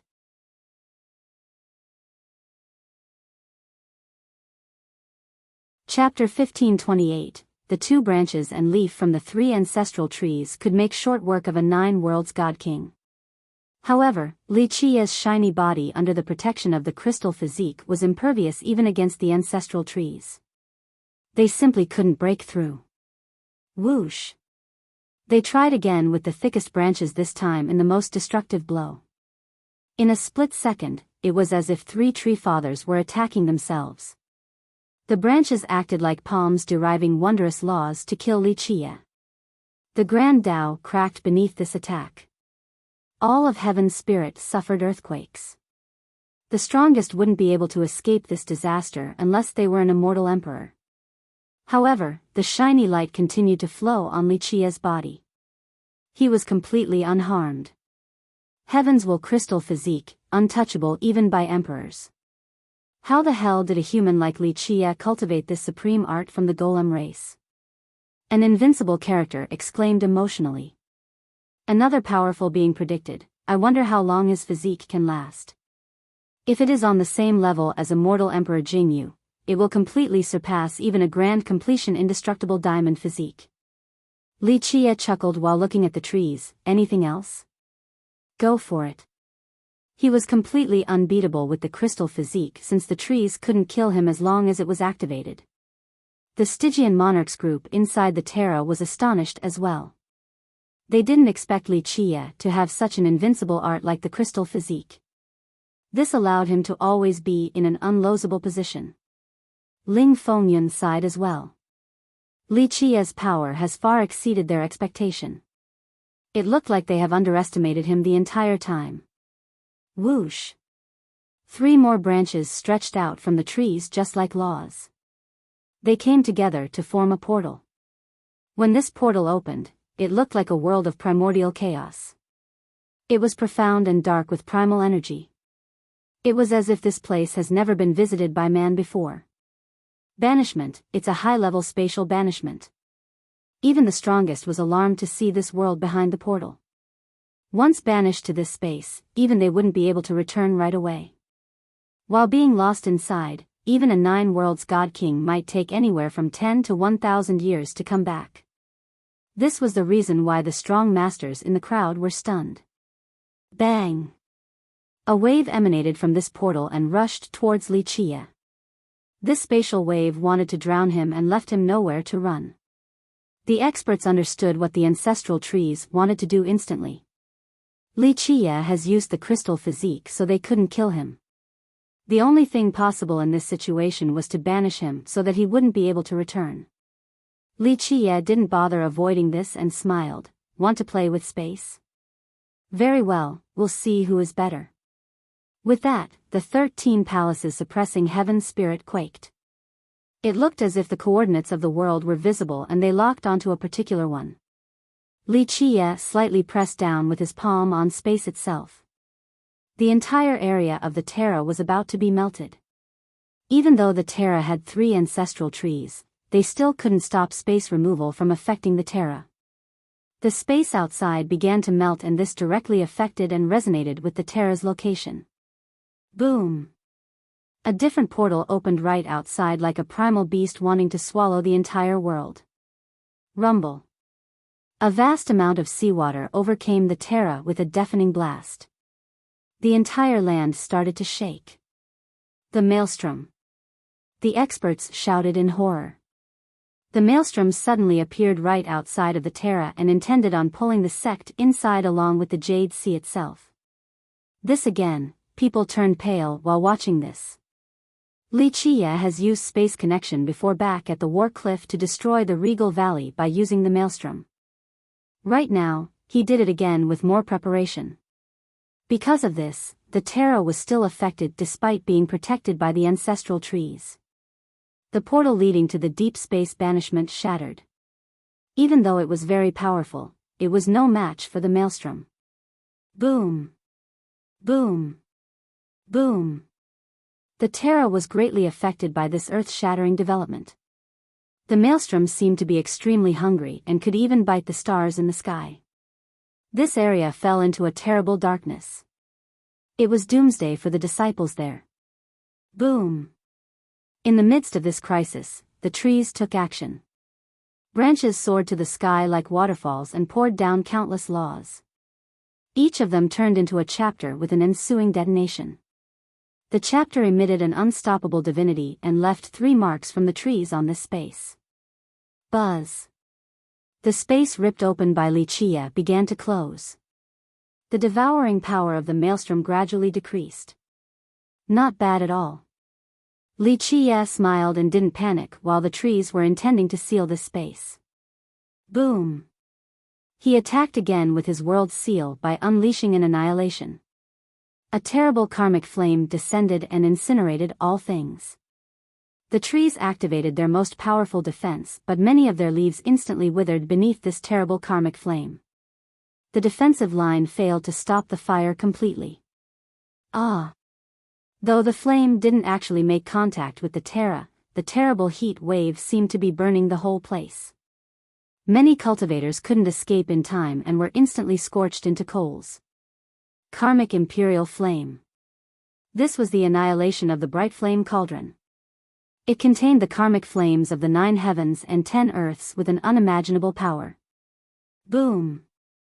This was only the beginning of the end. A second annihilation came right after. Darkness engulfed and stained everything around this realm. This was the ultimate attack from the immortal devouring evil jar that made the world tremble. It didn't end there. Boom! Even the deities would fall before this strike. The 9 Grand Supremes attacked again instantly. Bang!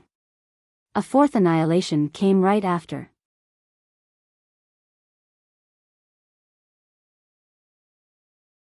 Chapter 1529, Divine Mount Meru.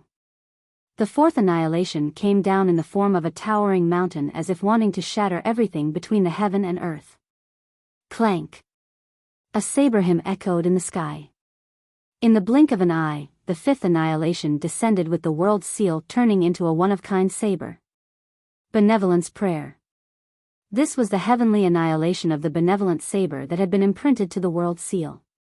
One could imagine the power of 5 annihilations at once. It was as if 5 emperors had joined the fray. Is he insane? All of heaven's spirit fell into this apocalyptic scene. The creatures here were scared out of their mind. No one would ever forget such a frightening scene for the rest of their lives. Even a legendary god-king would be rendered to ashes before 5 annihilations. This incoming doom was about to end heaven's spirit. God-kings were mere ants before this attack. Rumble. Compared to others, the disciples at the Terra got a much better view of this world-destroying power. Even with the protection of the ancestral trees, chasms formed in their home. The Terra itself was being ravaged and on the verge of a total collapse. More explosions detonated. As the annihilations raged on, the closed portal opened again with the maelstrom showing its face outside of the Terra and beginning its swallowing process. Ah! If the trees were to fortify the spatial coordinates on top of stopping the annihilations, they couldn't protect the entire Terra. In a short time, many buildings were sucked in by the maelstrom. This scene was too magnificent. Tens of thousands of buildings and temples were gone in an instant, uprooted into the sky and twisted into nothingness. Who wouldn't be dazed and frightened by this scene? The Terra itself was helpless in this situation. If this continued on, even if the annihilations didn't do the job, the Terra would be sucked into the maelstrom completely. Is this the end for the Terra? The astonished crowd wondered as the land shook even more violently. Boom! A new world expanded with loud explosions before countless runes shot to the sky. The runes then turned into a magical ocean. The runes then gathered together into 3 ancestral marks. Thunders and bolts of lightning flashed in the sky right after, as if an emperor was undergoing a tribulation. That's the ancestral mark. Only ancestral trees would have them. A spectator shouted after seeing the 3 marks. An ancestral mark was the foundation to become a tree father. One must form the mark, then refine it into the foundation before creating an ancestral weapon. That's the prerequisites to become a tree father.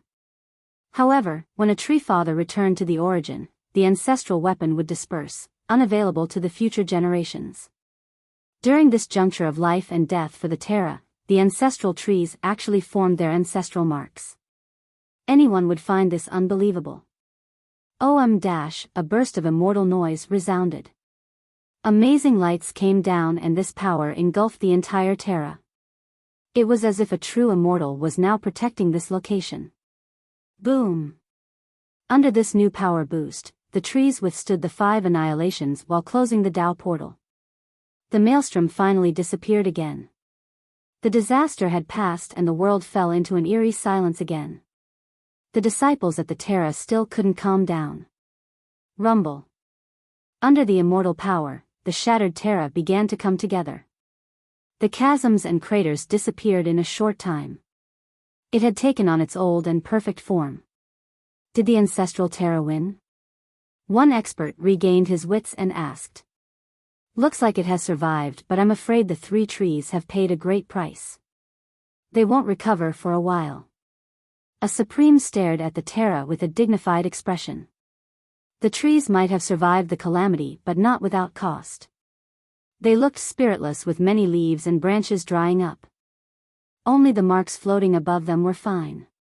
Even though it was to protect the Terra, the trees have shortened their lifespan.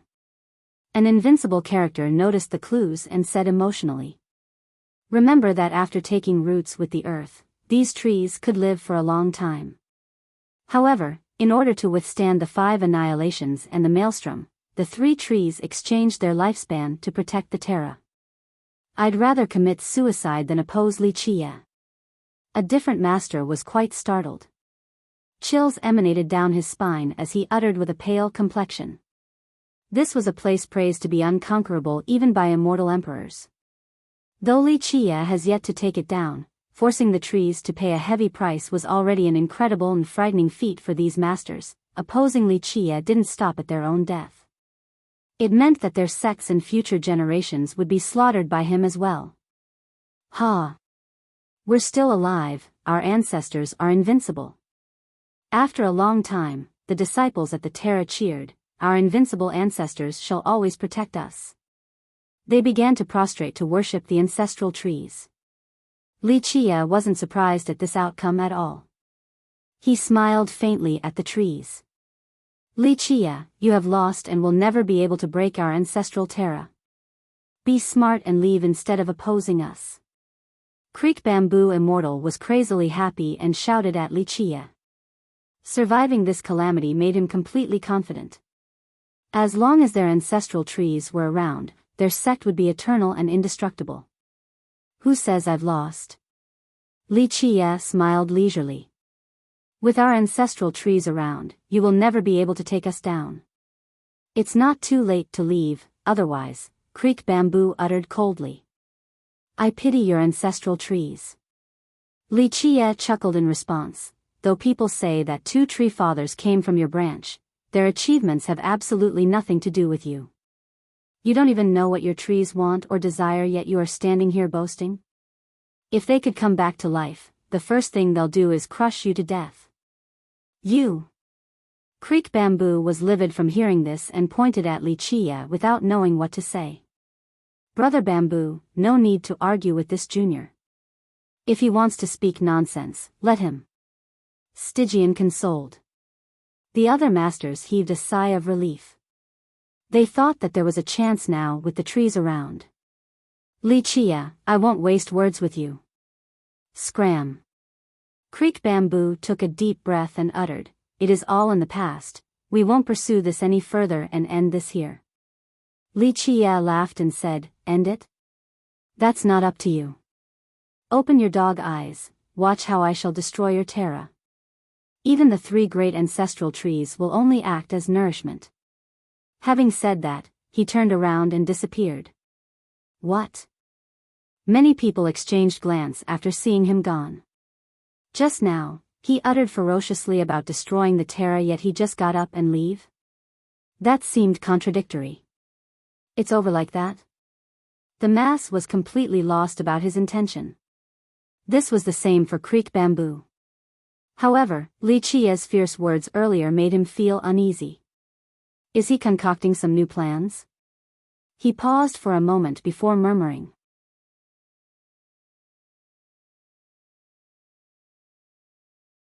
Chapter 1530, Brother Bamboo, don't worry, he's only bluffing.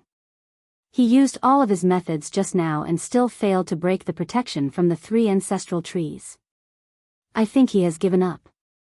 Dual Child comforted the worrying fella. Creek Bamboo stared at the 3 ancestral marks floating above. He couldn't anything but sigh. There was no other way for him since it was a battle to the death. The only thing he could do was to pray for the ancestral trees to suppress Wuxia if there was a chance. Otherwise, the threat would always loom and he'll come back eventually. In fact, Shen Mengtian and Dual Child had a heavy heart as well. Wuxia's power far exceeded their imagination. In the beginning, they thought that they could kill him by working together. Who would have thought that he would be pursuing them like dogs? After fleeing back to the ancestral terra, they wanted to see the ancestral trees killing Wuxia. Alas, the result frightened them as well. Even these trees couldn't do anything to him. Despite putting on a relaxed expression as if they have won the battle today, they were feeling very uncomfortable. They could live for now, but the feud had been made. Given Wuxia's current unstoppable momentum, he would surely become emperor in the future. Once he ascended to the throne, he would make his way back here. At that point, their dream Empyrean and Spirit Abyss could only wait for him to destroy them. They felt very regretful at this moment for being overconfident in the beginning. They wanted to do everything possible to capture Wuxia for the reincarnation 9 leaves and the method to cultivate 13 palaces. This was even an attempt to kill a future immortal emperor. Nevertheless, they underestimated his strength. With one misstep, they had lost everything. There was no medicine to cure regrets in this world. This feeling right now couldn't change the current situation. A serenity entered the world after Wuxia left. Even though he failed to destroy the Terra, this battle had still shocked everyone in Heaven's spirit. Even 3 ancestral trees working together had to exchange their lifespan to stop Wuxia. What a frightening result. Moreover, he was completely untouched and left so easily. Just think about it. Who could be his match now given his current power? It looks like he was only warming up and messing around prior to this. He never used his full power or resorted to all of his methods before.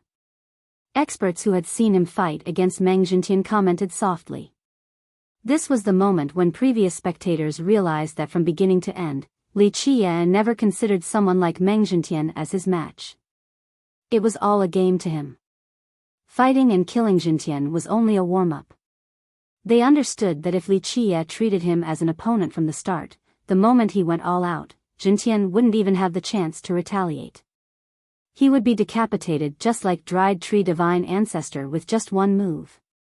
Did Wuxia give up? An expert standing before a mirror wondered. No, this is only the beginning. The terror shall end after today. His fellow disciple standing next to him answered with a serious tone. Junior brother, why do you say so? The experts didn't understand. I don't think Wuxia can take down 3 ancestral trees. That's because you don't know him. The person replied, I have been observing him for a long time, ever since the massacre at the Peacock Land, then the Dongting Lake and Regal Valley. All along, he has been staying true to his words. If he says he's going to murder your family, no one will be able to stop him. He's not the type to attempt anything uncertain, so the terror is done for. The senior brother was stricken with fear after hearing this. Being an enemy with Wuxia was definitely anyone's nightmare. Death was inevitable regardless of how powerful they might be.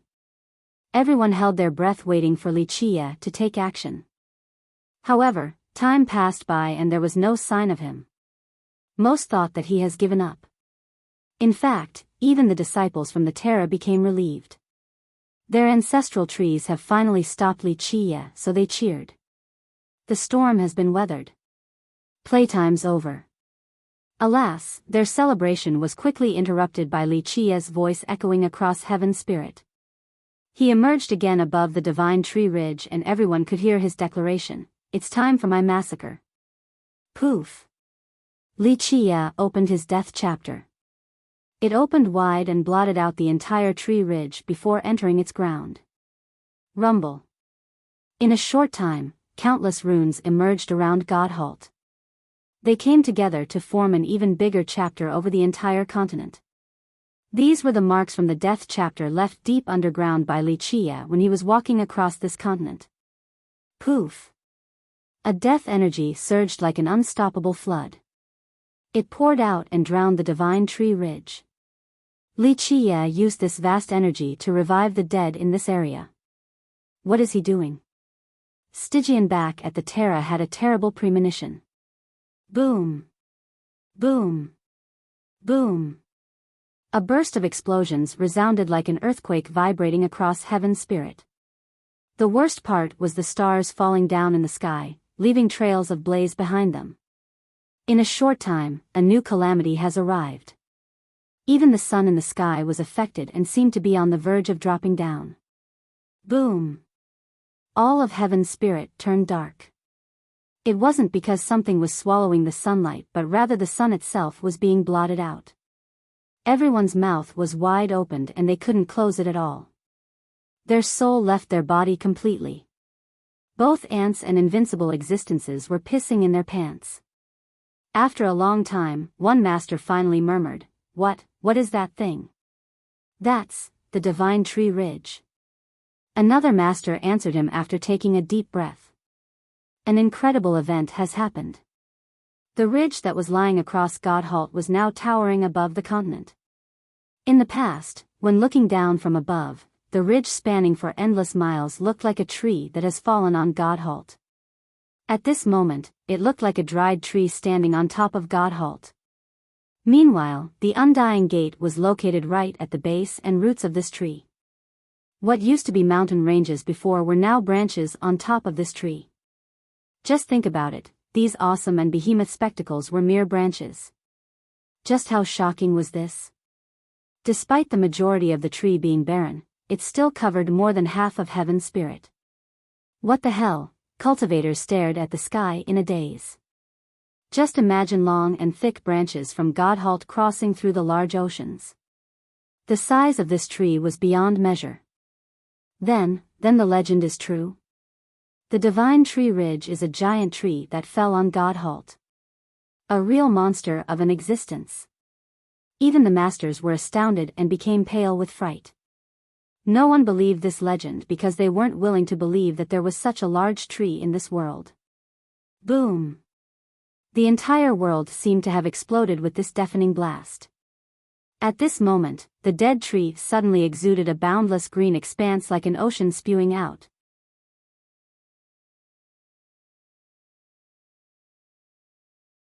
Chapter 1531, Boom. A green light illuminated all of heaven's spirit. The entire world was drowned in a blink. At this time, the withered tree was nowhere to be found. Only a verdant version emerged before the world and covered everything. Just one leaf alone was monstrous in size. The new tree couldn't be measured by any conventional means since it was several times larger than the dead version. Moreover, the branches were much more numerous with countless leaves growing from them. Each leaf was already unimaginably large, the size of a mountain or a plain. At this time, this boundless vitality pervaded heaven's spirit and bathed its inhabitants. Everyone felt relaxed as if they were several thousand years younger. Is it obtaining immortality? Everyone became emotional while immersed in this life force. This was the tree returning to its peak form with the death chapter, not a type of rebirth. It was simply hearkening back to its past life. Time to end this. Li Qia's voice echoed across the world. Rumble. Gigantic dragons rushed out from the spirit abyss right away and made their appearance clear by howling. Boom! They began to tear the abyss apart and pulled out the deepest location from this sect. Bang! This location filled with darkness was crushed into nothingness. All protection and seals were insignificant before these dragons. Those aren't dragons. Upon a closer inspection, the masters would see that they were thick branches coming out of the earth. Whoosh! A branch came down from the sky towards the primordial weapon floating above the abyss. This was an artifact engulfed in primordial chaos. Nevertheless, it still couldn't escape from the tree's suppression. The branch instantly coiled around this weapon and dragged it away from the abyss. After it was taken away, a series of explosions happened. The abyss began to crumble into pieces. Kill. Many ancestors and experts saw the artifact being dragged away. They wildly howled and rushed towards the branch in order to take it back, for it was everything to their sect. Pluff. Other branches shot down like arrows. The result was obvious. All of these ancestors and disciples were instantly killed, including those who didn't participate. They were skewered by the branches together into a string. In a short period, the dead disciples were still confused. They didn't even last one move before these branches. Oh God! The young and old at the abyss were scared out of their mind while running out of the abyss. However, Li Qia didn't bother looking at these defenseless people and didn't try to kill him. He intended on sparing the young and old, or they wouldn't have made it outside. No. The abyss was annihilated so quickly. Effort accumulated from many generations turned into ashes in the blink of an eye. This made Stygian scream and rushed out from the Terra. However, it was too late. Another branch descended and nailed him to death in the sky.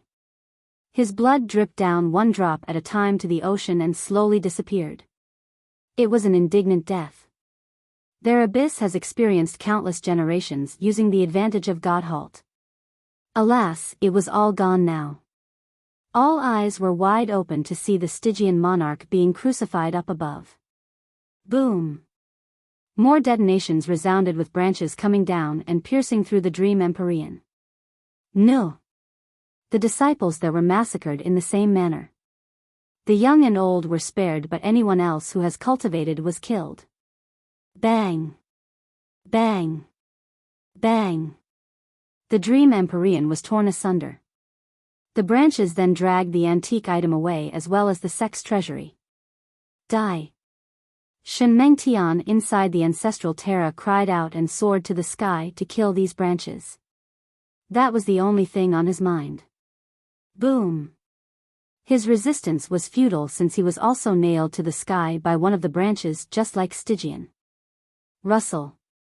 A thick branch coiled towards the direction of the fleeing roaring conch and instantly stopped it from moving. Do not resist, abandon ship.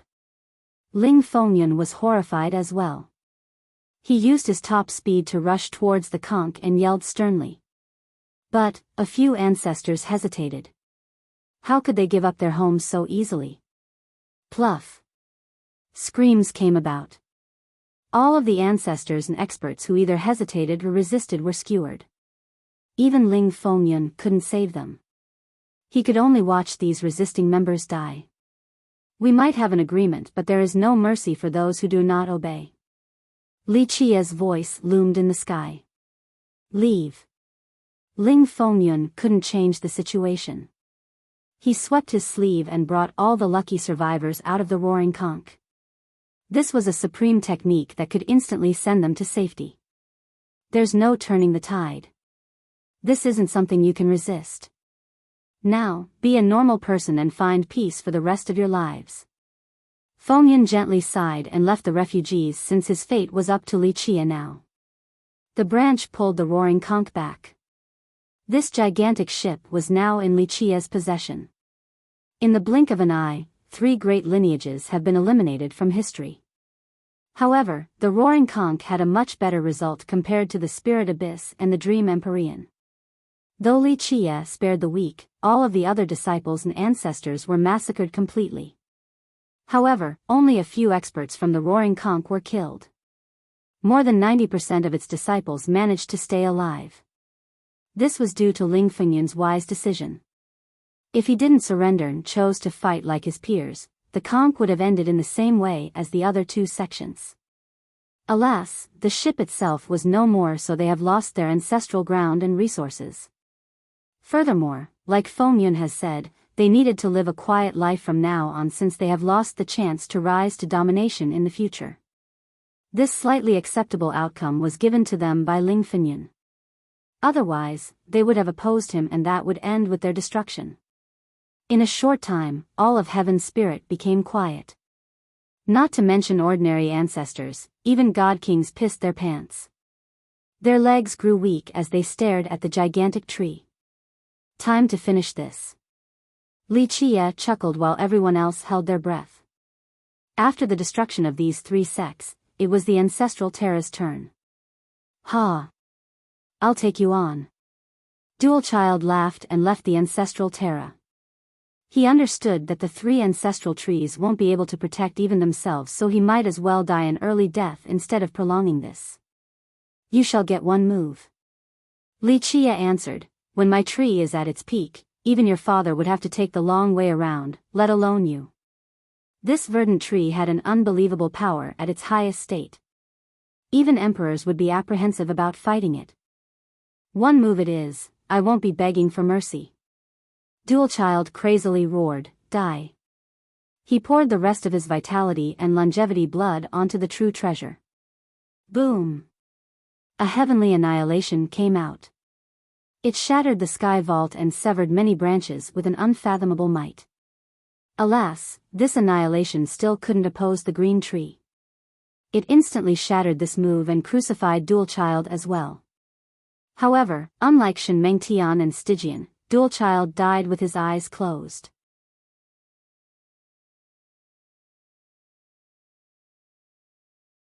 Chapter 1532. This was a quiet world stricken with a palpable pressure due to the corpses of Dual Child, Stygian, and Shen Mengtian nailed to the sky. The suffocated crowd had sweat all over. Remember that these 3 represented the top existences for heaven's spirit. Even if they weren't emperor assailants, there was only a little gap. Powerful characters like them could be counted on one's hands in heaven's spirit. However, against that green tree, they were mere ants and were instantly slaughtered. Just how terrible was its power? Many people recalled what Li Qia has said earlier. Even if Dual Child's father was in this world, he would still have to take the long way around this tree. Remember that his father was an emperor. Just thinking about this terrified everyone. The power of this tree has exceeded their imagination. This prompted the question, what the heck was it? Even though after withering, it turned into the divine tree ridge. Then what about when it was alive? At this time, people held their breath while looking at the Terra. Their heartbeat became rapid because they knew that this was the end for this sect. Among the 5, Shen Mengtian, Stygian, and Dual Child were killed in battle. Ling Fengyun has surrendered. The only one left was Creek Bamboo. Furthermore, 3 great powers have been annihilated.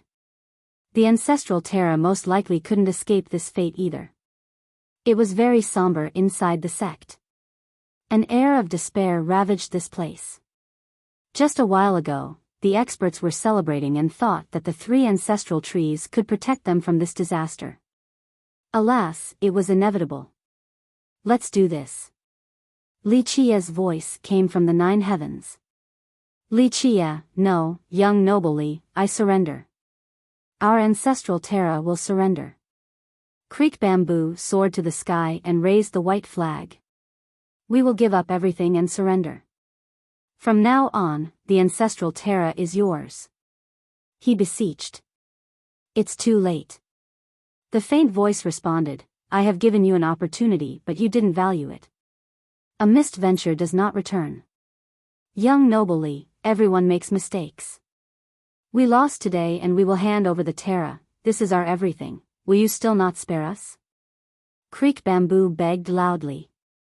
You didn't have this thought in the beginning and only changed your mind after facing despair. There is no medicine for regrets in this world. The voice leisurely said. Young noble Li, as the saying goes, killing someone is only making their head fall on the ground. Creek Bamboo continued begging. Alright, no need to talk to me about morality or act all pitiful. The Grand Tao is merciless, there's no room for mercy. After making the wrong choice, you must face it bravely. The high heaven does not forgive the weak or bully the strong. Though I am not the high heaven, I will not give the enemy a second chance. If I were to lose, I would also face a grotesque end without regrets. Li Qia was unmoved. No one said anything during this cry for mercy from Creek Bamboo. There was nothing else to say since this was the world of cultivation where the law of the jungle reigned. Once they chose to be enemies, it was a fight to the bitter end. In a war like this, if Li Qia were to win, he would slaughter his enemies. But if he had lost, Stygian and others would have ripped him to pieces or maybe even tortured him. War has always been cruel and the enemies would never show mercy. Because of this, there was no need to reciprocate. Creek Bamboo stood there with a pale complexion.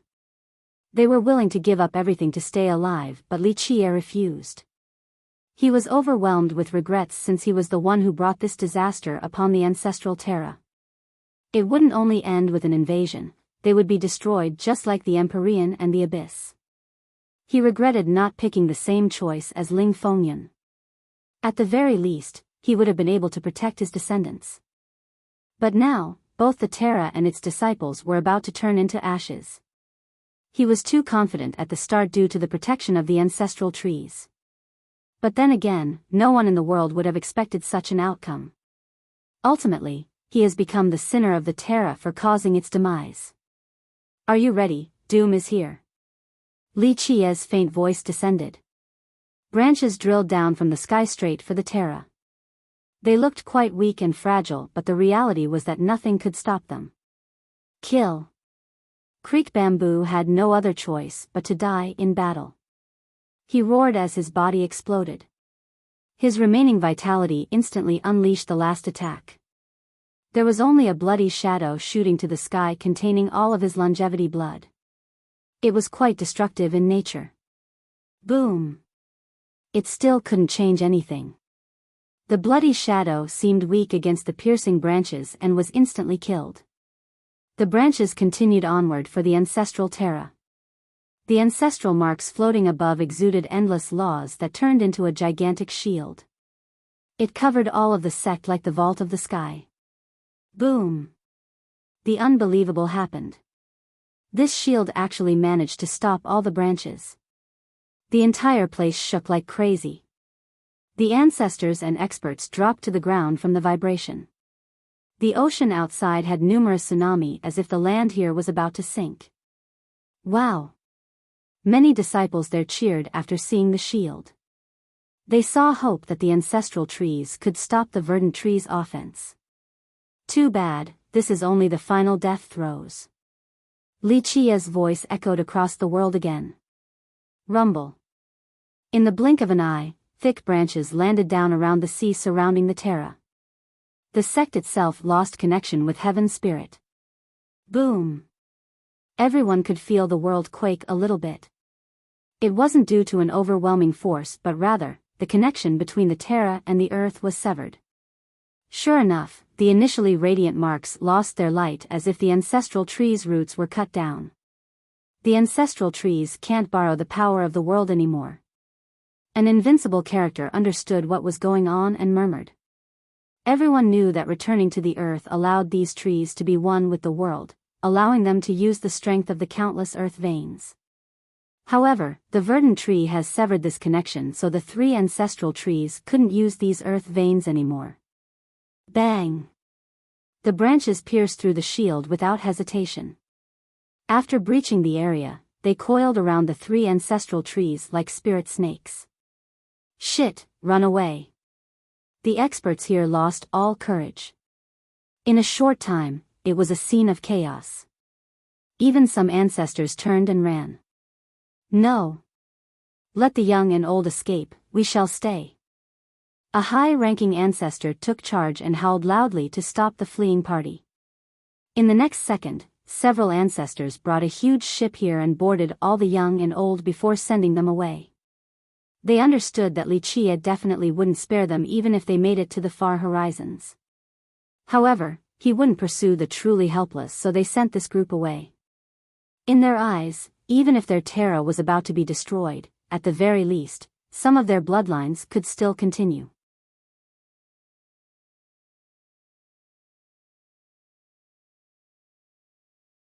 Chapter 1533. Right when the Terra's ancestors were taking the young and old away, the fight between Wuxia and the three ancestral trees was nearing the end. Buzz! Blinding immortal light oozed out of the trees' marks. They were going all out in one last hurrah. I'll show you Traiance what is called an immortal weapon. Wuxia answered. Whoosh! The verdant tree blotting out heaven's spirit had an ancient mark appearing on it. The world was engulfed in its terrible power. This mark was many times stronger than the ancestral tree's marks and made them seem so insignificant. What is that? Even the most powerful Traiance were shouting after feeling the immortal power of this ancient mark. Boom! The three marks from the ancestral trees immediately disintegrated into thick laws that were instantly siphoned by the verdant tree. It swallowed them and fused them into its own ancient mark. With a brushing sound, the immortal lights from the three ancestral trees dimmed down instantly after their marks were taken away. They looked like candles in the wind that could be extinguished with a gust of breeze. Rumble. The entire terra was shaking. The branches of the verdant tree coiling around the ancestral began to pull them up from the ground. No! The ancestors and cultivators in the sect screamed pitifully with despair. In their mind, the ancestral trees represented everything, but now, they were being pulled from the roots. It was too much of a blow to their confidence, so despair took over. Boom! Finally, all three trees were taken off completely. Their leaves began to wither after leaving the soil. These trees took root with the earth, so once they left, it meant death. One could imagine the consequence of Wuxia's action. This scene shocked everyone in heaven's spirit. They stood agape for a long time. Some jaws even nearly dropped to the ground. Ancestral trees were supreme existences in the mind of many in heaven's spirit. Rumor has it that not even immortal emperors could uproot them. However, Wuxia has done so to three of them at the same time. Such a scene was too much to take in.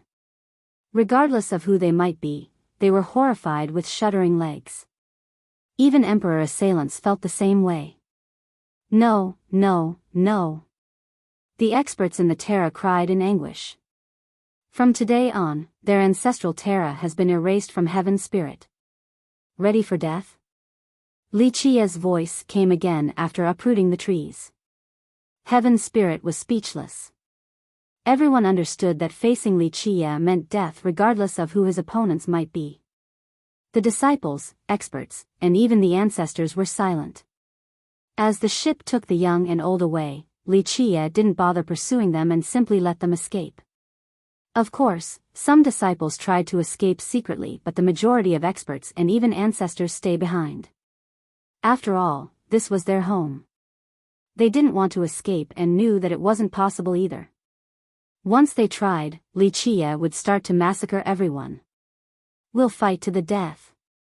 One ancestor rallied the troops in a frenzy. Yes, fight to the death. All the experts felt their blood boiling and were ready to die. There was no other choice, for this was their only end. In an instant, these disciples formed a grand formation. It was immense, consisting of millions. Once it took form, the blood energy gathered into an ocean of blood. Kill! The disciples inside this array shouted. With a loud blast, all of the vitality from these disciples unleashed one final blow. The sky was shattered while the stars rustled. The power of this attack ravaged the world. Pointless struggle. Li Qie spoke again. At this moment, the branches wove together into a green spear that was thrown straight down. The formation couldn't do anything before this spear. It penetrated the arrays instantly and caused a rain of blood and screams. The branches then pierced through the opponent's chest. Countless bodies were skewered together. Many people vomited after seeing so many bodies in the sky. This was a ruthless killing. Next, the branches shuddered and all of the bodies fell down into the ocean. In just a short period, so many bodies floated on the surface. The spectators felt their scalp tingling watching this scene. No one dared to make a sound due to being completely horrified. The Terra is done for. After a long time, someone finally commented. A place praised to be impregnable even by emperors had turned to ashes. A legend has ended today. Quite a shocking turn of event. In just one day, Li Qie has destroyed the Spirit Abyss, Dream Empyrean, Roaring Conch, and the Ancestral Terra. After this battle, everyone could only kneel before him. No one would dare to lift their head or walk proudly in front of him, regardless of how strong they might be. Clang! The branches nailed themselves to the ground, followed by a series of explosions. One could see their treasuries being dragged out. Mountains and springs, as well as fields and treasures, were all taken by Li Qie. Generations of accumulation made the Terra full of treasures.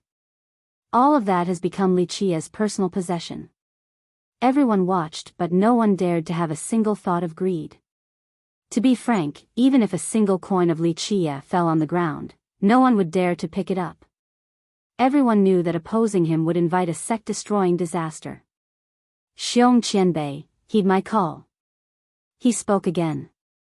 Very few have heard of this name in Heaven's Spirit. They were curious about the reason why he called out this name. In an inconspicuous sea realm in this world, an old man hurriedly flew to the sky and prostrated. He was pale with fright and spoke with trepidation. Your servant is here. Please give the order, Your Majesty. He almost pissed his pants and didn't even have the courage to raise his head. Boom! A huge branch from the sky took down a corner of the Terra and threw it towards the sea. Li Qie said, "Take it, this land is yours now." Your Majesty, your servant was blind and didn't know that you are the contemporary immortal emperor. I was foolish and blinded by greed. An ant like myself wouldn't dare to negotiate with you, Your Majesty. He finally understood who he was making a deal with in the past. At this particular juncture, he wouldn't dare to talk with Li Qie about conditions even if he was 100 times more courageous. If Li Qie wanted something, he would hand it over without a hesitation. He was afraid of Li Qie becoming angry. This was someone who could annihilate his clan and race. At that moment, he would be the sinner of the Xiong clan. Take it, my words are made of gold and shall be carried out. Li Qie said slowly. Thank you, Your Majesty. The Xiong clan will never forget your kindness. Qianbei didn't dare to refuse an imperial order, so he immediately bowed his head more than 10 times while being scared out of his wits.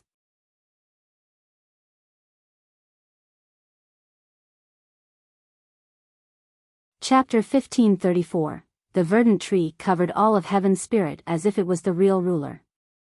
All other creatures seemed so tiny beneath its shadow, not worth mentioning at all. People could only look up to this tree with fear in their mind. Any existence would feel that they couldn't reach the apex, completely helpless. For example, all Marshal General also shared this same sentiment with a tinge of powerlessness. He wasn't even an ant compared to this verdant tree. In the past, he didn't understand why his princess supported Wuxia so much. She even felt that it was natural for him to sit above a sea god. But now, it was all clear. He felt that her choice was quite insightful and visionary. He has destroyed the ancestral Terra even before becoming an immortal emperor. Then what about after his ascension? Just thinking of that made the general shudder. Wuxia was already frightening enough now. After becoming emperor, the general could only describe Wuxia with one moniker, Eternal Prime Emperor. In fact, he wasn't the only one with this thought. Many experts at the pinnacle of heaven's spirit were trembling as well. Before shouldering the heaven's will, this was his capability. After becoming emperor, they would be insects before him. The greatest emperor of all time. One invincible master gently sighed. This was perhaps inevitable in the future. All existences were nervous with fear. Some were forced on the ground while shaking in heaven's spirit. 3 great powers have been destroyed, and even the famous impregnable ancestral Terra couldn't escape this fate. Just thinking about Wuxia's ferocious method to uproot the 3 ancestral trees made everyone shudder. Some even lost control of their bowel movement. Many people in the future would wake up in the middle of the night due to seeing the nightmarish scene of today. How could anyone ever forget 3 ancestral trees being forcibly uprooted? This merciless scene has imprinted itself into everyone's memories for the rest of their lives. Anyone else wants to take me on? His voice echoed again. Though no one could see him, they could feel his gaze sweeping by all of heaven's spirit to their horror. Even the strongest masters didn't dare to face him at this moment. Thus, he turned his gaze towards the bone sea. His eyes became extremely profound. Come out and fight? A second challenge echoed and terrified the crowd. Of course, he wasn't challenging the experts of this world since he was aiming for the bone sea. However, it was completely silent, as if no creature has heard his words. No one answered his challenge. Your Majesty, please recall your technique. The frightened people of this world directly called him king now. They prostrated and hoped that he would recall his power. In fact, all of the cultivators here misunderstood him and thought that he was challenging heaven's spirit's inhabitants. Even the invincible masters began to flee without saying goodbye to anyone. Of course, no one in heaven's spirit was worthy of fighting him. Only the bone sea was a challenge at this moment. But its lack of response made Wuxia look away. He darted towards God Halt in a very mysterious location. It was a gaze capable of crossing through time and everything in this world. At this moment, he was illuminating that location. Looks like it is giving up completely, which necessitates finding a completely new method. He slowly spoke while fixating in this place. There was no response or reaction either. The place was still mysterious and normal looking. No one would give it a second glance outside of Wuxia. He eventually retracted his gaze as well. I want to fight, but unfortunately, they all want to hide with their tail tucked between their legs. What a shame. His words resounded sonorously across the world, robbing its inhabitants of their colors. Boss, who would dare to fight you now?